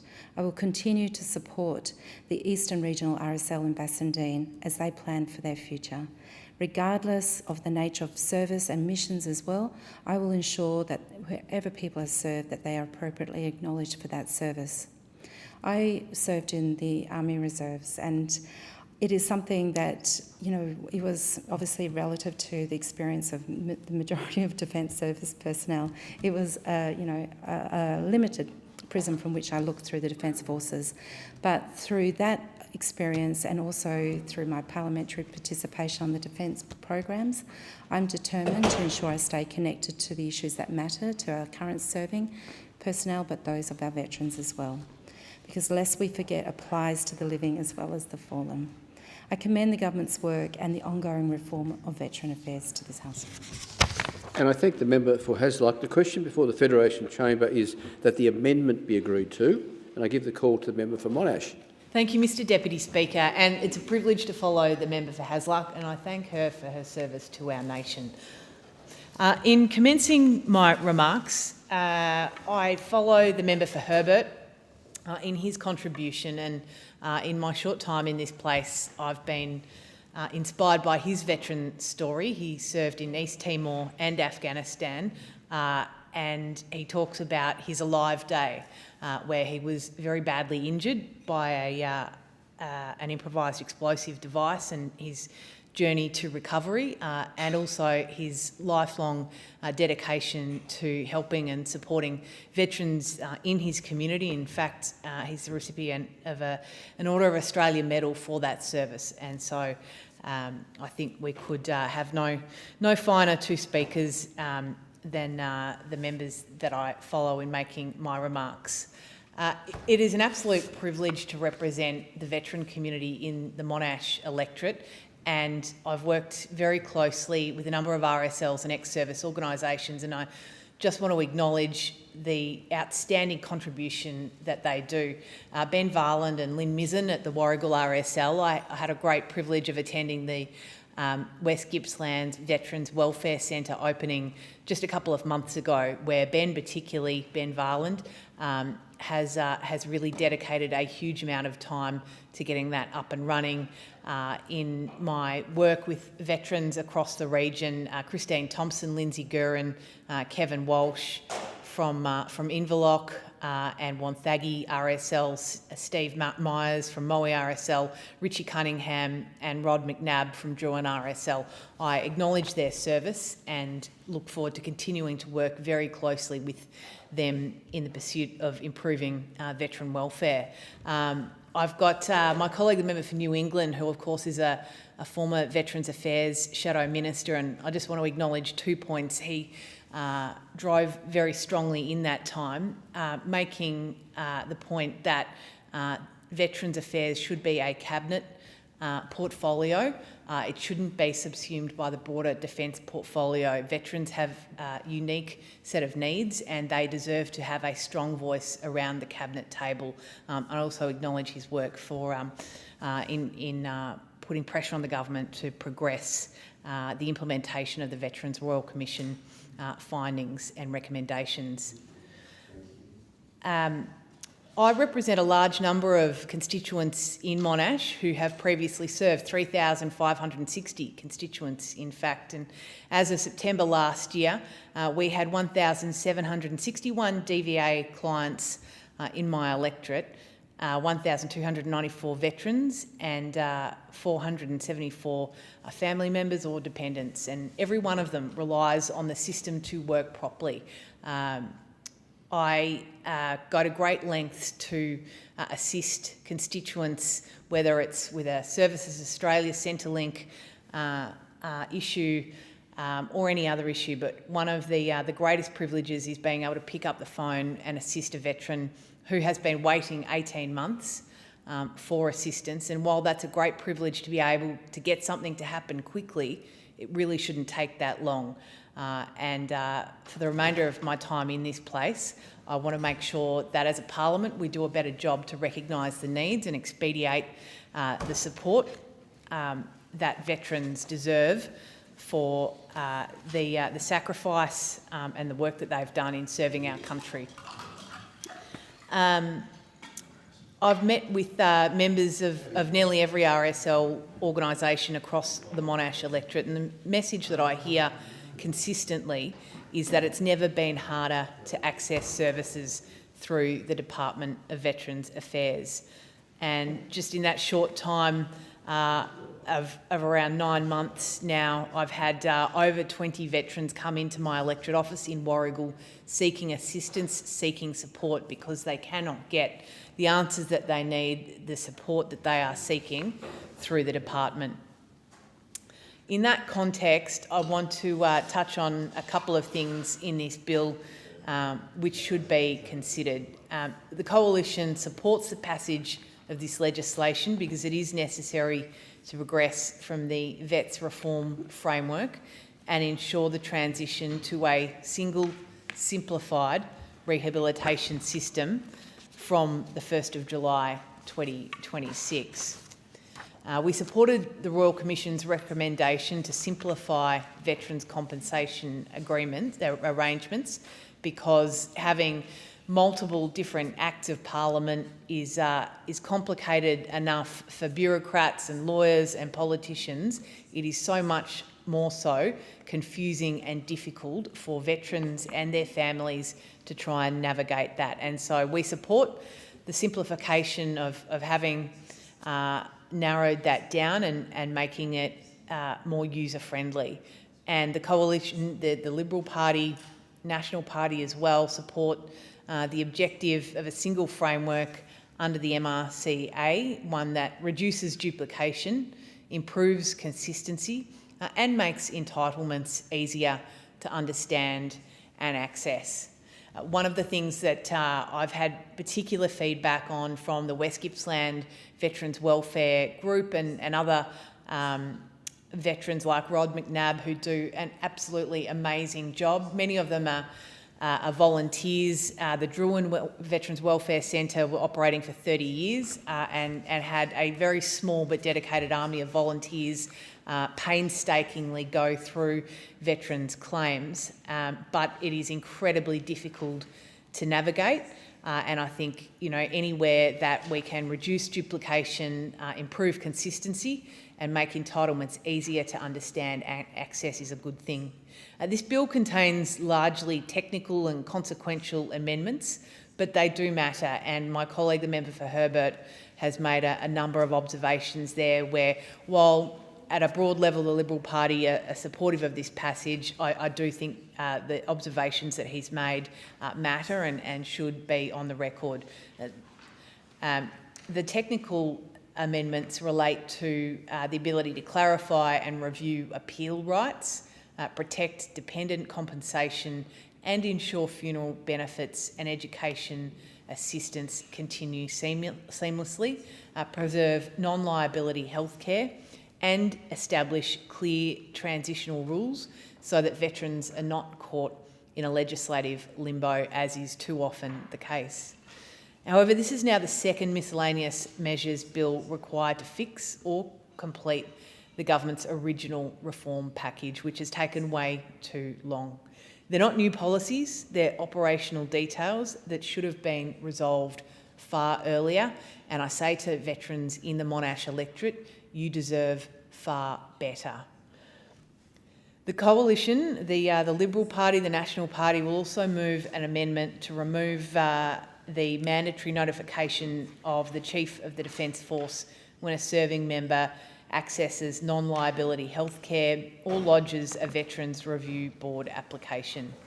Care seeking should never feel like a career risk, and my colleague, the member for Herbert, spoke eloquently and empathetically about the balance between making sure if there is a serious issue such as a drug or alcohol dependency issue that the Defence Force is notified for safety and other deployment reasons, but not to the extent that really would act as a deterrent for members of our Defence Force seeking help, mental health assistance, and I think there's also some very sound privacy concerns that have been raised in this context.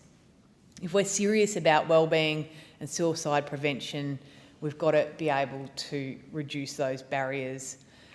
We will support this bill because veterans across Australia, particularly those in Monash, who I want to do my very best job for in this role, cannot afford delay. And so I support the bill, but also associate myself with the remarks of the member for Herbert and my other Liberal colleagues. I thank the chamber. And I thank the member for Monash. The question is that the amendment be agreed to, and I give the call to the member for New England. Well, thank you very much, Mr Deputy Speaker, and I acknowledge, obviously, yourself who served, and obviously it runs in families a bit. Both my grandfather served, my father served, and I served in the reserves.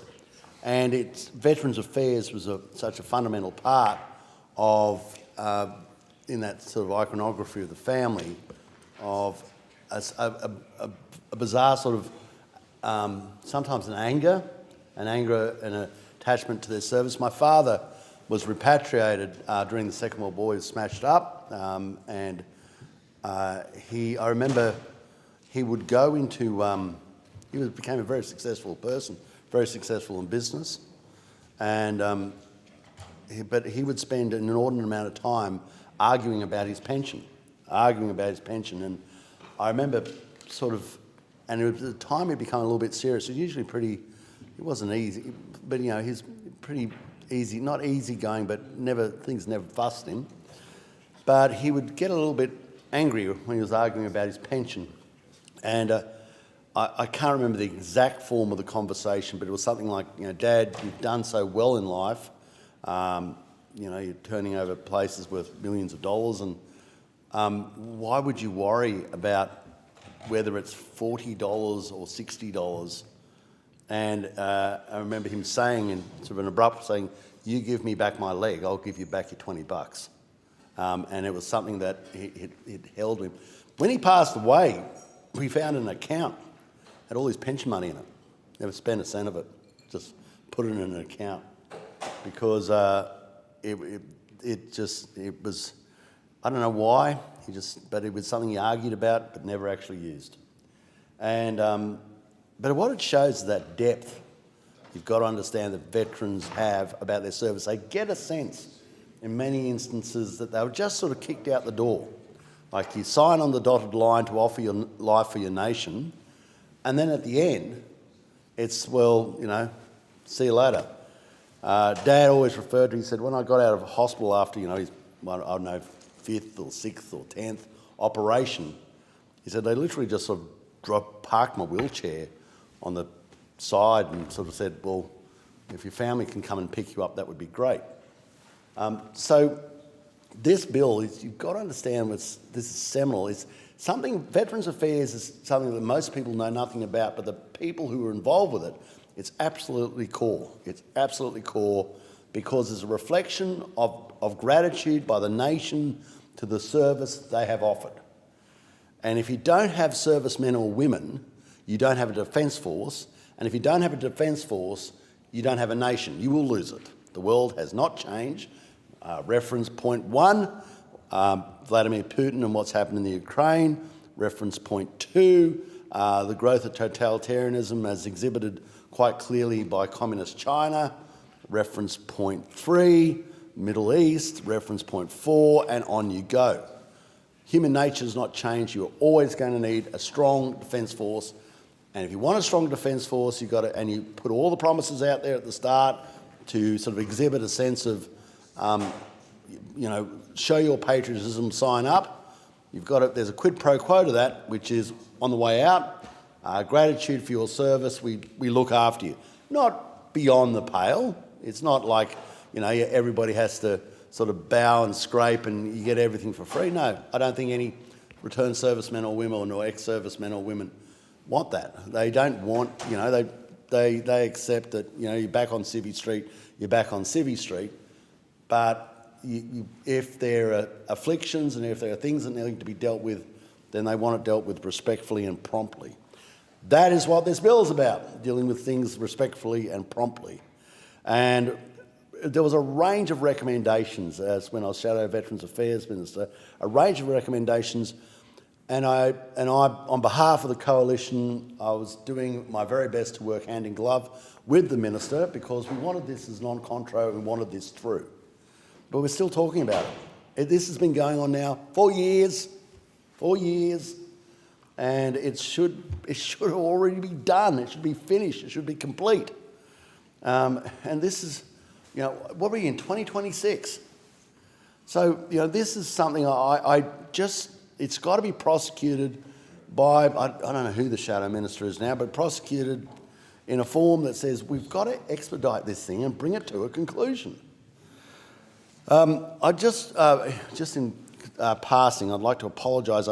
I did not attend the last post ceremony last night because I was still in my electorate, but I just wanted to say, put an apology in for that. I most definitely would be there if I was not tied up somewhere else. What we also have to acknowledge in this bill is, you know, what is the timeline now to finishing this off? When does this actually come to a conclusion? We have concerns that in the processing of claims, of the mechanism that they process them, Mr Deputy Speaker, where they say, oh, we're getting through the claims, but then we sort of found that what they're actually doing is they're duck-shoving things sideways, saying, oh, for claims rejected, it goes back to the start, but it's noted as being processed, even though it's really just amended and it's back in the pile again. We need clarity of exactly where this is and, you know, where this processing attachment's had. I acknowledge that it's certainly picked up a lot of the slack that was there. Yep, 100%. But I don't think it's reached the high notes that we needed it to. The streamlining of Durka, Merca, VEA, I think where we sort of ended up in the end was not with four acts, but we ended up with 3 acts, but 4, because we've got Durka, Merca, VEA still continue on, and then you've got basically Merca 2.0, which everybody's going to be part of. But now you've got 4. You've got the residue of the previous acts, and now the new one that's encompassing. So I hope that we can understand that as our nation, unfortunately, lives in a time where we're going to have stresses placed on us that we never experienced in our life, and our nation, I don't believe, is prepared for them. Obviously, an assertive China pressuring you into a sort of vassal state is going to need resilience for you to stand up against that and push back. You have two approaches to doing that. You can rely totally on the United States of America and believe that your defence policy is them sending their sons and daughters over to our hemisphere to die on our behalf because we weren't ready for it. That is I'd be very, very worried about that defence policy. That is not a very secure defence policy. That is a very foolish defence policy. Or you become resilient on your own nature in such a form as you'll never be as strong as the totalitarian power that wishes to put you into a vassal state, but you're strong enough that they wouldn't bother trying. There's too much concern if they try. We are not there. We are not even close to there. We are 1,000 miles from there, and it's in so many forms that we're weak. For instance, our Collins-class submarines, they're basically, at times we can't get one into the water. Well, that's your whole platform, and you're not able to basically get one of your ships into the water. Spare parts, we don't make them. So you lose a spare part from one of your platforms, it basically becomes defunct. As fuel supplies, things you don't even think about, we do not have the storage of fuels to maintain a conflict over a sustained period. And as supply lines are cut, people just have to cut your supply lines and wait for you to run out, and that will happen pretty quickly. A big thing is we seem to have lost the culture of people going into the services. And I'll give you a classic example. In the past, high schools had cadet units. They were everywhere. Now they're not. There's only a handful of places with cadet units. And sometimes people think, we don't have to worry about that. You do. To go into the Defence Force, as you would understand clearly, is quite an experience, especially when you walk through the gate. And you hear people just screaming at you and throwing your stuff around everywhere and making a noise which is apparently left, right, and just marching people here, there and everywhere. So how do you break the ice into that? For a lot of people, it's just in your family. There's a family culture. There's an awareness of it because your family has all done it. Unfortunately, we have deaths in the family from people who served in the wars. But for a lot of people, they just have no connection to the Defence Force whatsoever. Maybe movies. That would be as close as they get. So if we're going to reinvigorate our nation's capacity, it's this holistic view of getting into cadet units going again. Cadet units break the ice for people to go into reserve units. We used to have reserve units in regional towns. They're not there, depots. That's how I got into going to my local. I used to drive 200 kilometres to parade at Roma and 200 at night and 200 kilometres back home. So 400 kilometre round trip to parade on a Tuesday night and then go away to do the things you've got to do. But in the end, they moved the depot out of Roma, and so the depot was going to be in Queen Street, Toowoomba. That's 450 kilometres away. That's basically where it all stopped. I was still enlisted, but I couldn't parade. So, we're going to move those depots back into regional towns. Places like Parkes or Forbes, they should have a depot, a reserve depot, and it should be sort of culturally applicable that people who've been to high school continue on and say, I'll just continue on with my service at the reserve depot. And also, it's very important that I used to say for Veterans Affairs, when you get out of the services, you should step down, not out. And stepping down means still have a connection to the culture of the Defence Force, which reserve units gave you. And it's also so good for people coming through to be mixing with regs, to be mixing with people who have been in regular service in the Defence Force. And that was done by depots. When I was there, Sergeant Brett Fields, he'd been in Somalia. I had the great honour of being trained by people such as Warrant Officer Perry, who had been a forward scout in Vietnam, an Aboriginal gentleman, and you wouldn't meet these people unless you had a reserve unit. Because they utilised that as still their connection, and I think that gives people a great sense of psychological attachment and strength and resilience to the job they've got to do. Finally, of course, if you've got reserve units, you get regs, because people can make the switch over. And I just had a gentleman up the other day who was a former return serviceman, very distinguished return serviceman, with his son. They were going shooting on our place. And likewise, people, I remember in the discussions with him as he was camped on our place, how'd you get in? Via reserves. Then he did a number of tours of Afghanistan. He'd been in East Timor. He's still in the services now, actually. But he got in via the reserves. And that is something we've got to reinvigorate. Now, for him also, might I just say in closing, I know this is sort of tangential, but it's important. The firearm legislation that was passed the other day is an infringement on this person's rights.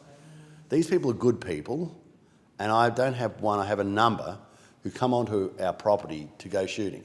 That's what they do. And they bring their family, their sons predominantly, with them.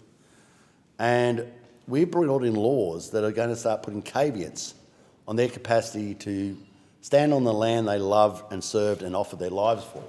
And I think that's wrong. And I think we should, even if I don't agree with the firearms legislation at all, but there should have been at least an amendment in there for ex-servicemen and women who have, they don't own properties, they're not wealthy people, but they go shooting on properties. And, people who have shouldered an arm for the defence of our nation and taken on the terrorists in Afghanistan, we shouldn't be querying why they need firearms. They do it because that's their recreation. They're showing their kids. And I was looking at this gentleman's kids and I'm saying, if there's ever a person who's trained to be in the Defence Force, it's that man's son, who no doubt will follow his dad and do an incredibly good job. So obviously we need to I'm certainly not going to hold this up. My whole issue with this bill is it should have been expedited and already completed by now. And I thank the member for New England. The question is that the amendment be agreed to. And before I give the call to the member for Riverina, I'd remind members that we adjourn at 7:30. That's a hard deadline. And I give the call to the member for Riverina. Thank you, Deputy Speaker. Last night at the Australian War Memorial, the Shrine of Remembrance, that remarkable Australian place where the memories of 103,000 fallen are sacrosanct, are honoured, are immortalised and are memorialised. We had a service, the last post ceremony, for Major Cyril Herbert Dodson Lane. He was killed at Gallipoli, aged just 27. He was killed at Hill 60 on the 29th of August in that fateful year, 1915. He was born at Bondi, and whether by design or by chance, it was rather interesting that somebody with such a connection to that eastern suburbs beach, that eastern suburb in Sydney, given what happened there on the 14th of December last year, should be being honoured at the Australian War Memorial at the last post ceremony, commemorating the start of the parliamentary year. And I think it's nice and it's appropriate that MPs and senators go up that straight line from the front doors of Parliament, across the lake, to the Australian War Memorial at the start of each parliamentary year to honour those who gave us the unique and rare and great privilege of being able to serve a free and fair democracy. Because it was the service and sacrifice of those men and women too who enable us to do our jobs for and on behalf of Australian people. And whether it is Major Lane or any one of the other 103,000 men and women, on the Roll of Honour, bronzed Aussies all, heroes all, any of them. We are able to do our jobs because of them. And I'm very proud that I come from a garrison city, a military town, a defence town, Wagga Wagga, where past Australian Defence Force service, 1,576 people, 2.9% of the population over 15 and over, aged 15 and over. Current Australian Defence Force service, 1,489 people, 2.7% of the population aged 15 and over. The proportion of veterans in Wagga Wagga, 2.9%, is higher than the average for regional New South Wales. And we've had the Air Force there since 29 July 1940. First Recruit Training Unit is one of the primary defence strategic establishments at RAF Wagga, where air power in Australia begins. It says so on one of the hangars. And Kapuka, home of the soldier, Blamey Barracks, honouring, of course, Sir Thomas Blamey, General Blamey, Field Marshal indeed.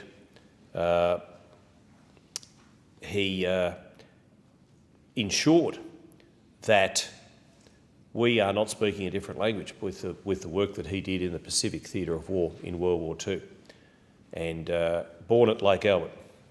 Kapuka has been there since 1951, and since 1993 we've had a very strong naval presence. Personnel from the Royal Australian Navy have undertaken aviation technical training at the RAF School of Technical Training at the Forest Hill Base. So we are very much indebted and wedded to our military. And veterans are important because not only do we have an obligation as parliamentarians to ensure that we have the right parameters, the right equipment and everything else for our current serving defence personnel, but when they leave the uniform, when they finish their military careers, we have to be there for them. Many of them are broken, many of them are not. It annoys me constantly that there is this perception that anybody who has served is broken, and they are not. Yes, some of them suffer from the wears and tears of their service, and we have to be there for them, and that's why the Royal Commission was so important. And if we break them, we must fix them, we must mend them, we must provide the wraparound services, the support, the love and the care to ensure that they can live full and wholesome lives after their service has ended. And many of them are doing some fine things, both in small business, private enterprise, many other endeavours. And I know, and I will give a shout out here to former Prime Minister Turnbull for the role that he played in ensuring that many of them are job ready, and that the emphasis he placed on ensuring that that there is a pathway there to civilian employment for our ex-service personnel, fine men and women. I commend him for that. The Veterans Affairs Legislation Amendment, Miscellaneous Measures Number 2 Bill 2025 is important legislation, as any veterans legislation is. And I remember when I was, for a brief moment, the Veterans Affairs Minister in late 2017, early 2018, we put through the Parliament at that time veteran-centric legislation such that it provided avenues and supports for veterans that weren't there previously, and it was good legislation. And every piece of legislation should have a veterans lens placed over it, just like every piece of legislation should have a regional focus on it as well.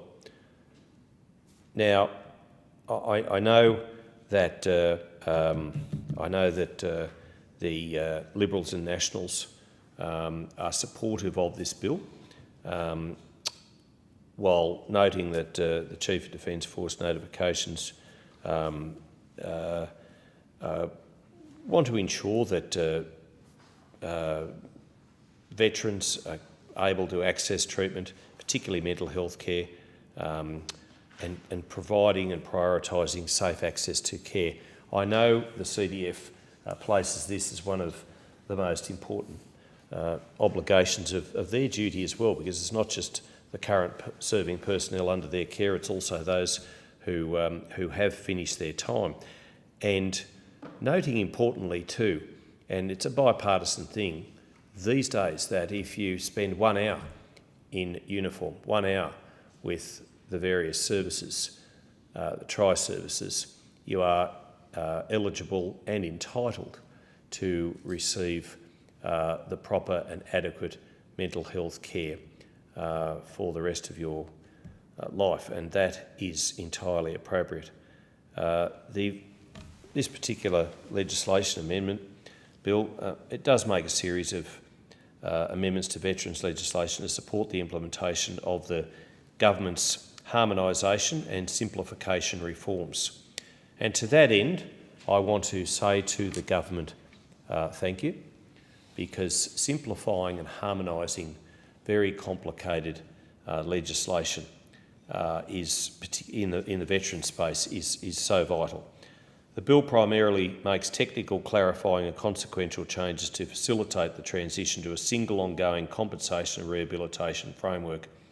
Under the Military Rehabilitation and Compensation Act of 2004, that's MERCA, from 1 July this year, when the Veterans Entitlements Act of 1986 and the defence-related provisions of the Safety Rehabilitation and Compensation Act of 1998, DERCA, are closed to new claims. Now, I know I've spoken a number of times with a great friend of mine, former Deputy Commandant of Kapooka, Bert Hovey, in relation to ensuring that veterans are looked after. And I also note the work that is done in my electorate by any number of organisations, Pro Patria, I know at Ashmont, the RSL has a sub-branch, has a very good facility in the main street, Baylor Street in Wagga Wagga, a drop-in centre for veterans. I also want to commend the work of the BACS at Bethungra for the work that they do for veterans, and also want to acknowledge the work being done at Cootamundra. And indeed, Cootamundra has in Parker Street, in the main street, has a drop-in centre there, and it is proving so very worthwhile. And on Saturday, Cootamundra's Jackie Vincent, OAM, was acknowledged for her 37 years of service with the sub-branch, with veterans, and particularly her legacy will be that drop-in centre. Jackie has done a power of work. She's unwell at the moment, and this luncheon, which drew veterans and sub-branches from right throughout the Riverina region, so well attended on Saturday, was there to honour the work that she has done. And it is people like Jackie Vincent, it's people like Jason Frost at Wagga Wagga, at Pro Patria, Gordon Saggers, Alan Lane, and also the work that they're doing through the RSL sub-branch and through the drop-in centre at Baylor Street. It makes such a difference. The Coalition supported the Royal Commission interim report recommendation to simplify and harmonise veterans' compensation arrangements, because the current multi-act system, it is difficult, it is complicated, it's hard to navigate, and it's often very confusing for veterans and their families. And we shouldn't make things hard for those veterans who've made life easier for us. And they have, by their very service, made life better for us. And we should ensure, and the Coalition does support this, Liberals and Nationals support this, the primary reform legislation, continuing the objective of a single ongoing framework under the Military Rehabilitation and Compensation Act, under that MERCA. Now, this will hopefully reduce duplication. It will provide better consistency in administration. It will make entitlements, claims and reviews easier for veterans and families to understand, to navigate and to access. And surely that is something that we all should very much applaud. Why this hasn't been done in the past, I appreciate the complexities of it.